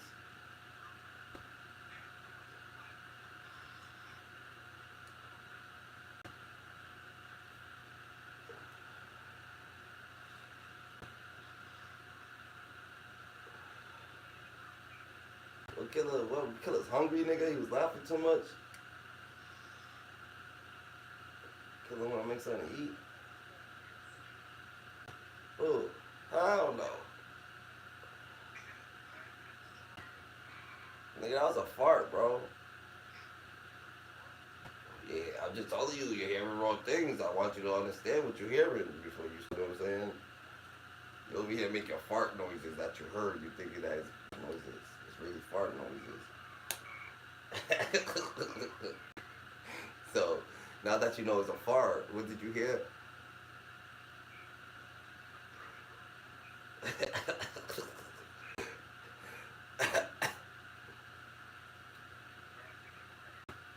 What you heard? A burp noise? You over there tornado watching, nigga? Tornado watching, nigga. You met the tornado maker, nigga. You was just playing with the nigga. You never see Unka? Unka, he's crazy. Pause no Diddy, nigga. That nigga makes tornadoes when he starts snoring. Unka makes tornadoes when he starts snoring.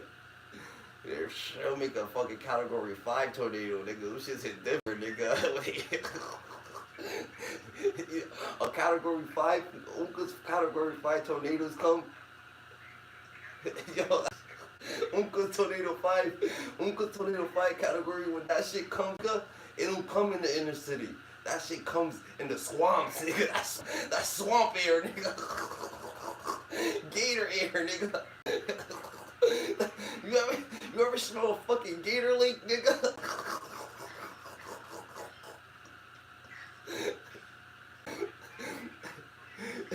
Shit smell like sewage and plumber, nigga.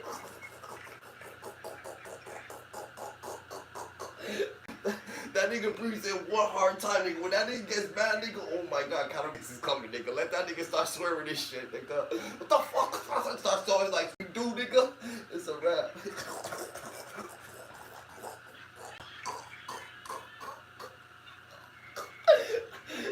Nigga would have been crying right now, want to fight. You would have been want to fight right now. Yo.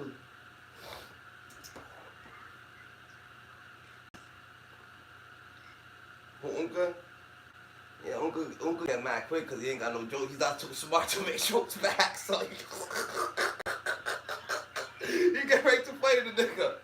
Like, shut the fuck up, I'm about to do shit. I'll beat your ass, shut the fuck up. You gonna go fucking go play football, motherfucker. What you talking about, nigga? Oh man, bud.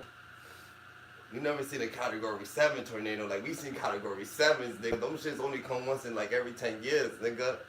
But them shits hit different. For real. Yo, that shit crazy. Shit. That would have been a nice fight before going to bed right there.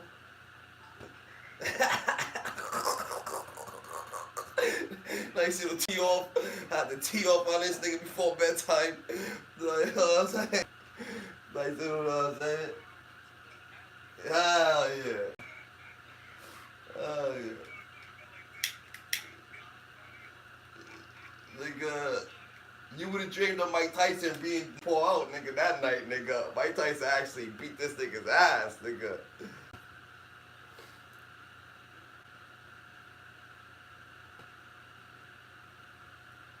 Dream to reality is not a like illusion.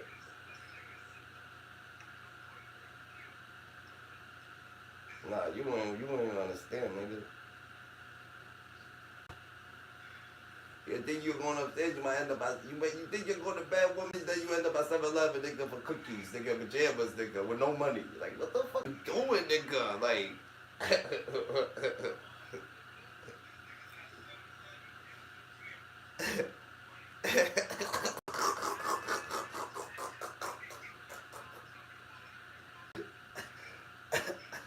and I don't know, nigga, looking over your shoulder like, I'm tired.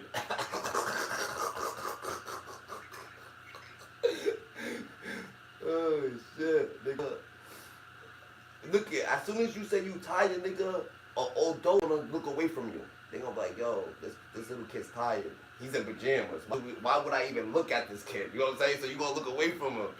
I'm going to Ramon. That's a fact.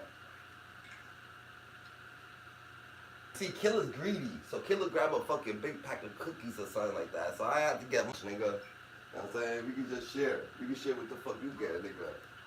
I grab a 4-pack of cookies. This nigga grab a fucking 50-pack of cookies. Like, what the fuck? I just got 4 cookies, nigga.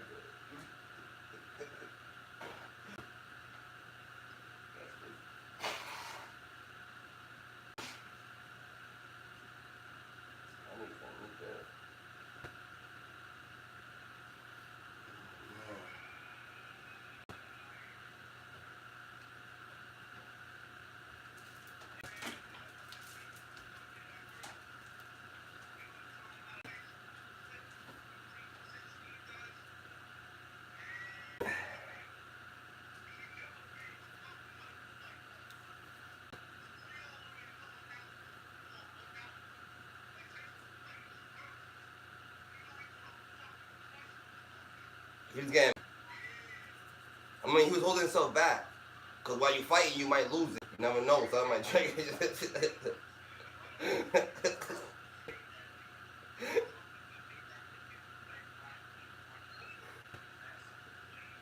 Not me, I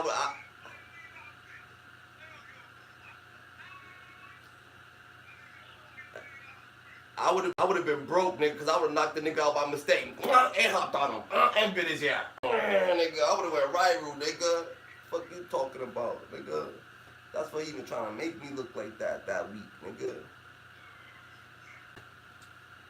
I would have bit his fucking ear off. Pete. Just because you thought I was going to do it, so I did it. You know what I'm saying? So we thought.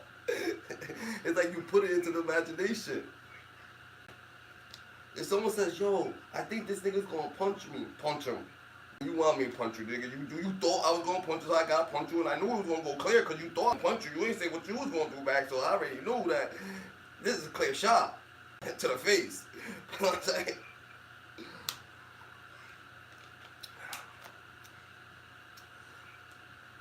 I thought you was gonna get me. Get him. Ow.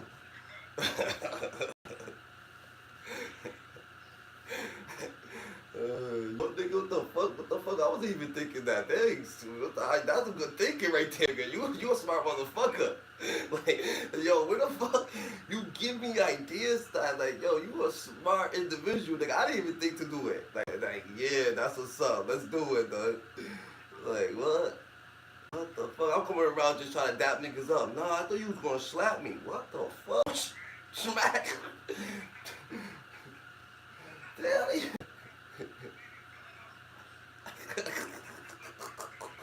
Nah, you made me feel dumb, nigga.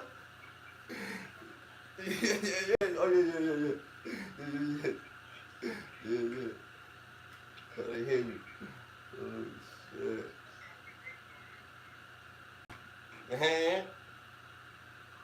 Renzo.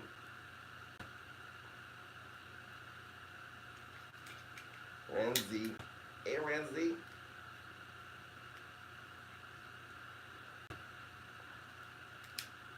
Rencito Rico. Renzito looked like a fucking chimpanzee, a baby chimpanzee, nigga. You never seen a fucking, you don't see a yo, Renzo looks like a fucking chimpanzee mixed with an alien, nigga. Renzo looks like a chimpanzee mixed with an alien. He transforms sometimes. Renzito. Yeah, nigga. I call Renzo things.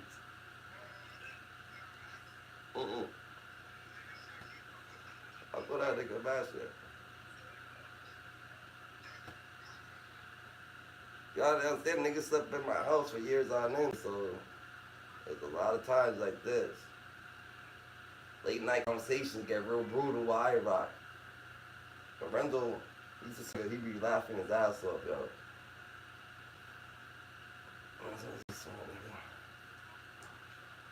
You see how Killer repeats what I'm like, repeats the funny shit so he could see, so I could get it, so I can see what I'm saying. Like, nigga, look at what you just said, nigga.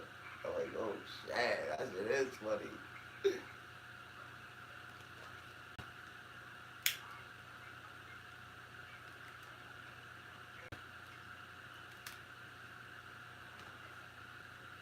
Cause I'm not actually, you know what I'm saying, filtering my shit. So I gotta keep going. I'm not talking to you, bro. Like, you're talking to all the angels. So if you want to say anything to any angel, just a question, bro. Have you, the angels, you know, everybody's gonna be real, you know what I'm saying, real right. Okay, all the angels in the outfield.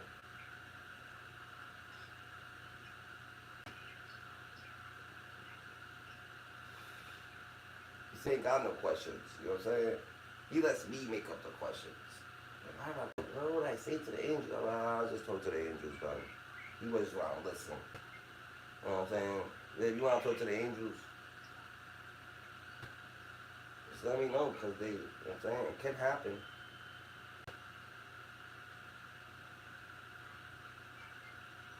It can happen, baby. What?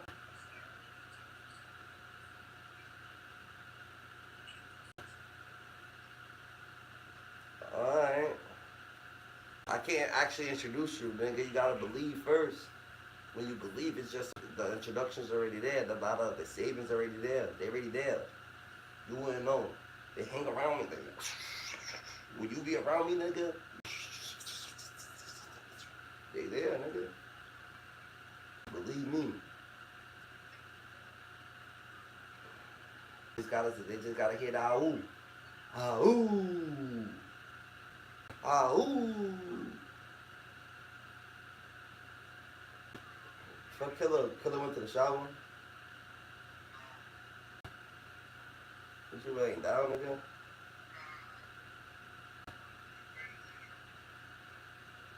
Alright, I'm about to say, spit it out, nigga. What the fuck, nigga? This ain't fucking finding wild Louie guessing what you doing, nigga.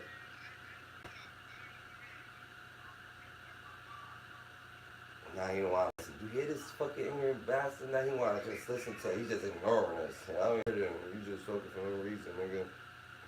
Shut up, IROC. That's what you practically say. IROC, shut up, bro.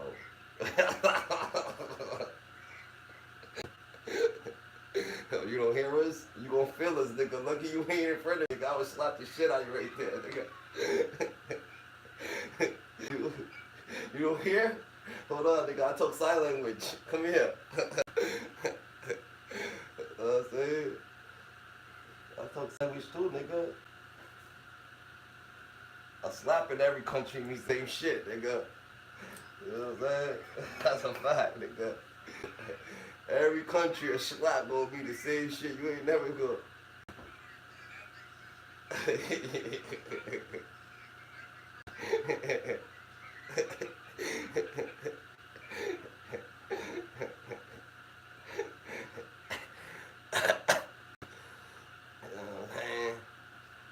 Niggas gonna have to get caught up slappy on this bitch.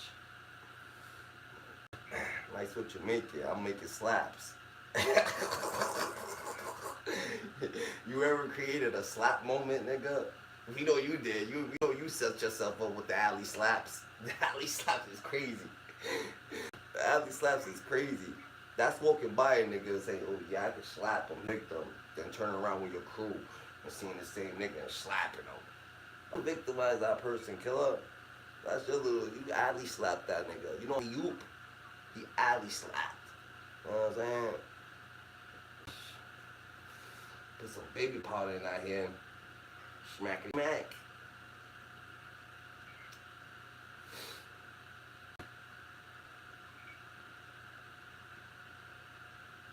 Now, when you growing up, you gotta slap a lot of niggas, Dada.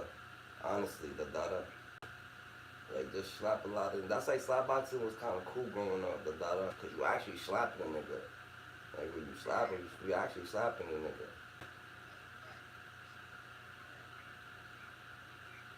I'm not gonna lie, motherfuckers, Dada. Put some common sense in a nigga.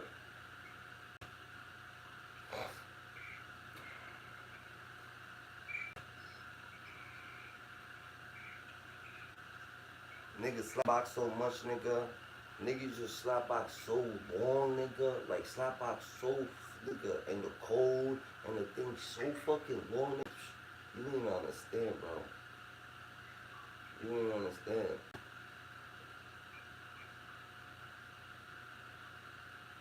And I was always fucking active, so to slap the rules, slap. I used to slap box so many fucking people, nigga. I used to slap box like 3 motherfuckers, nigga, back to like, damn, nigga, after slap boxing the 4th, nigga, you just emotional. You just emotional. Like, I'm done, nigga. You done smack the nigga to tears, nigga. You done smack the nigga to tears. You ever smack the nigga to tears? I think I went to sleep, nigga. I think I read Baby a bedtime story. Hey, Baby, you know, Baby, if Baby had a bedtime story go like this. Once upon a time, I was making a fucking big ass grinder with this turkey, salami, and cheese, nigga. Ooh, fun. Don't forget the mayo extra. You know what I'm saying? You have to have that extra mayo. You know what I'm saying? 'Cause this nigga's a fucking, he different. So, when he puts that, he puts the mayo down, he's just looking at that sandwich like, ooh wee. You know what I mean, Jelly?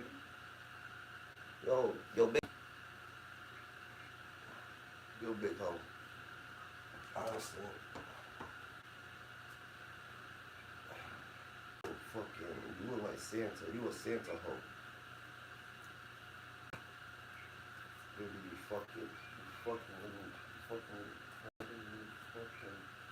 big old douche, you big old bro, you cinnamon roll. What's the cinnamon roll, bro?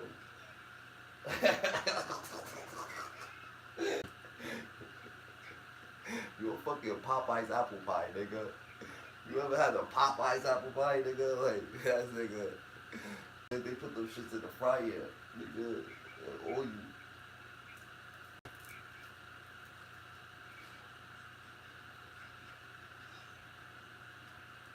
Right. Call a nigga a cinnamon roll is different.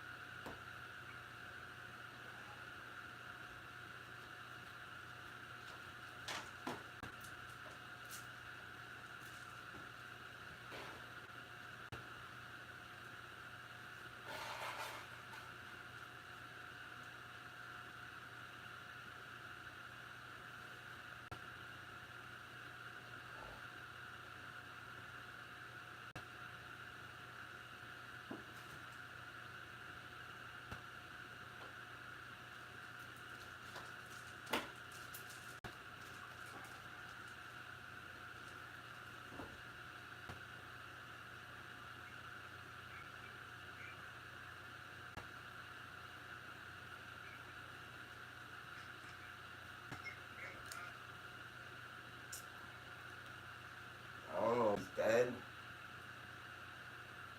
Let me see.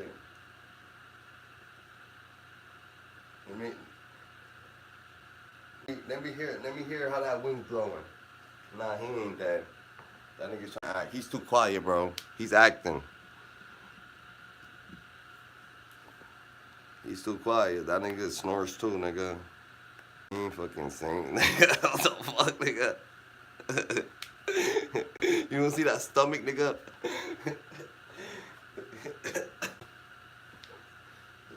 That nigga ain't. I feel it. Nigga, I had to put my phone on charger. This nigga fucking. This nigga trying to sleep like he's fucking 110 pounds. It's like, nigga, what the fuck, nigga? Nigga, we know you ain't sleeping, nigga.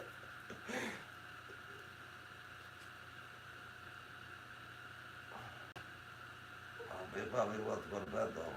Probably going his lock, though. If he ain't knock, he's knocking, though.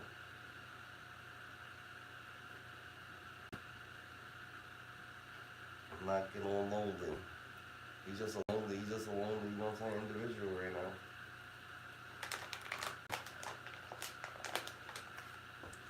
Alone.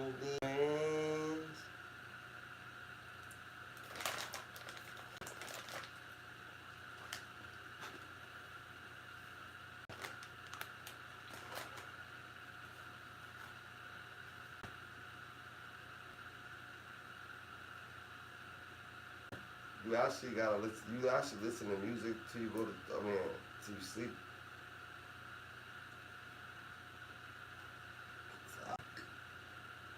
Some things never change.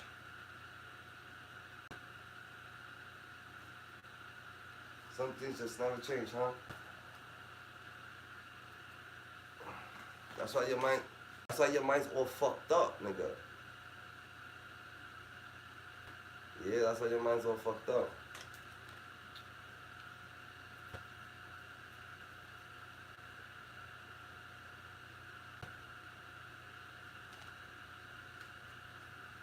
Nah, I ain't say that. I never said that. I said the music. I know, but the music part is like you ain't got no peace.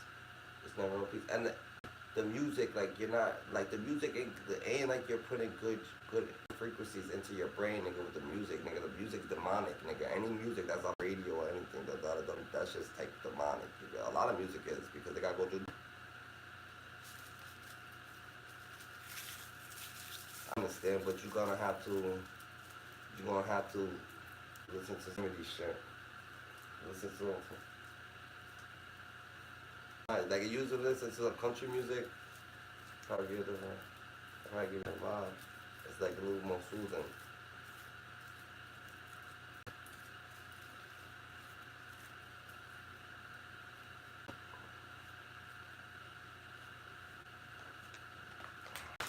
Alright.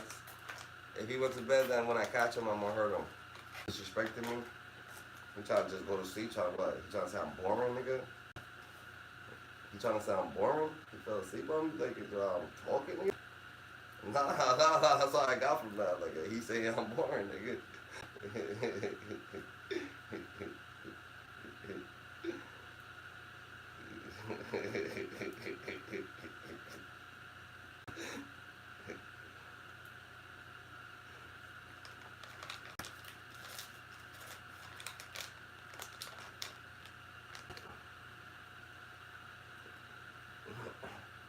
Is that it, mister?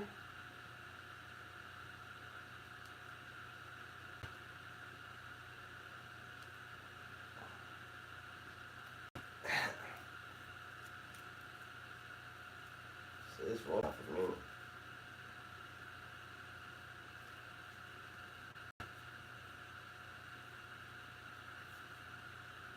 Yo, turn that shit off and put on fucking book. Audio book, nigga. Or the Bible. What you need, nigga. You need the Bible, nigga. You need God. You know what you need? God.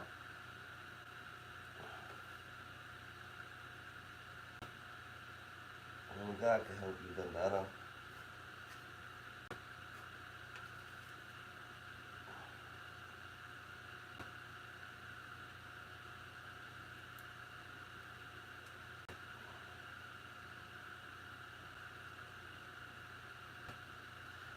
When people ask you, what do you need? Or people ask you, what do you want?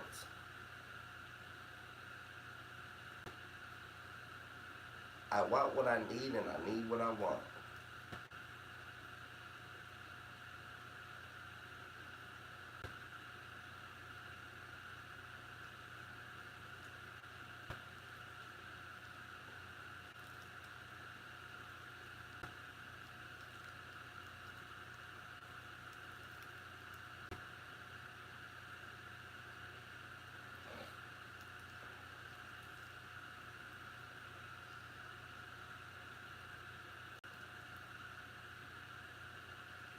Evan? Time at the bunker?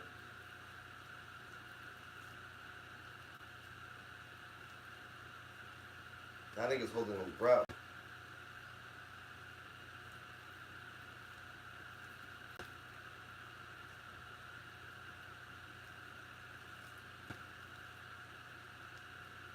Nah, he was in his bed, I think. Why's that though? What his bed got to do anything?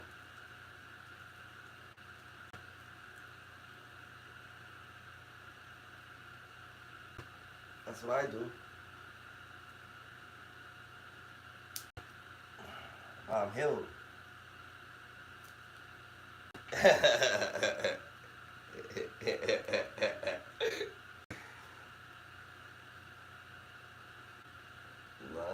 done, not a bull. Not a bull, done. I'm just a chiropractor. So I gotta understand my shit.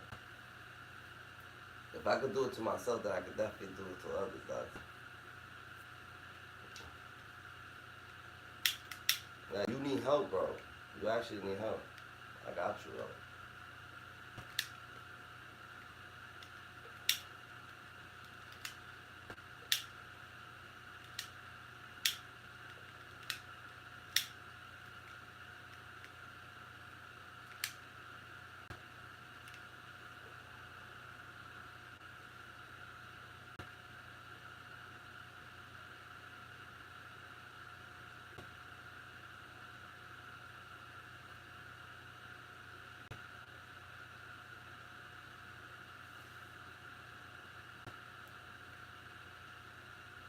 Like I listen to like documentaries.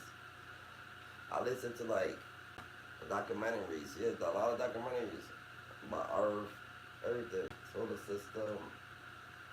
Like, that's what I put in my breakdown. The sun, the stars, the world. Everything's the same.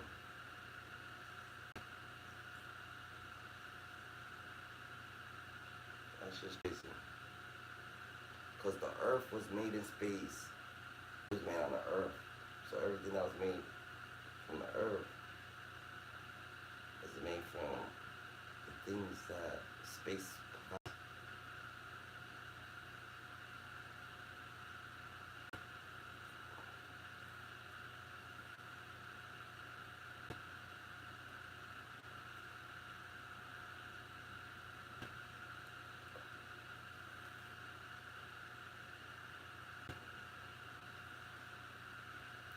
You see, you like you a party. You a party. You heard? You a party. You a party baby. You got a party soul.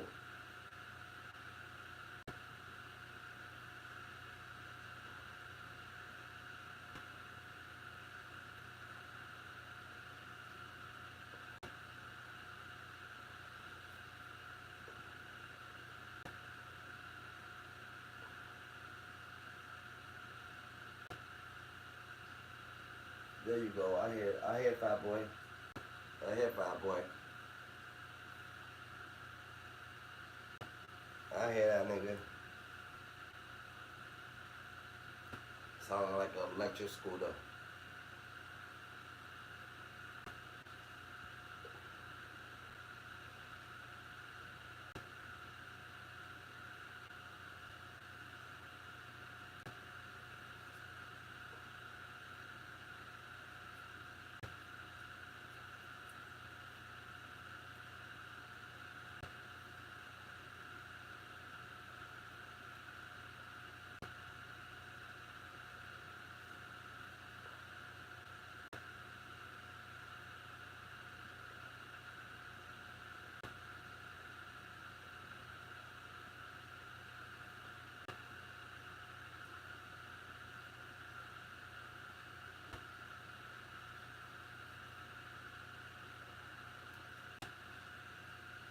It's time I have a blazer-thon.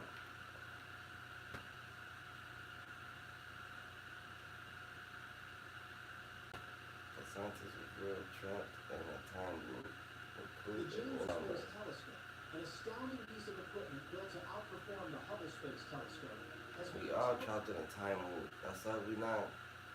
That's how.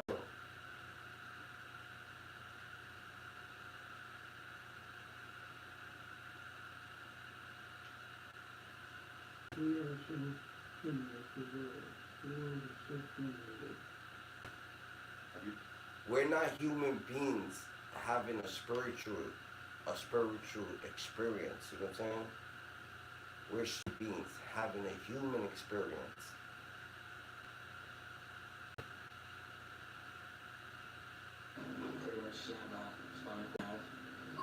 2 rods, 14 screws, and the was from the waist down ever since.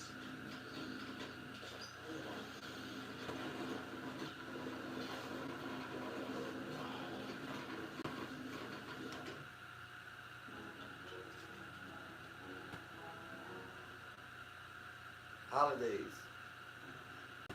Holiday fever.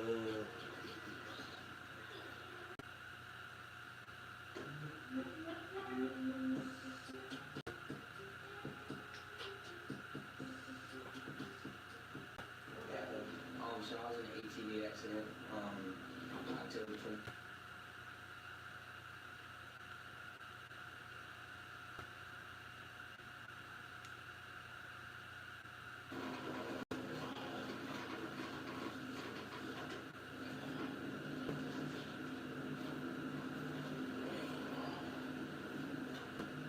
That's just like kind of like one of them involuntary reactions. I think it's a lot to do with, tightness and, like, our body's trying to send signals down to our legs. And when it shoots back up, it kind of gets blocked and it causes a conjunction. That's what chiropractic game juice. Shorter. And then you can feel all through here. Go to good ones at least. Yeah, I wanted to see this. This is into one of the floors. Okay, so they came in right through here. We got that nice infused all the way up. Man, I can't believe that's Alright, crazy, right? So, one thing can change an entire life. Hurry. I don't know if there's any pain or tightness.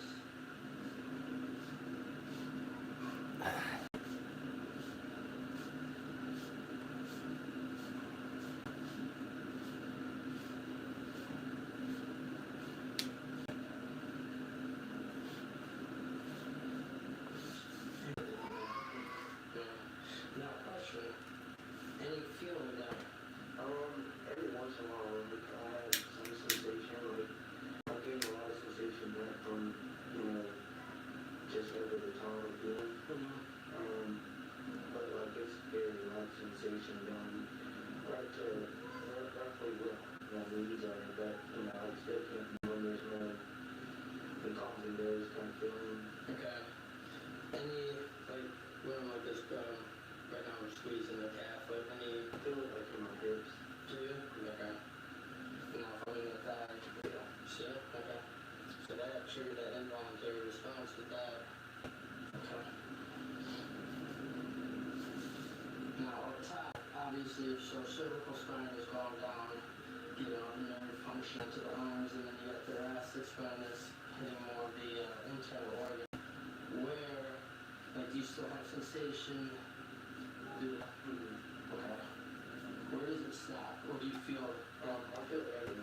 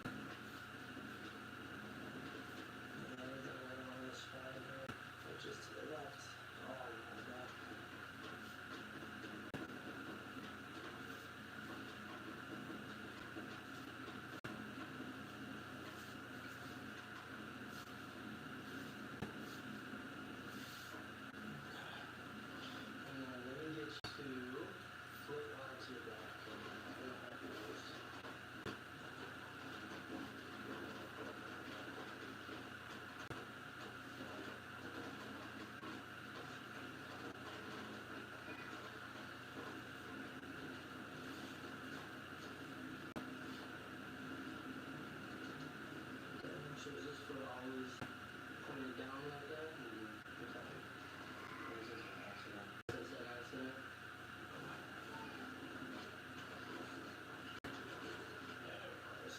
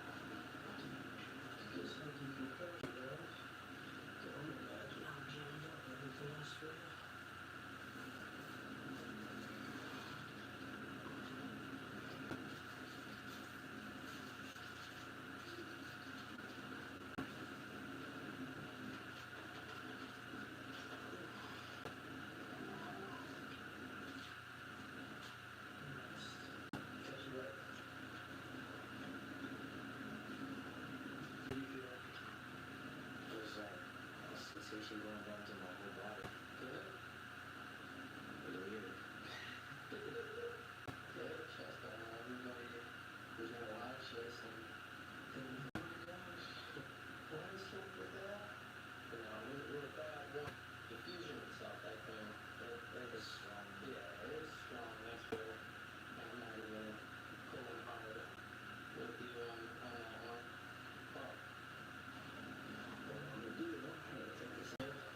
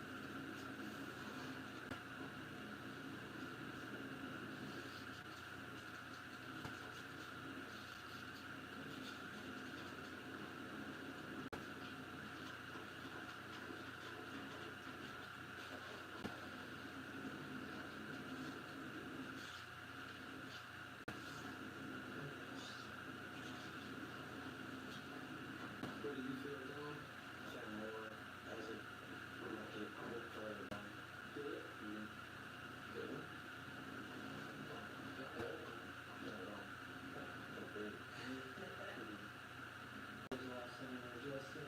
I went to some place in Colombia, but it wasn't what I thought it was gonna be with that. Gotcha. What is it? They just like kind of neck and they look around hips or whatever, but that was about it. It was almost like they had a treatment plan for you almost, but you know, it wasn't designed for me, I guess. Yeah. So Yeah. Cool. I should put down your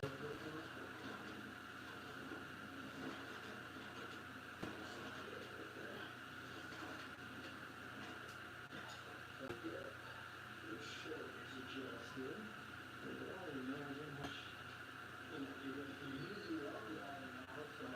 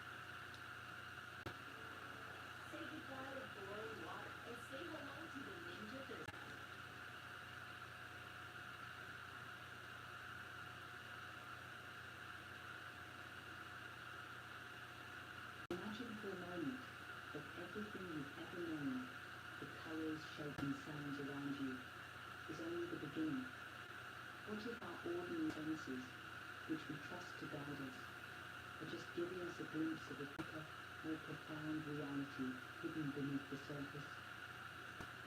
Imagine our world as a painting, where each stroke and colour is a mirror. But the true essence of the painting can only be seen when you look through its visible layers. What if the universe, in all its beauty and complexity, is far more than we've ever realized? Many of us go about life accepting the world as we see it. Senses tell us that objects are solid, time flows in a straight line, and that we are separate individuals. But what if our senses are only given a simplified model, one that filters out most of the universe's hidden layers? In other words, we might be looking at the universe through a set of glass, only seeing a fraction of what's truly there. This concept isn't just hypothetical. It's something that thinkers, scientists, and spiritual teachers have pondered for centuries. From the early myths who believed in the unseen realms to today's physicists who explore quantum mechanics, there's a shared belief that our reality may be far more complex and multidimensional than it seems. Imagine if what we see and touch were merely a veil of illusion, a term found in both ancient and modern spiritual teachings, suggesting that reality as we know it is only a fraction of something infinitely grander. So what does this mean for us? If we're just seeing a filtered version of reality, then we're also only scratching the surface of our own potential. There's a question that naturally follows. What if we've been looking at the universe the wrong way? If we could change that perspective, if we could see things as they truly are, would it fundamentally change how we understand life, the world, and our place within it? As we move through this journey, we explore the layers of reality, some physical, some mental, and some purely mystical. From examining the mirage of physical reality to diving into the illusion of time, we'll be looking at each piece of this puzzle. Together, we'll try to see the universe as an interconnected whole, where consciousness, energy, and perception shape the fabric of existence.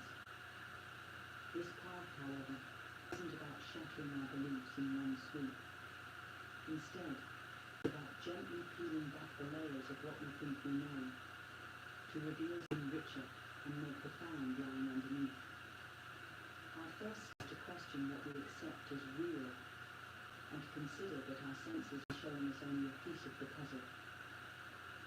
Let's start by exploring the idea of reality as a mirage. It's a fascinating concept, suggesting that reality might not be as fixed or as physical as we've been learning. In this journey, we'll explore how modern physics, ancient philosophy, and human consciousness intersect to reveal the dimensions of our world. Could it be that we're seeing only the surface of a reality that's infinitely deeper? The mirage of physical reality. Let's imagine our reality as a vast, complex illusion, a mirage that gives the impression of solidity and permanence that might be much less real than we assume. To most of us, the world feels concrete. We can see, touch, and interact with it.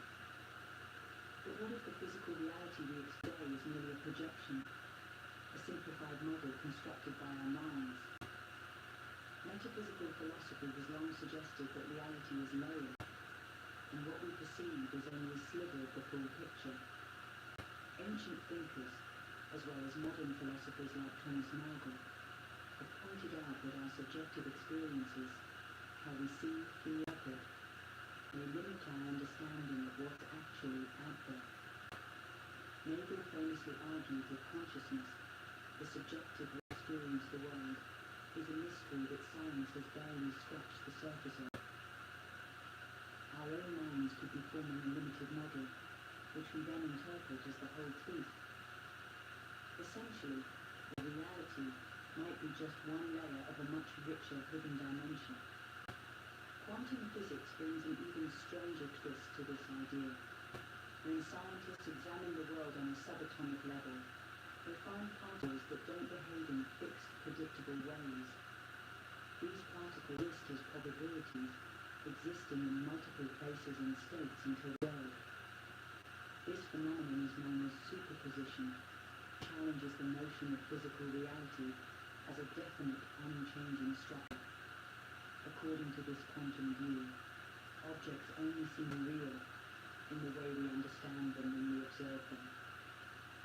This has led many to suggest that physical matter itself could be an illusion, with reality being shaped in response to our own consciousness.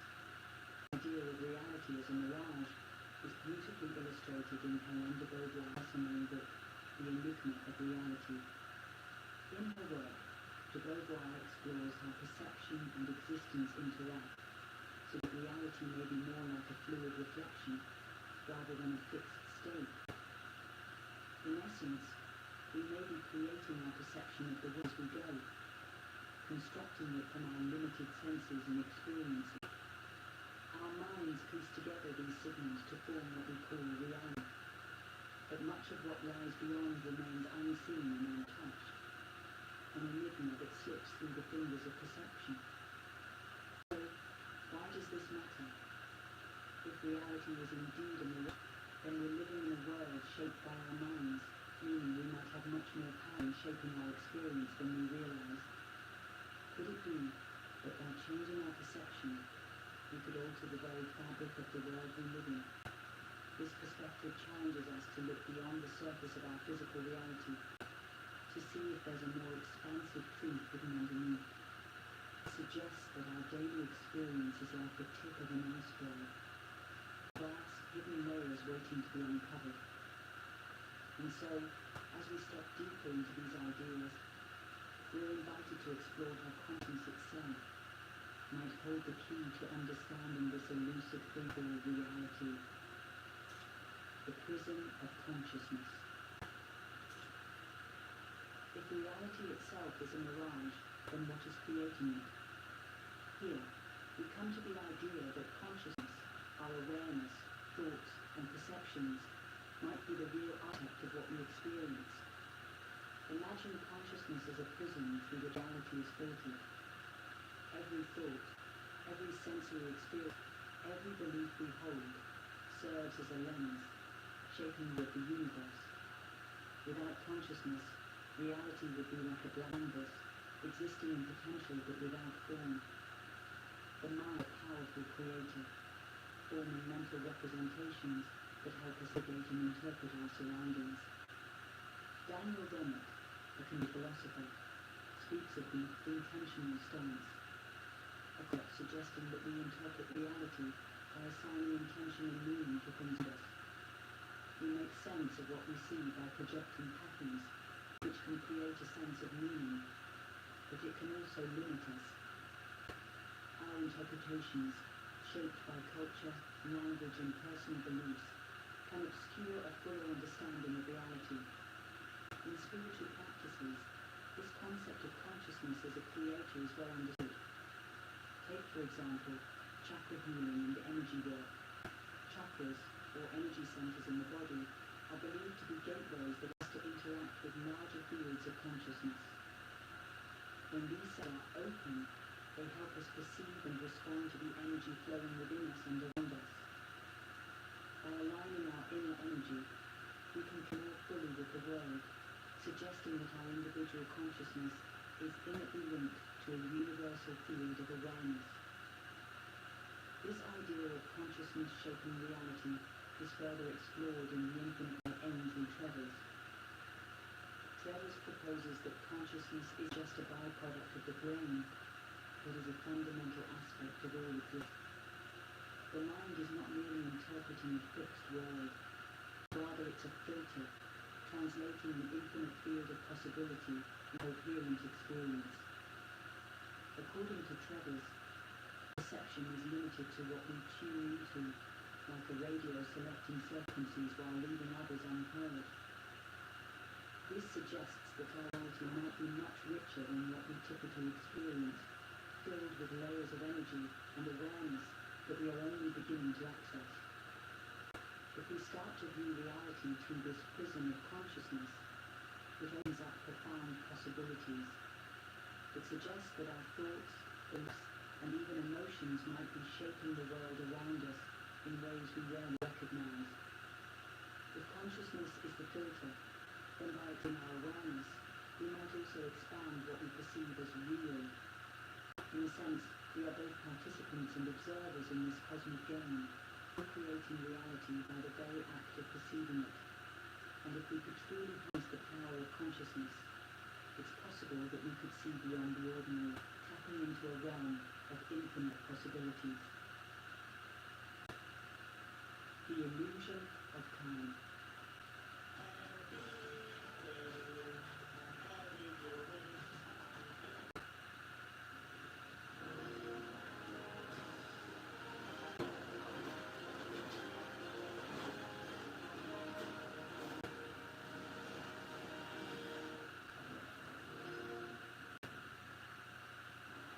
Sometimes it takes a different approach to the possibilities all around you. At Capella University, you can earn a degree on your own time with our FlexPath learning program.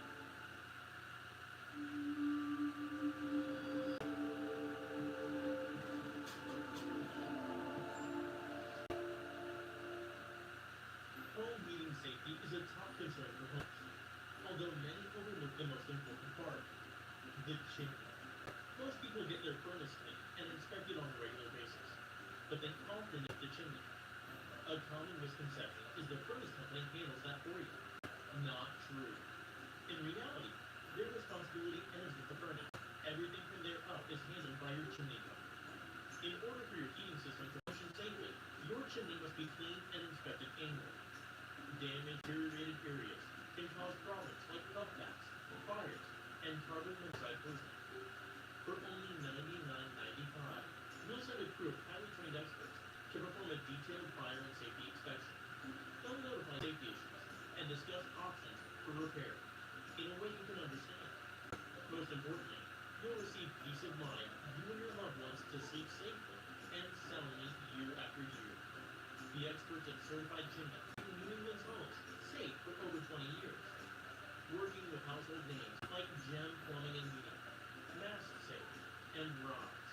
Call Certified Chimney today at 844-TRUBS-MEET or visit on the web at CertifiedChimneyInspections.com. Don't think your chimney's safe. Know it's safe.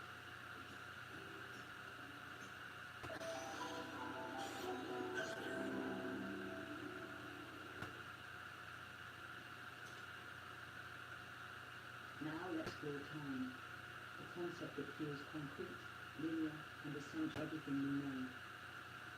From the ticking of the clock to the cycle of days and years, time shapes our lives and gives structure to our experiences. But what if time, as we know it, is just another illusion? Albert Einstein revolutionized our understanding of time with his theory of relativity. According to his findings, time is not constant. It changes depending on the speed and position of the observer. This means that time can stretch, slow down, or even appear to stop, depending on certain conditions. In other words, time isn't a fixed backdrop. It's a dimension as flexible as space itself. Einstein's work showed that past, present, and future might exist simultaneously, challenging our perception of time as a one-way street. Mysticism also approaches time as something fluid and non-linear. Many mystical traditions view time as a cycle, or even as a series of overlapping realities, suggesting that our experience of time is shaped by our mind, not by any universal standard. This perspective invites us to consider that what we experience as now could be a mental construct that helps us navigate reality, but isn't necessarily the true nature of time itself. Ralph Parkinson explores the ideas in Timeless Reality, the science and philosophy of time, suggesting that time might be more like a mental projection rather than an feature of the universe. Parkinson proposes that consciousness itself could be the true anchor, shaping the experience of time while merely moving through it. From this perspective, our perception of time could be an artificial lens, one that organizes our experience in a linear sequence to make sense of the world, but ultimately doesn't reflect the universe's true nature.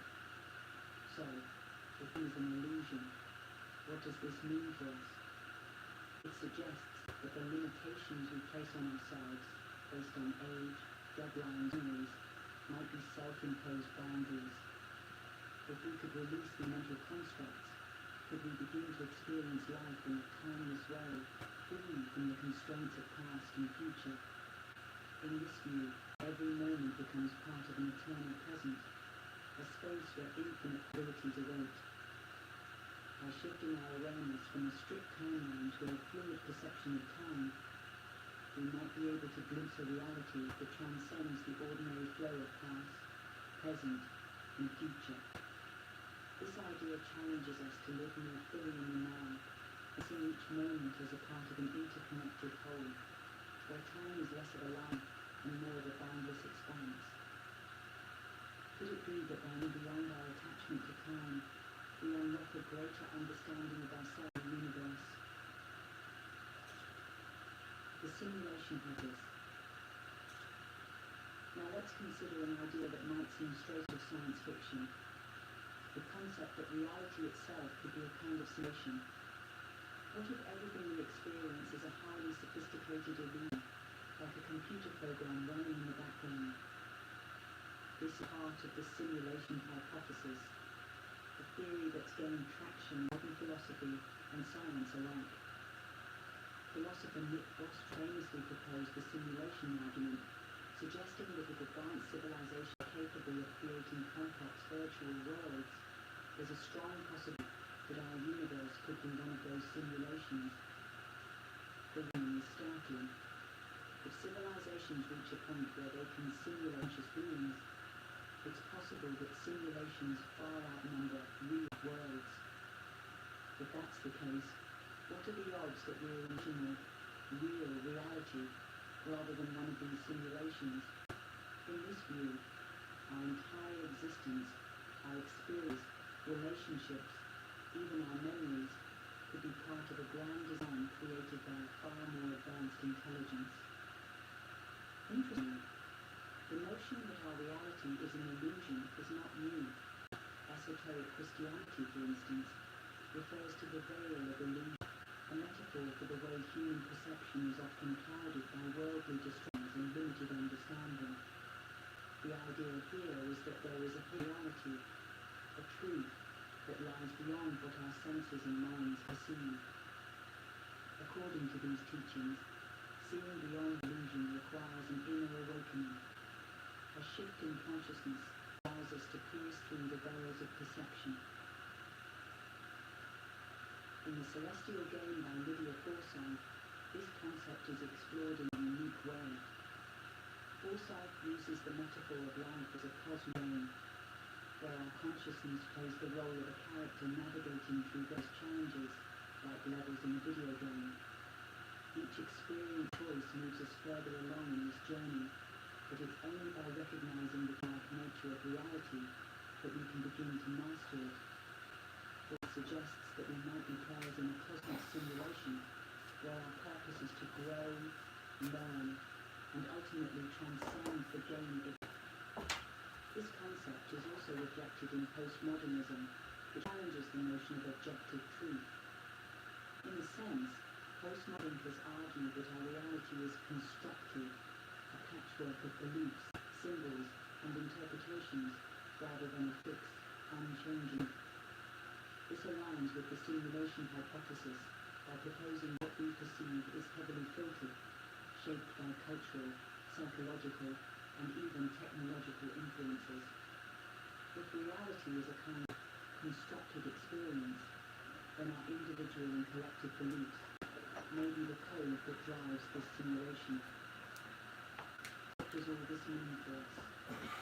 If our world is a simulation, then perhaps we have more control than we realize.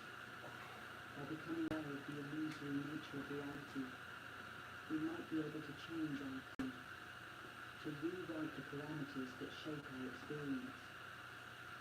This doesn't mean we break free from the simulation entirely, but it does suggest that we can choose to interact with it more consciously. We could become active participants in this cosmic game, moving through life with an understanding that reality is not as fixed or as rigid as it seems. Million Gold, the new fragrance by Rabanne. My name's Kim Walsh. I'm a graduate of the class of 2019. I work at Boston Children's Hospital in the cardiology department. I went to college to thank for so many different things in my life. I made so many lifelong friendships from my time studying, but I also attribute their wonderful education to kind of how I landed my job and how I got the career that I'm working in now. Working at Children's. Hello. These are fancy Santa. Fancy Santa. Fancy Santa. Fancy Santa? Fancy Santa. Is that where we like it? Fancy Milano. From illusion to unity. So far explored the possibility that reality is not what it seems, that we may be living in a kind of simulated or illusory world. But if that's true, what's true? Why would there be this veil of illusion in the first place? This question brings us to a powerful idea that cuts across many philosophical and spiritual traditions. The idea of unity or oneness. We live in a world where everything appears separate. Each animal, object and moment seems distinct from everything else. But what if this perception of separation is just another part of the illusion? In reality, many philosophers suggest that all things are connected, woven together in a vast invisible web of unity.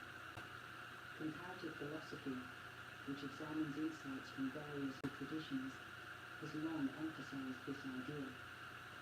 Whether it's the concept of Brahman in Hinduism, which sees all beings as expressions of a single divine consciousness, or the Buddhist teaching of interdependent origination, which teaches that nothing exists in isolation, the recurring theme that separation is not the fundamental nature of reality. Even in Western philosophy, the ethical theory of utilitarianism suggests that by maximizing collective well-being, we align with a more holistic view of existence. In the act of compassion, seeing others' happiness is linked to our own, we start to break down the illusion of separateness. This recognition of interconnectedness is essential for understanding how the world might really work beneath the surface of perception. In the Menu by Arti Kumar, this concept of unity is explored from a perspective. Kumar's work suggests that the many distinctions we make between self and other, mind and body, and even mind energy, are all rooted in a single, unified reality. She argues that by breaking down these mental barriers, we experience life as a flow of interconnected energies rather than isolated objects. It's a journey from the illusion of division to the truth of unity, where all things are seen as expressions of one consciousness. So, if the fundamental nature of reality is unity, what does it mean for us in our daily lives? Perhaps it's a call to look beyond our own immediate interests and see ourselves as part of something larger. When we recognize our connection to others and to the universe, our lives gain a new dimension of purpose and depth. Acts of kindness, understanding, and empathy start to feel less like duties and more like expressions of a shared truth, that we are all interconnected. This shift from illusion to unity is not just an abstract idea. It has real, transformative potential. By seeing ourselves as part of a whole, we begin to approach life differently, with a sense of peace and connection. This realization can lead to profound spiritual awakening, where the bounds that once defined us start to dissolve. In this space, we move from experiencing reality as fragmented to seeing it as an integrated, living tapestry, where every part contributes to the beauty and harmony of the whole. Cosmic consciousness and the universal play. As we continue to explore this path from illusion to truth, another power idea comes into focus, the concept of cosmic consciousness. Imagine that each of us is not just a passive observer of the universe, but an active participant, or a player, in a much larger cosmic experience. This idea brings us into the realm of existentialism, It emphasizes personal choice and responsibility, suggesting that by making conscious choices, we are shaping our own reality and finding meaning. Existentialist thinkers have long proposed that human beings are free to choose, which implies a profound responsibility. We are not simply drifting through life. Rather, we are co-creators, crafting our experience of reality through our choices, beliefs, and intentions. This idea resonates with New Age spirituality, which often speaks of a universal player or a higher self that creates its own reality. In this view, each of us is a manifestation of universal consciousness, experiencing life through the lens of individuality, but connected to a larger cosmic mind. Emmanuel Rivera's book, The Cosmic Player, delves this idea, suggesting that consciousness itself is both the stage and the player in grand cosmic drama. Rivera presents existence as a cosmic play, where each conscious being is both an actor and moving through life's events as part of a grand interconnected dance. By embracing our role as the player, we recognize we have the freedom to create meaning, to choose our responses and to shape our own. Seeing ourselves as players in the cosmic game allows us to take life's ups and downs less personally. It's as if each experience is another level, another challenge, presenting us with the opportunity to grow, learn, and explore the many dimensions of consciousness. This view shifts our perspective from being passive receivers of fate to becoming active participants in a larger, meaningful adventure. And if we are each players in this cosmic game, we are also deeply interconnected, united by a shared consciousness that is constantly creating, evolving, and expanding. In this light, the hardships we encounter become part of the game, challenges designed not to harm us, but to help us grow. And by playing our part with awareness, we move closer to a state of unity, where our individual consciousness aligns with the universal. Could it be that this cosmic play is a journey toward unity, a process of shedding the layers of illusion to recognize ourselves as extremes of a single, boundless consciousness? I embrace this idea. Life becomes less about winning or losing, and more about awakening, connecting, and experiencing the possibilities that consciousness holds. Dimensions beyond our senses. Now let's step into a realm that stretches beyond the physical limits of our senses. Imagine for a moment that our perception is like a flashlight in a dark room, capable of illuminating only a small portion of what's really there. What if reality includes dimensions that exist beyond our sensory reach, where existence takes on forms we can barely imagine? Phenomenology, the study of subjective experience, emphasizes that our perception of reality is limited and shaped by our own mind. We experience life filtered through the lens of our personal experiences, beliefs, and senses, which means that every perception is subjective. In other words, there may be more to the world than what we can see, touch, and hear. Mystical teachings, and even certain branches of psychology, like transpersonal psychology, suggest that humans can access these hidden dimensions through altered states of consciousness, which expand perception beyond usual boundaries. This idea resonates with practices like lucid and astral projection. In lucid dreaming, the mind becomes aware that it's dreaming, opening the door to a reality where we can control and interact with our surroundings in ways we normally can't. Astral projection goes a step further, suggesting that our consciousness exists separately from the physical body and explore realms beyond the material. These practices hint at the possibility that consciousness itself isn't confined to the limits of the body, but can explore broader reality, one that extends into unseen dimensions. Clarissa Moore's book, Beyond the Five Senses, explores this possibility, suggesting that dreams and altered states can give us glimpses into other layers of existence, Moore describes how lucid dreaming and meditative states allow people to experience realities that are richer, vivid, and completely unlike our day-to-day world. In these experiences, we begin to see that the limitations of our physical senses might not be barriers to reality, but rather filters that allow us to function in a complex, multi-dimensional universe. What could this mean for us? If reality indeed includes dimensions beyond our senses, then our lives are more mysterious and magical than we realize. We are not limited by our five senses, but instead have access to a much wider range of inner and other practices that exist consciousness. We may be able to open doors to realms beyond the physical, allowing us to experience the vast, hidden dimensions of reality. Imagine if, just by shifting our consciousness, we could choose unseen realms, like tuning a radio to pick up new frequencies. What insights and connections might we discover? We explore dimensions.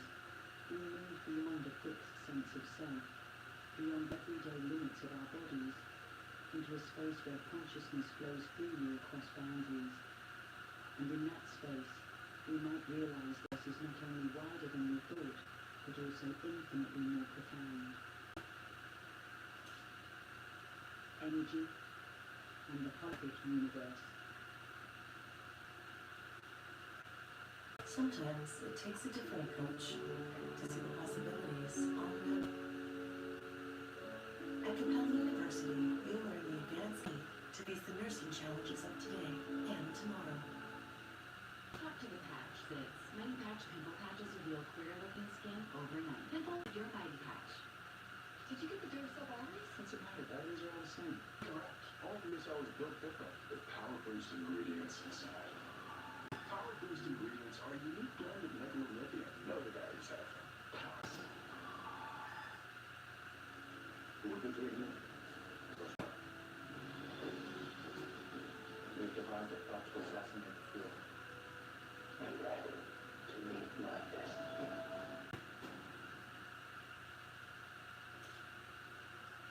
As we continue exploring these hidden realms, let's consider a fascinating theory that gained popularity both in physics and spirituality, the concept of the holographic universe.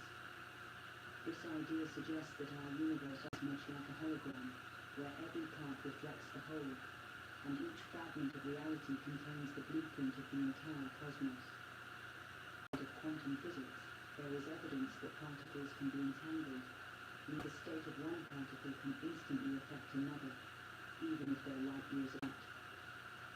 This phenomenon suggests a level of interconnectedness that goes beyond our usual understanding of space and distance. The holographic universe theory takes this idea further, proposing that all of reality might be interconnected in a similar way, with every piece of the universe containing the entire structure of the whole. In other words, you, me, and everything around us might be tiny reflections of the same universal hologram.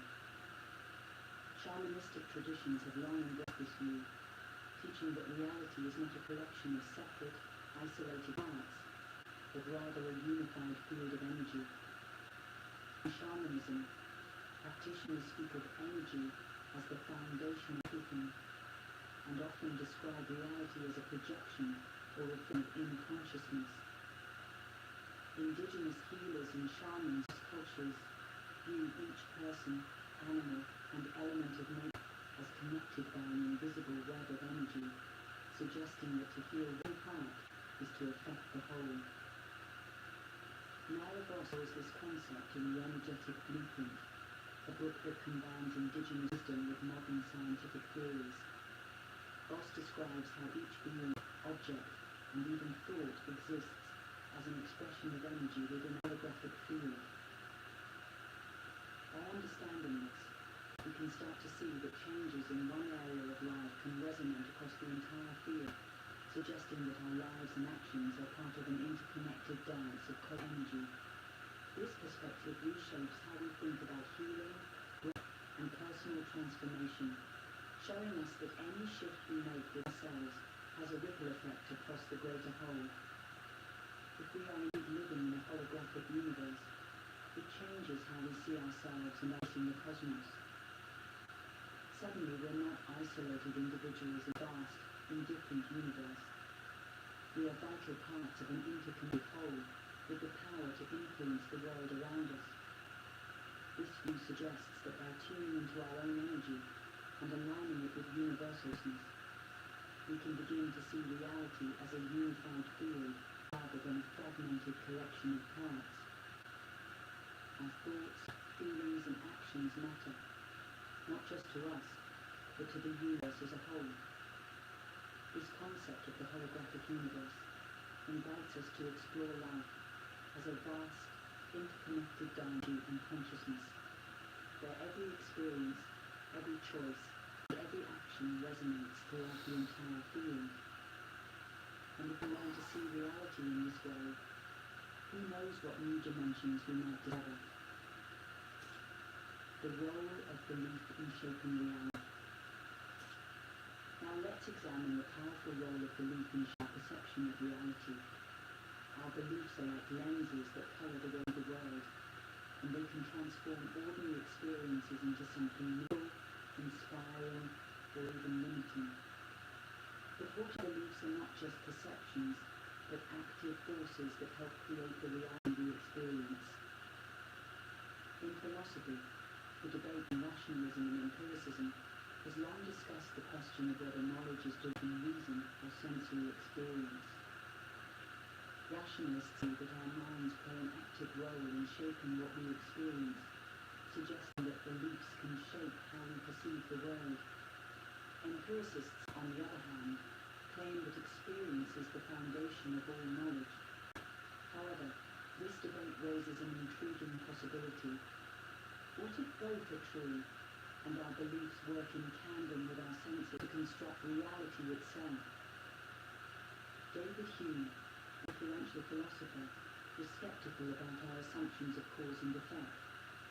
He argued that just because two events are observed together doesn't cause the other. In a similar way, our beliefs might be shaping our experiences, not because they cause specific events, but because they influence how we interpret what happens around us. If we believe in a world filled with opportunity, we're likely to notice opportunities everywhere. But if we believe the world is a harsh, unchangeable place, that's what we'll experience. Samuel Grayson's book, Belief as Reality, explores how collective beliefs shape entire societies. Grayson argues that shared beliefs, whether in traditions, myths or ideals, create social rhythms that influence individual behavior. He gives examples of how different cultures interpret similar events in entirely different ways, demonstrating how collective belief systems can transform reality for entire communities. This phenomenon suggests that belief is not just a private, internal experience. It is a force that shapes the world we all live in. From a spiritual perspective, many teachings emphasize the transformative power of faith. In the Quran, belief is portrayed as a guiding light, shaping both the soul and the world. Similarly, in Buddhism, the concept of right view is central to achieve enlightenment, as it teaches that our perception and beliefs can liberate or limit us. If our beliefs truly have this power, then by having positive, expansive views of ourselves and the world, we can act to shape our reality in profound ways. This brings us to a remarkable insight. By examining and even changing our beliefs, we might unlock the ability to transform our world. Our beliefs aren't just static ideas, they're dynamic forces that interact with the energy of the universe, opening up new possibilities, raising them up. Could it be that by shifting our beliefs, we're not only transforming ourselves, but also the universe in which we live? Tools for breaking free: meditation and mindfulness. In our journey to understanding reality, there's one powerful set of tools that allows us to explore beyond illusion: meditation and mindfulness. Through these practices, we can begin to see past the filters of perception, beyond the automatic assumptions and beliefs that shape our view of reality. Meditation in particular is like a key that unlocks the deeper layers of consciousness, helping us glimpse the hidden truths of existence. Yoga and meditation have been practiced for thousands of years, and both are designed to guide us beyond the limitations of the mind. Yoga is not just physical exercise, but a way to align mind and spirit, allowing us to access states of consciousness where illusion begins to fade. In meditation, we learn to still the mind, to move past the constant flow of thoughts, and enter a silence that's free from judgment and attachment. In this space of clarity, we can start to see the world and ourselves with new eyes. Sound healing and vibrational therapy are places that tap into the mind's ability to transcend ordinary perception. Sound, like meditation, can shift our consciousness by affecting the brain's frequencies, allowing us to experience states of peace and unity. These practices suggest that by tuning the vibration within us, we can alter the way we perceive and interact with the world. Kabbalah, a mystical tradition in Judaism, also offers insights on breaking free from illusion. The Kabbalistic tradition speaks of reality as layered, with hidden dimensions that can only be accessed through inner reflection and spiritual practice.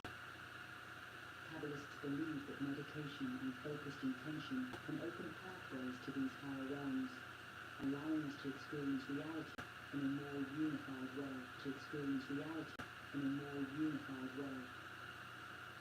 In meditative reality, Helena Rhodes, meditation is presented as a pathway to understanding the nature of our everyday perceptions. Rhodes explains that through meditation, we can shift from a surface awareness, focused on immediate thoughts and desires, to a core awareness that sees beyond illusion. In this core awareness, we begin to sense a deeper, more interconnected universe, where our thoughts, emotions and actions resonate through our cosmic web. By incorporating these practices, we open ourselves to a reality beyond illusion, where we start to see the iron unity that connects all things. Meditation means aren't just tools for relaxation, they're transformative practices that allow us to experience life with clarity and purpose. By clearing the mind, we can break free from the illusions that often cloud us, allowing us to step into a world that's richer, deeper, and filled with endless potential.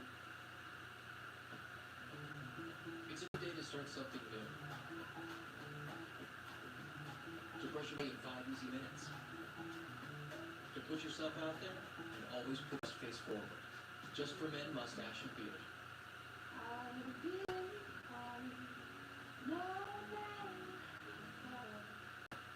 Sometimes it takes a different approach. Possibilities all around you. At Capella University, you'll learn in-demand business skills relevant to the career you want.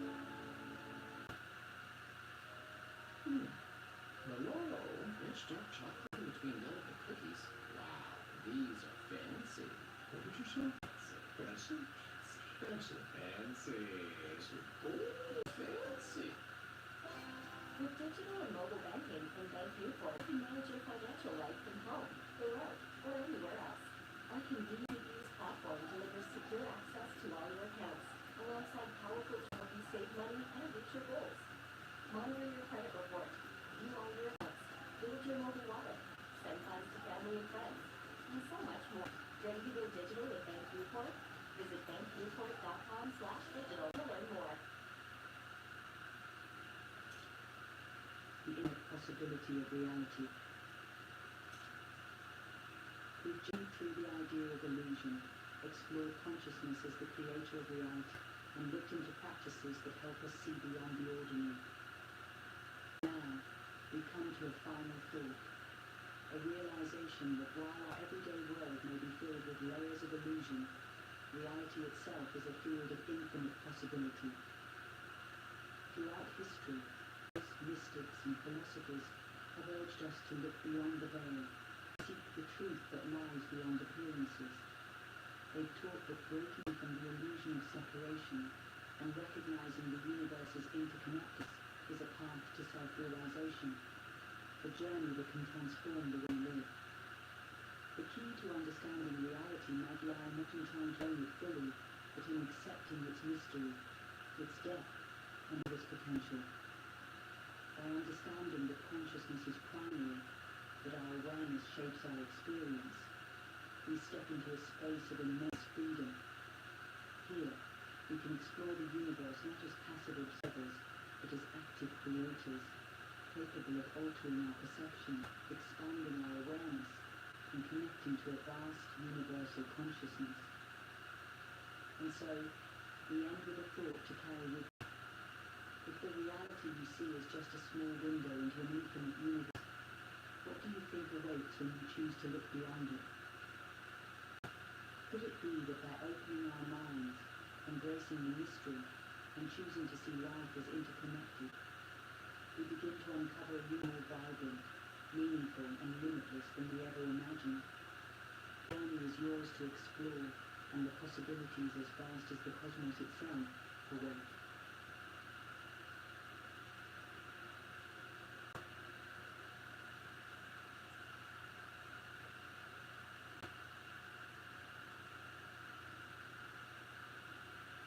Imagine for a moment that everything you've ever known, the colours and sounds around you, is only the beginning.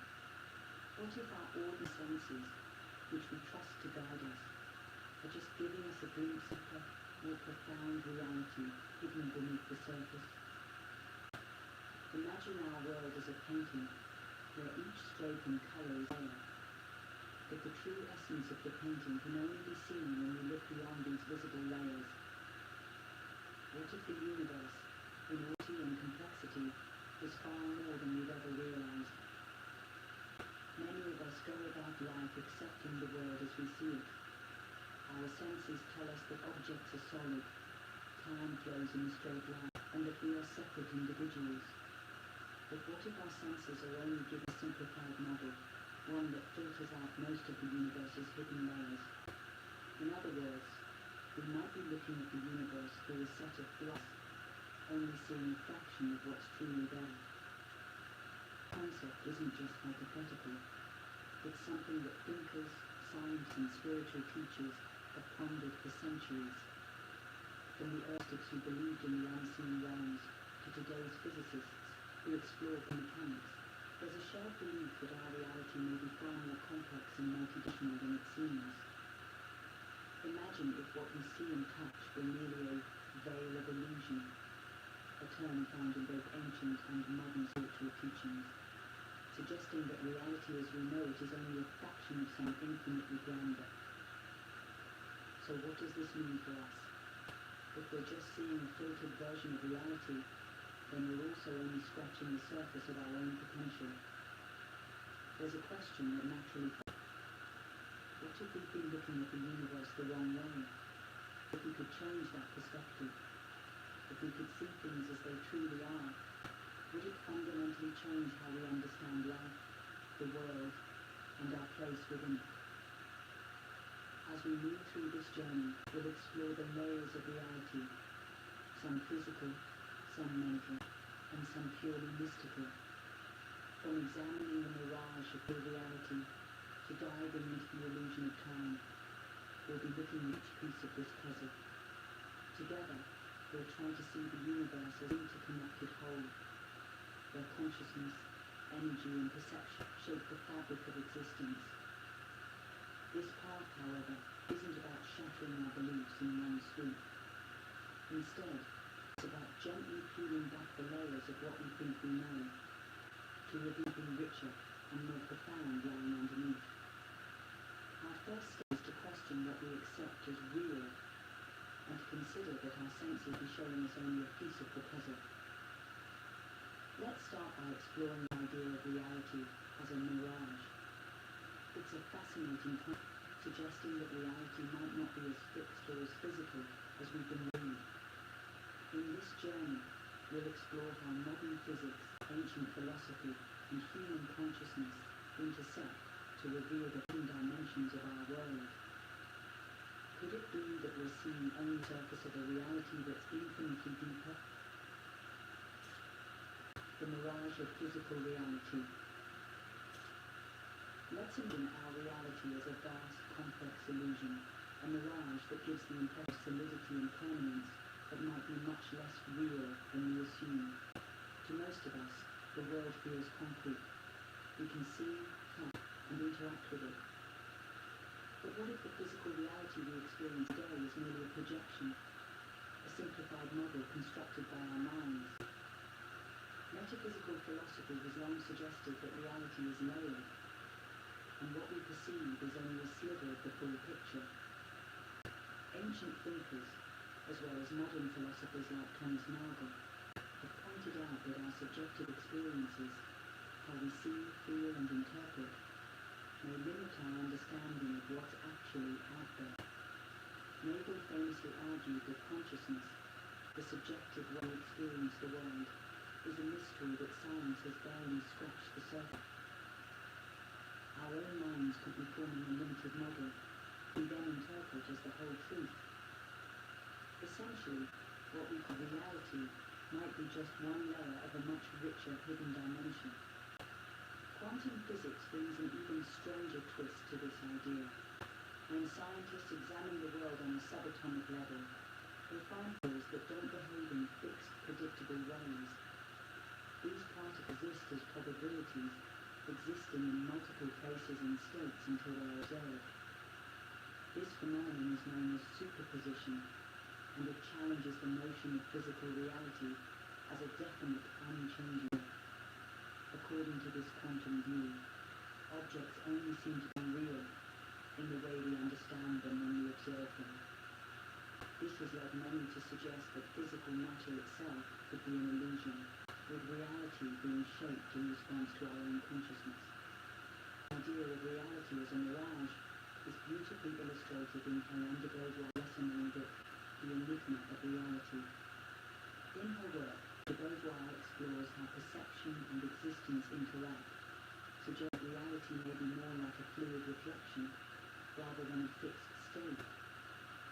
In essence, we may be creating our perception of the world as we go, constructing it from our limited senses and experiences.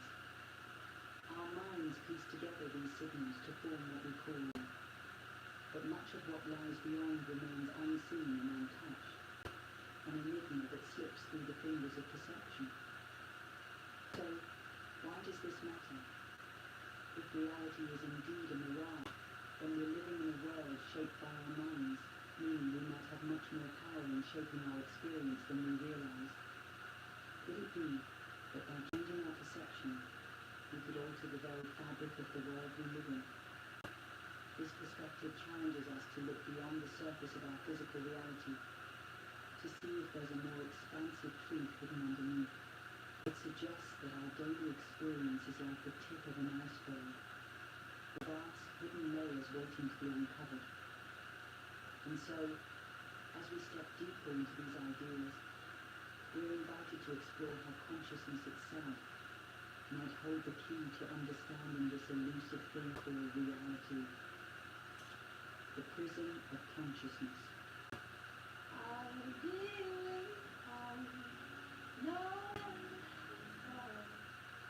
This is My Comeback, starring yours at PrettyLittle.edu. The Cuisinart Fried Toast Oven is your pandering oven, because you shouldn't have to wait to enjoy whatever this is. A work of Cuisinart. We call about cars. In fact, we're kind of obsessed. We've been taking car business with quick quality service for over 40 years. Are you saying car? That's right, Cliff. And with things like our call for vehicle review, our expert checks clean your vehicle, then a real call for your car, like a car for our own. Some people think it's just an oil change. Who cars? We do. We car. You mean here? Exactly. Chicken noodle. Car more. If reality itself is large, then what is creating it? Here, we come to the idea that consciousness, our awareness, thoughts, and perceptions, might be the real architect of what we experience. Imagine consciousness as a prism through which reality is filtered. Every thought, every sensory experience, every belief we hold serves as a lens, shaping our view of the universe. Without consciousness, reality would be like a blank canvas, existing in potential but without form. The mind is a powerful creator, forming mental representations that help us navigate and interpret our surroundings. Daniel, a contemporary philosopher, speaks of the intentional stance, a concept suggesting that we interpret reality by assigning intention to things around us. We make sense of what we see by projecting things, which can create a sense of meaning, but it can also limit our interpretations, shaped by culture, language, and personal beliefs, can obscure a fuller understanding of reality. In spiritual practices, this concept of consciousness as a creator is well understood. Take, for example, chakra healing and energy work. Chakras, or energy centers in the body, are believed to be gateways that allow us to interact with larger fields of consciousness. When these centers are open, they help us perceive and respond to the energy within us and around us. By aligning our inner energy, we can connect more fully with the world, suggesting that our individual consciousness is intimately linked to a universal field of awareness. This idea of consciousness shaping reality is further explained in Infinite Mind by Ainsley Travers. Travers proposes consciousness isn't just a byproduct of the brain, but is a fundamental act of all existence. The mind is not merely interpreting a flipside, rather it's a filter, translating an infinite field of ability into a coherent experience. According to Travers, our perception is limited to what we tune into, like a radio selecting certain frequencies while leaving others unheard. It suggests that our reality might be much richer than what we typically experience, filled with layers of energy and awareness that we are only beginning to access. If we start to view reality through this prism of consciousness, it opens up profound possibilities. It suggests that thoughts, beliefs, and even emotions might be shaping the world around us in ways we rarely recognize. If consciousness is the filter, then by expanding our awareness, we might also expand what we perceive as real. In a sense, we are both participants and observers in this cosmic game, co-creating reality by the very act of perceiving it. And if we could truly harness the power of consciousness, it's possible that we could see beyond the ordinary, tapping into a realm of infinite possibilities. The illusion of time. Now let's explore time, a concept that feels concrete, linear, and essential to everything we know. From the ticking of a clock to the cycle of days and years, time shapes lives and gives structure to our experiences. But what if time, as we know it, is just another illusion? Albert Einstein revolutionized our understanding of time with his theory of relativity. According to his findings, time is not a constant, changes depending on the speed and position of the observer. This means time can stretch, slow down, or even appear to stop, depending on conditions. In other words, time isn't a fixed backdrop. It's a dimension as flexible as space itself. Einstein's work showed that past, present, and future might exist simultaneously, challenging our perception of time as a one-way street. Mysticism also approaches time as something fluid and non-linear. Many mystical traditions view time as a cycle, or even as a series of open realities, suggesting that our experience of time is shaped by mind, not by any universal standard. This perspective invites to consider that what we experience as now could be a mental construct that helps us navigate reality, but isn't necessarily the true nature of itself. Ralph Parkinson explores these ideas in Timeless Reality, the science and philosophy of time, suggesting that it be more like a mental projection rather than an inherent feature of the universe. Parkinson proposes that consciousness itself could be the true end, shaping the experience of time rather than merely moving through it. From this perspective, our perception of time could be an artificial lens, one that organizes our experiences in illusions to make sense of the world, but ultimately doesn't reflect the universe's true nature. So, if time is an illusion, what does this mean for us? It suggests that the limitations we place on ourselves based on age, deadlines or memories might be self-imposed boundaries. If we could release these mental constructs, could we begin to experience life in a timeless way, free from the concept of past and future? In this view, every moment becomes an eternal present, a space where infinite possibilities await. By shifting our awareness from a strict timeline to a more fluid perception of time, we might be able to glimpse a reality that transcends the flow of past, present, and future. This idea challenges us to live more fully in the now, embracing each moment as an interconnected whole, where time is less of a line and more of a bounded expanse. Could it be that by moving beyond our attachment to time, we unlock a greater understanding of ourselves and the universe? The simulation hypothesis. Now let's consider an idea that might seem straight out of science fiction. The concept that reality itself could be a kind of simulation. What if everything we experience is a highly sophisticated illusion, like a computer program running in the background? This is the heart of the simulation hypothesis, a theory that's gained traction in modern philosophy and science alike. Philosopher Nick Bostrom famously proposed the simulation argument, suggesting that if advanced civilizations are capable of creating complex virtual worlds, there's a strong possibility that our universe could be one of those simulations. The reasoning is startling. If civilizations reach a point where they can simulate conscious beings, it's possible that simulations far outnumber real worlds. If that's the case, what are the odds that we're in the original reality rather than one of these simulations? In this view, our entire existence, our experiences, relationships, even our memories, could be part of a grand design created by a far more advanced intelligence. Interestingly, the notion that our reality is an illusion is not new. Esoteric Christianity, for instance, refers to the veil of illusion, a metaphor where human perception is often clouded by worldly distractions and limited understanding.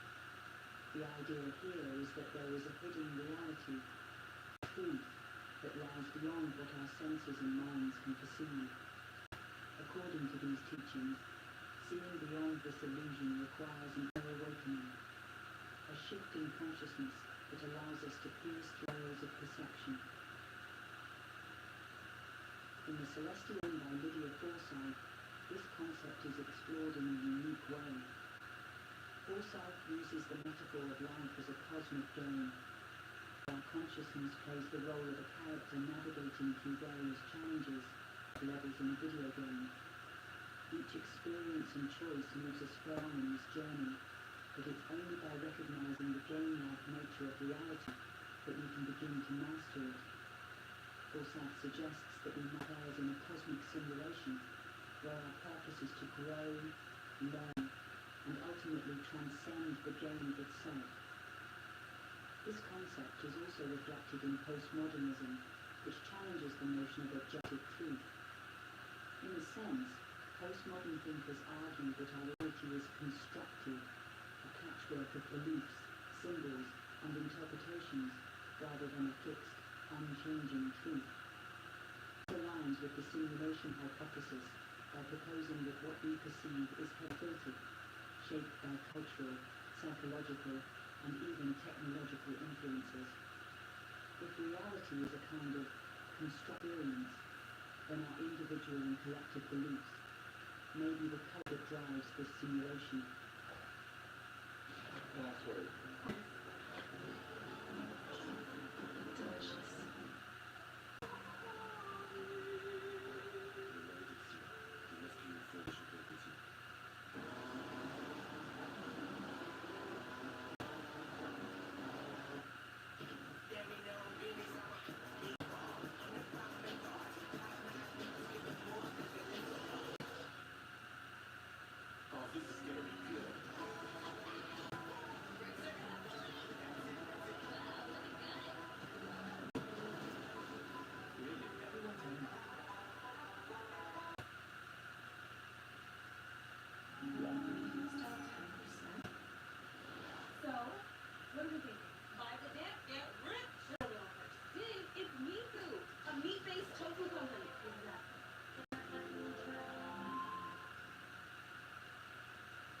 all this mean for us? If our world is a simulation, then perhaps we have more control than we realize. By becoming aware of the illusory nature of reality, we might be able to change our code, to rewrite the parameters that shape our experience. This doesn't mean we break free from the simulation entirely, but it does suggest that we can choose to interact with it more consciously, become active participants in this cosmic game, moving through life with an understanding that reality is not as fixed or as rigid as it seems. From illusion to unity. So far we've explored the possibility that reality is not what it seems, that we may be living in a kind of simulated or illusory world. But if that's true, what's the point of it all? Why would there be this veil of illusion in the first place? This question brings us to a powerful idea that cuts across many philosophical and spiritual traditions. The idea of unity or oneness. We live in a world where everything appears separate. Each person, animal, object or moment seems distinct from everything else. But what if this perception of separation is just another part of the illusion? In reality, many philosophers suggest that all things are connected, woven together in a vast invisible web of unity. Comparative philosophy, which examines insights from various cult traditions, has long emphasized this idea. Whether it's the concept of Brahman in Hinduism, which sees all beings as expressions of divine consciousness, or the Buddha's teaching of interdependent origination, which teaches that nothing exists in isolation.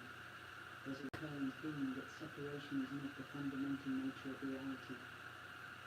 Even in Western philosophy, the ethical theory of utilitarianism is that by maximizing collective well-being, we align with a more holistic view of things. When we act with compassion, seeing others' happiness linked to our own, we start to break down the illusion of separateness. This recognition of interconnectedness is essential to understand the world might really work beneath the surface of perception. In the Many by R.T. Kumar, this concept of unity is explored from a perspective. Kumar's work suggests that the many distinct modes between self and other, mind and body, and even matter energy, are all rooted in a single, unified reality. She argues that by breaking down these mental barriers, we can experience life as a flow of interconnected energies rather than isolated objects. It's a journey from the illusion of division to the truth of unity, where all things are seen as expressions of one consciousness. So, if the fundamental nature of reality is unity, what does this mean to us in our daily lives? Perhaps it's a call to look beyond our immediate interests and see ourselves as part of something larger. We'll recognize our connection to others and to the universe. Our lives gain a new dimension of purpose and depth. Acts of kindness, understanding, and empathy start to feel less like duties and more like expressions of a shared truth, that we are all interconnected. This shift from illusion to unity is not just an abstract idea. It has real, transformative potential. By seeing ourselves as part of a whole, we begin to approach life differently, with a sense of peace and connection. This realization can lead to profound spiritual awakening, where the bounds that once defined us start to dissolve. In this space, we move from experiencing reality as fragmented to seeing it as an intricate, living tapestry, where every part contributes to the beauty and harmony of the whole. Cosmic consciousness and the universal plan. As we continue to explore this path from illusion to truth, another power here comes into focus, the concept of cosmic consciousness. Imagine that each of us is not just a passive observer of the universe, but an participant or a player in a much larger cosmic experience. This idea brings us into the realm of existentialism, emphasizes personal choice and responsibility, suggesting that by making conscious choices, we are shaping our own reality and finding meaning. Existentialist thinkers have long proposed that human beings are free to choose, which implies a profound responsibility. We are not simply drifting through life. Rather, we are co-creators, crafting our experience of reality through our choices, beliefs, and intentions. This idea resonates with New Age spirituality, which often speaks of a universal player or a higher self that creates its own reality. In this view, each of us is a manifestation of universal consciousness, experiencing life through the lens of individuality, but connected to a larger cosmic mind. Emmanuel Rivera's book, The Cosmic Player, delves into this idea, suggesting that consciousness itself is both the stage and the player in a grand cosmic drama. Rivera presents existence as a cosmic play, where each conscious being is both an actor and an audience, moving through life's events as part of a grand interconnected dance. By embracing our role as the player, we recognize we have the freedom to create meaning, to choose our responses and to shape our journey. Seeing ourselves as players in a cosmic game allows us to take life's ups and downs less personally. It's as if each experience is another level, another challenge, presenting us with the opportunity to grow, learn, and explore the many dimensions of consciousness. This view shifts our perspective from being passive receivers of fate to becoming active participants in a larger, meaningful adventure.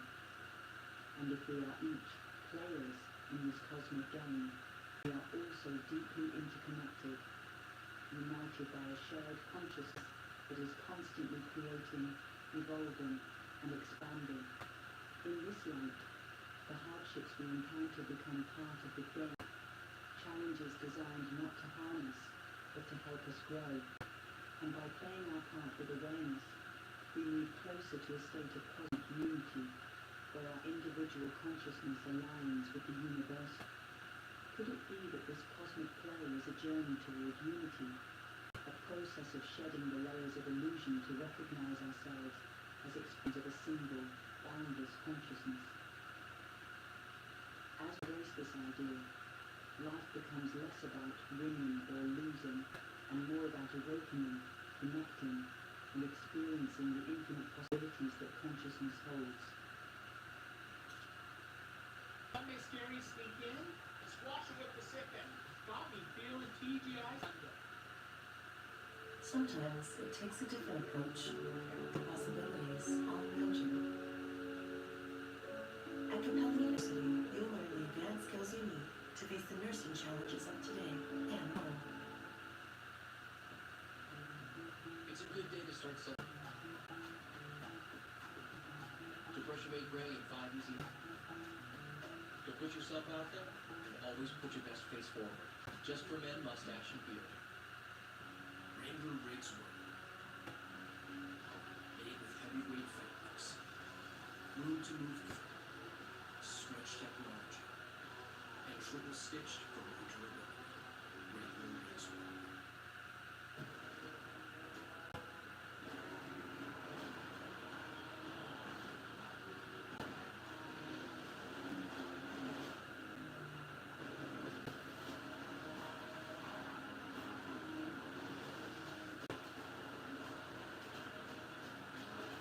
Built to without limits. Dynapro. Hunko Tire. Dimensions beyond our senses. Now let's step into a realm that stretches beyond the physical limits of our senses. Imagine for a moment that our perception is like a flashlight in a dark room, capable of illuminating only a small portion of what's really there.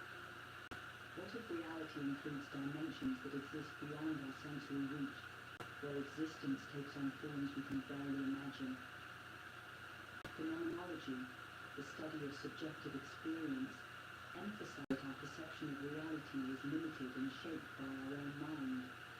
We experience life filtered through the lens of our personal experiences, belief senses, which means that every perception is subjective. In other words, there may be more to the world than what we can see, touch and hear.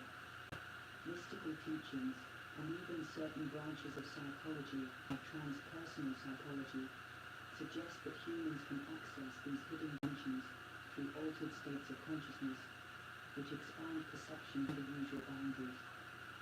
This idea resonates with practices like lucid dreaming and astral projection. In lucid dreaming, the mind becomes aware that it's dreaming, opening the door to a reality where we can control and interact with our surroundings in ways we normally can't. Astral projection goes a step further, suggesting that our consciousness exists separately from the physical body and explore realms beyond the material. These practices hint at the possibility that consciousness itself isn't confined to the limits of the body, but to a broader reality, one that extends into unseen dimensions. Clarissa Moore's book, Beyond the Five Senses, explores this possibility, suggesting that dreams and altered states can give us into other layers of existence. Moore describes how lucid and meditative states allow people to experience realities that are richer, vivid, and completely unlike our day-to-day world. In these experiences, we begin to see that the limitations of our physical senses might not be barriers to reality, but rather filters that allow us to function in a complex, multi-dimensional universe. What could this mean for us? If reality indeed includes dimensions beyond our senses, then our lives are more mysterious and magical than we realize.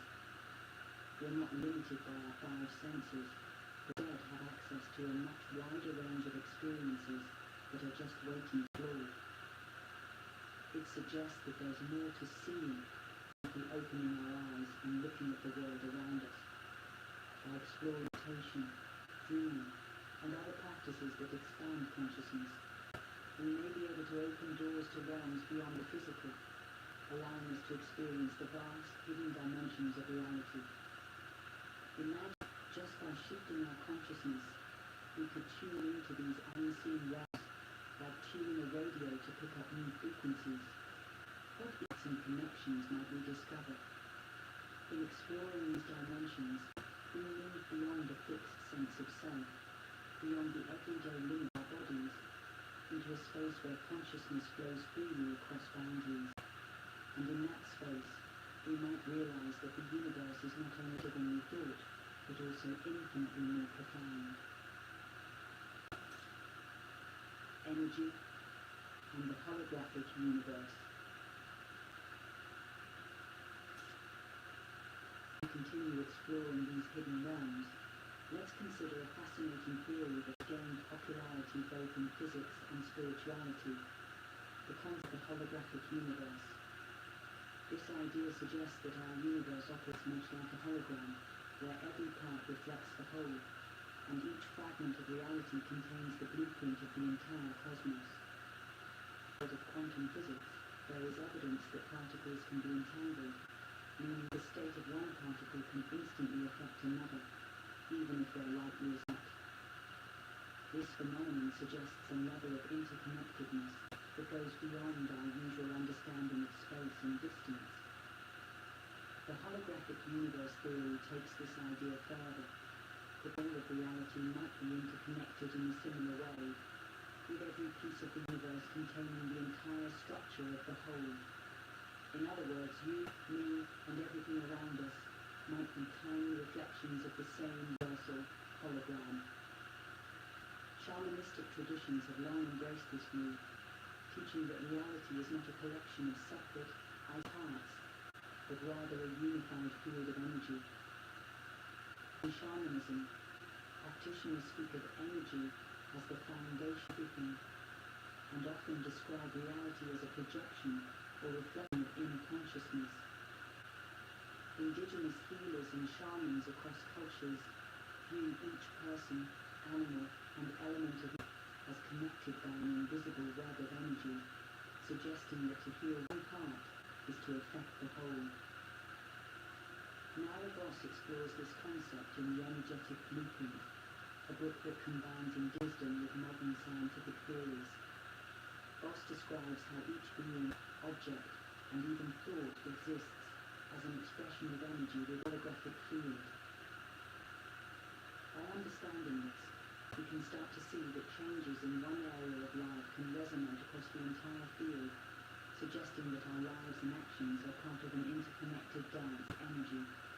This perspective reshapes how we think about healing, growth, and personal transformation, showing us that any shift we make with ourselves has a ripple effect across the greater whole. If we are indeed living in a holographic universe, it changes how we see ourselves and out in the cosmos. Suddenly, we're not isolated individuals vast, indifferent universe. We are vital parts of an intricate whole, with the power to influence the world around us. This view suggests that by tuning into our own energy and aligning it with universal cosmos, we can begin to see reality as a unified field rather than a fragmented collection of parts. Our thoughts, feelings, and actions matter, not just to us, but to the universe as a whole. This concept of the holographic universe invites us to explore life as a vast, interconnected dance of energy and consciousness, where every experience, every choice, and every action resonates throughout the entire field. And if we learn to see reality in this way, who knows what new dimensions we might gather. The role of belief in shaping reality. Now let's examine the powerful role of belief in our perception of reality. Our beliefs are like lenses that colour the way we see the world, and they can transform ordinary experiences into something meaningful, inspiring, or even limiting. But our beliefs are not just perceptions, but active forces that help create the reality we experience. In philosophy, the debate on rationalism and empiricism has long discussed the question of whether knowledge is derived from reason or sensory experience. Rationalists know that our minds play an active role in shaping what we experience, suggesting that beliefs can shape how we perceive the world. Empiricists, on the other hand, claim that experience is the foundation of all knowledge. However, this debate raises an intriguing possibility. What if both are true, and our beliefs work in tandem with our senses to construct reality itself? David Hume, an influential philosopher, was skeptical about our assumptions of cause and effect. He argued that just because two events are observed together doesn't mean one causes the other. In a similar way, our beliefs might be shaping our experiences, not because they cause specific events, but because they influence how we interpret what happens around us. If we believe in a world filled with opportunity, we're likely to notice opportunities everywhere. But if we believe the world is a harsh, unchangeable place, that's what we'll experience. Samuel Grayson's book, Belief as Reality, explores how collective beliefs shape entire societies. Grayson argues that our beliefs, whether in traditions, myths, or ideals, create social realities that influence individual behavior. He gives examples of how different cultures interpret similar events in entirely different ways, demonstrating how collective belief systems can transform reality for entire communities. This phenomenon suggests that belief is not just a private, internal experience. It is a force that shapes the world we all live in. From a spiritual perspective, many teachings emphasize the transformative power of faith. In the Quran, belief is often portrayed as a guiding light, shaping both the soul and the world. Similarly, in Buddhism, the concept of right view is central to its enlightenment, as it teaches that our perception and beliefs can liberate or limit us. If our beliefs truly have this power, then by cultivating positive, expansive views of ourselves and the world, we can actively shape our reality in profound ways. This brings us to a remarkable insight. By examining and reading our beliefs, we might unlock the ability to transform our world. Our beliefs aren't just static ideas, they're dynamic forces that interact with the energy of the universe, opening up new possibilities or closing them off. Could it be that by shifting our beliefs, we're not only transforming ourselves, but also the universe in which we live? tools for breaking free, meditation and mindfulness. Hey man, you like Dr. Pepper? I do.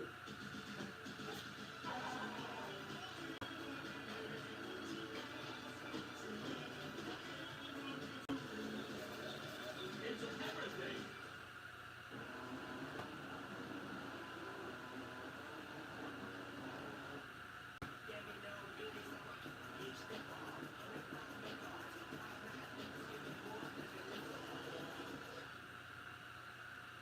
Your platform, we were seeing around a 62% reduction in sending consumers to hospital.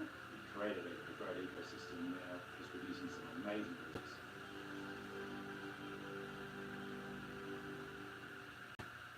Moisturizes, heals, and smooths your dry skins. Gold Bar for all your skins. PirateShip.com just saved now. Up to 89% on shipping. In our journey to understanding reality, one powerful set of tools that allows us to explore beyond illusion, meditation and mindfulness. Through these practices, we can begin to see past the filters of perception, beyond the automatic assumptions and beliefs that shape our view of reality. Meditation in particular is like a key that unlocks the deeper layers of consciousness, helping us glimpse the hidden truths of existence. Yoga and meditation have practiced for thousands of years, and both are designed to guide us beyond the limitations of the mind. Yoga is not just physical exercise, but a way to align body, mind and spirit, allowing us to access states of consciousness where illusion begins to fade. In meditation, we learn to still the mind, to move past the constant flow of thought, and enter a state of awareness that's free from judgment and attachment. In this space of clarity, we can start to see the world and ourselves with new eyes. Sound healing and therapy are other practices that tap into the mind's ability to transcend all perception. Sound, like meditation, can shift our consciousness by affecting the brain's frequencies, allowing us to experience states of peace, insight, and unity. These practices suggest that by changing the vibration within us, we can alter the way we perceive and interact with the world. Kabbalah, a mystical tradition in Judaism, also offers insights on breaking free from illusion. The Kabbalistic tradition speaks of reality as layered, with hidden dimensions that can only be accessed through inner reflection and spiritual practice. Kabbalists believe that meditation and focused intention can open pathways to these higher realms, allowing us to experience reality in a more unified way. In Meditative Realities by Helena Rhodes, meditation is presented as a path to understanding the illusory nature of our everyday perceptions. Rhodes claims that through meditation, we can shift from a surface awareness, focused on immediate thoughts and desires, to a core awareness that seemed illusion. In this core awareness, we begin to sense a more interconnected universe where our thoughts, emotions and actions resonate throughout the cosmic web. By incorporating these practices, we open ourselves to a reality beyond illusion, where we start to see the underlying unity that connects all things. Meditation and mindfulness aren't just tools for relaxation. They're transformative practices that allow us to experience life with clarity and purpose. By quieting the mind, we can break free from the illusions that often cloud our view, allowing us to step into a world that's richer, deeper, and filled with endless potential. The infinite possibility of reality. We've journeyed through the idea of illusion, explored consciousness, the creator of reality, and looked into practices that help us see beyond the ordinary. Now, we come to a final thought. Realization that while our everyday world may be filled with layers of illusion, reality itself is a field of infinite possibility. Through history, teachers, mystics, and philosophers have urged us to look beyond the veil, to seek the truth that lies beyond appearances. They've taught that breaking free from the illusion of separation and recognizing the universe's interconnectedness is a path to self-realization, a journey that can transform the way we live. The key to understanding reality might lie not in trying to explain it fully, but in accepting its mystery, its depth, and its endless potential. By understanding consciousness is primary, that our awareness shapes our experience, we step into a space of immense freedom. Here, we can explore the universe not as passive observers, but as active creators, capable of altering our perception, expanding our awareness, and connecting to a vast universal consciousness. And so, we end the thought to carry with you. If the reality you see is just a small window into an infinite universe, what do you think awaits when you choose to look beyond? Could it be that by opening our minds, facing the mystery, and choosing to see life as interconnected, we aim to uncover a universe that's more vibrant, meaningful, and limitless than we ever imagined? The journey is yours to explore, and the possibilities as vast as the cosmos itself await.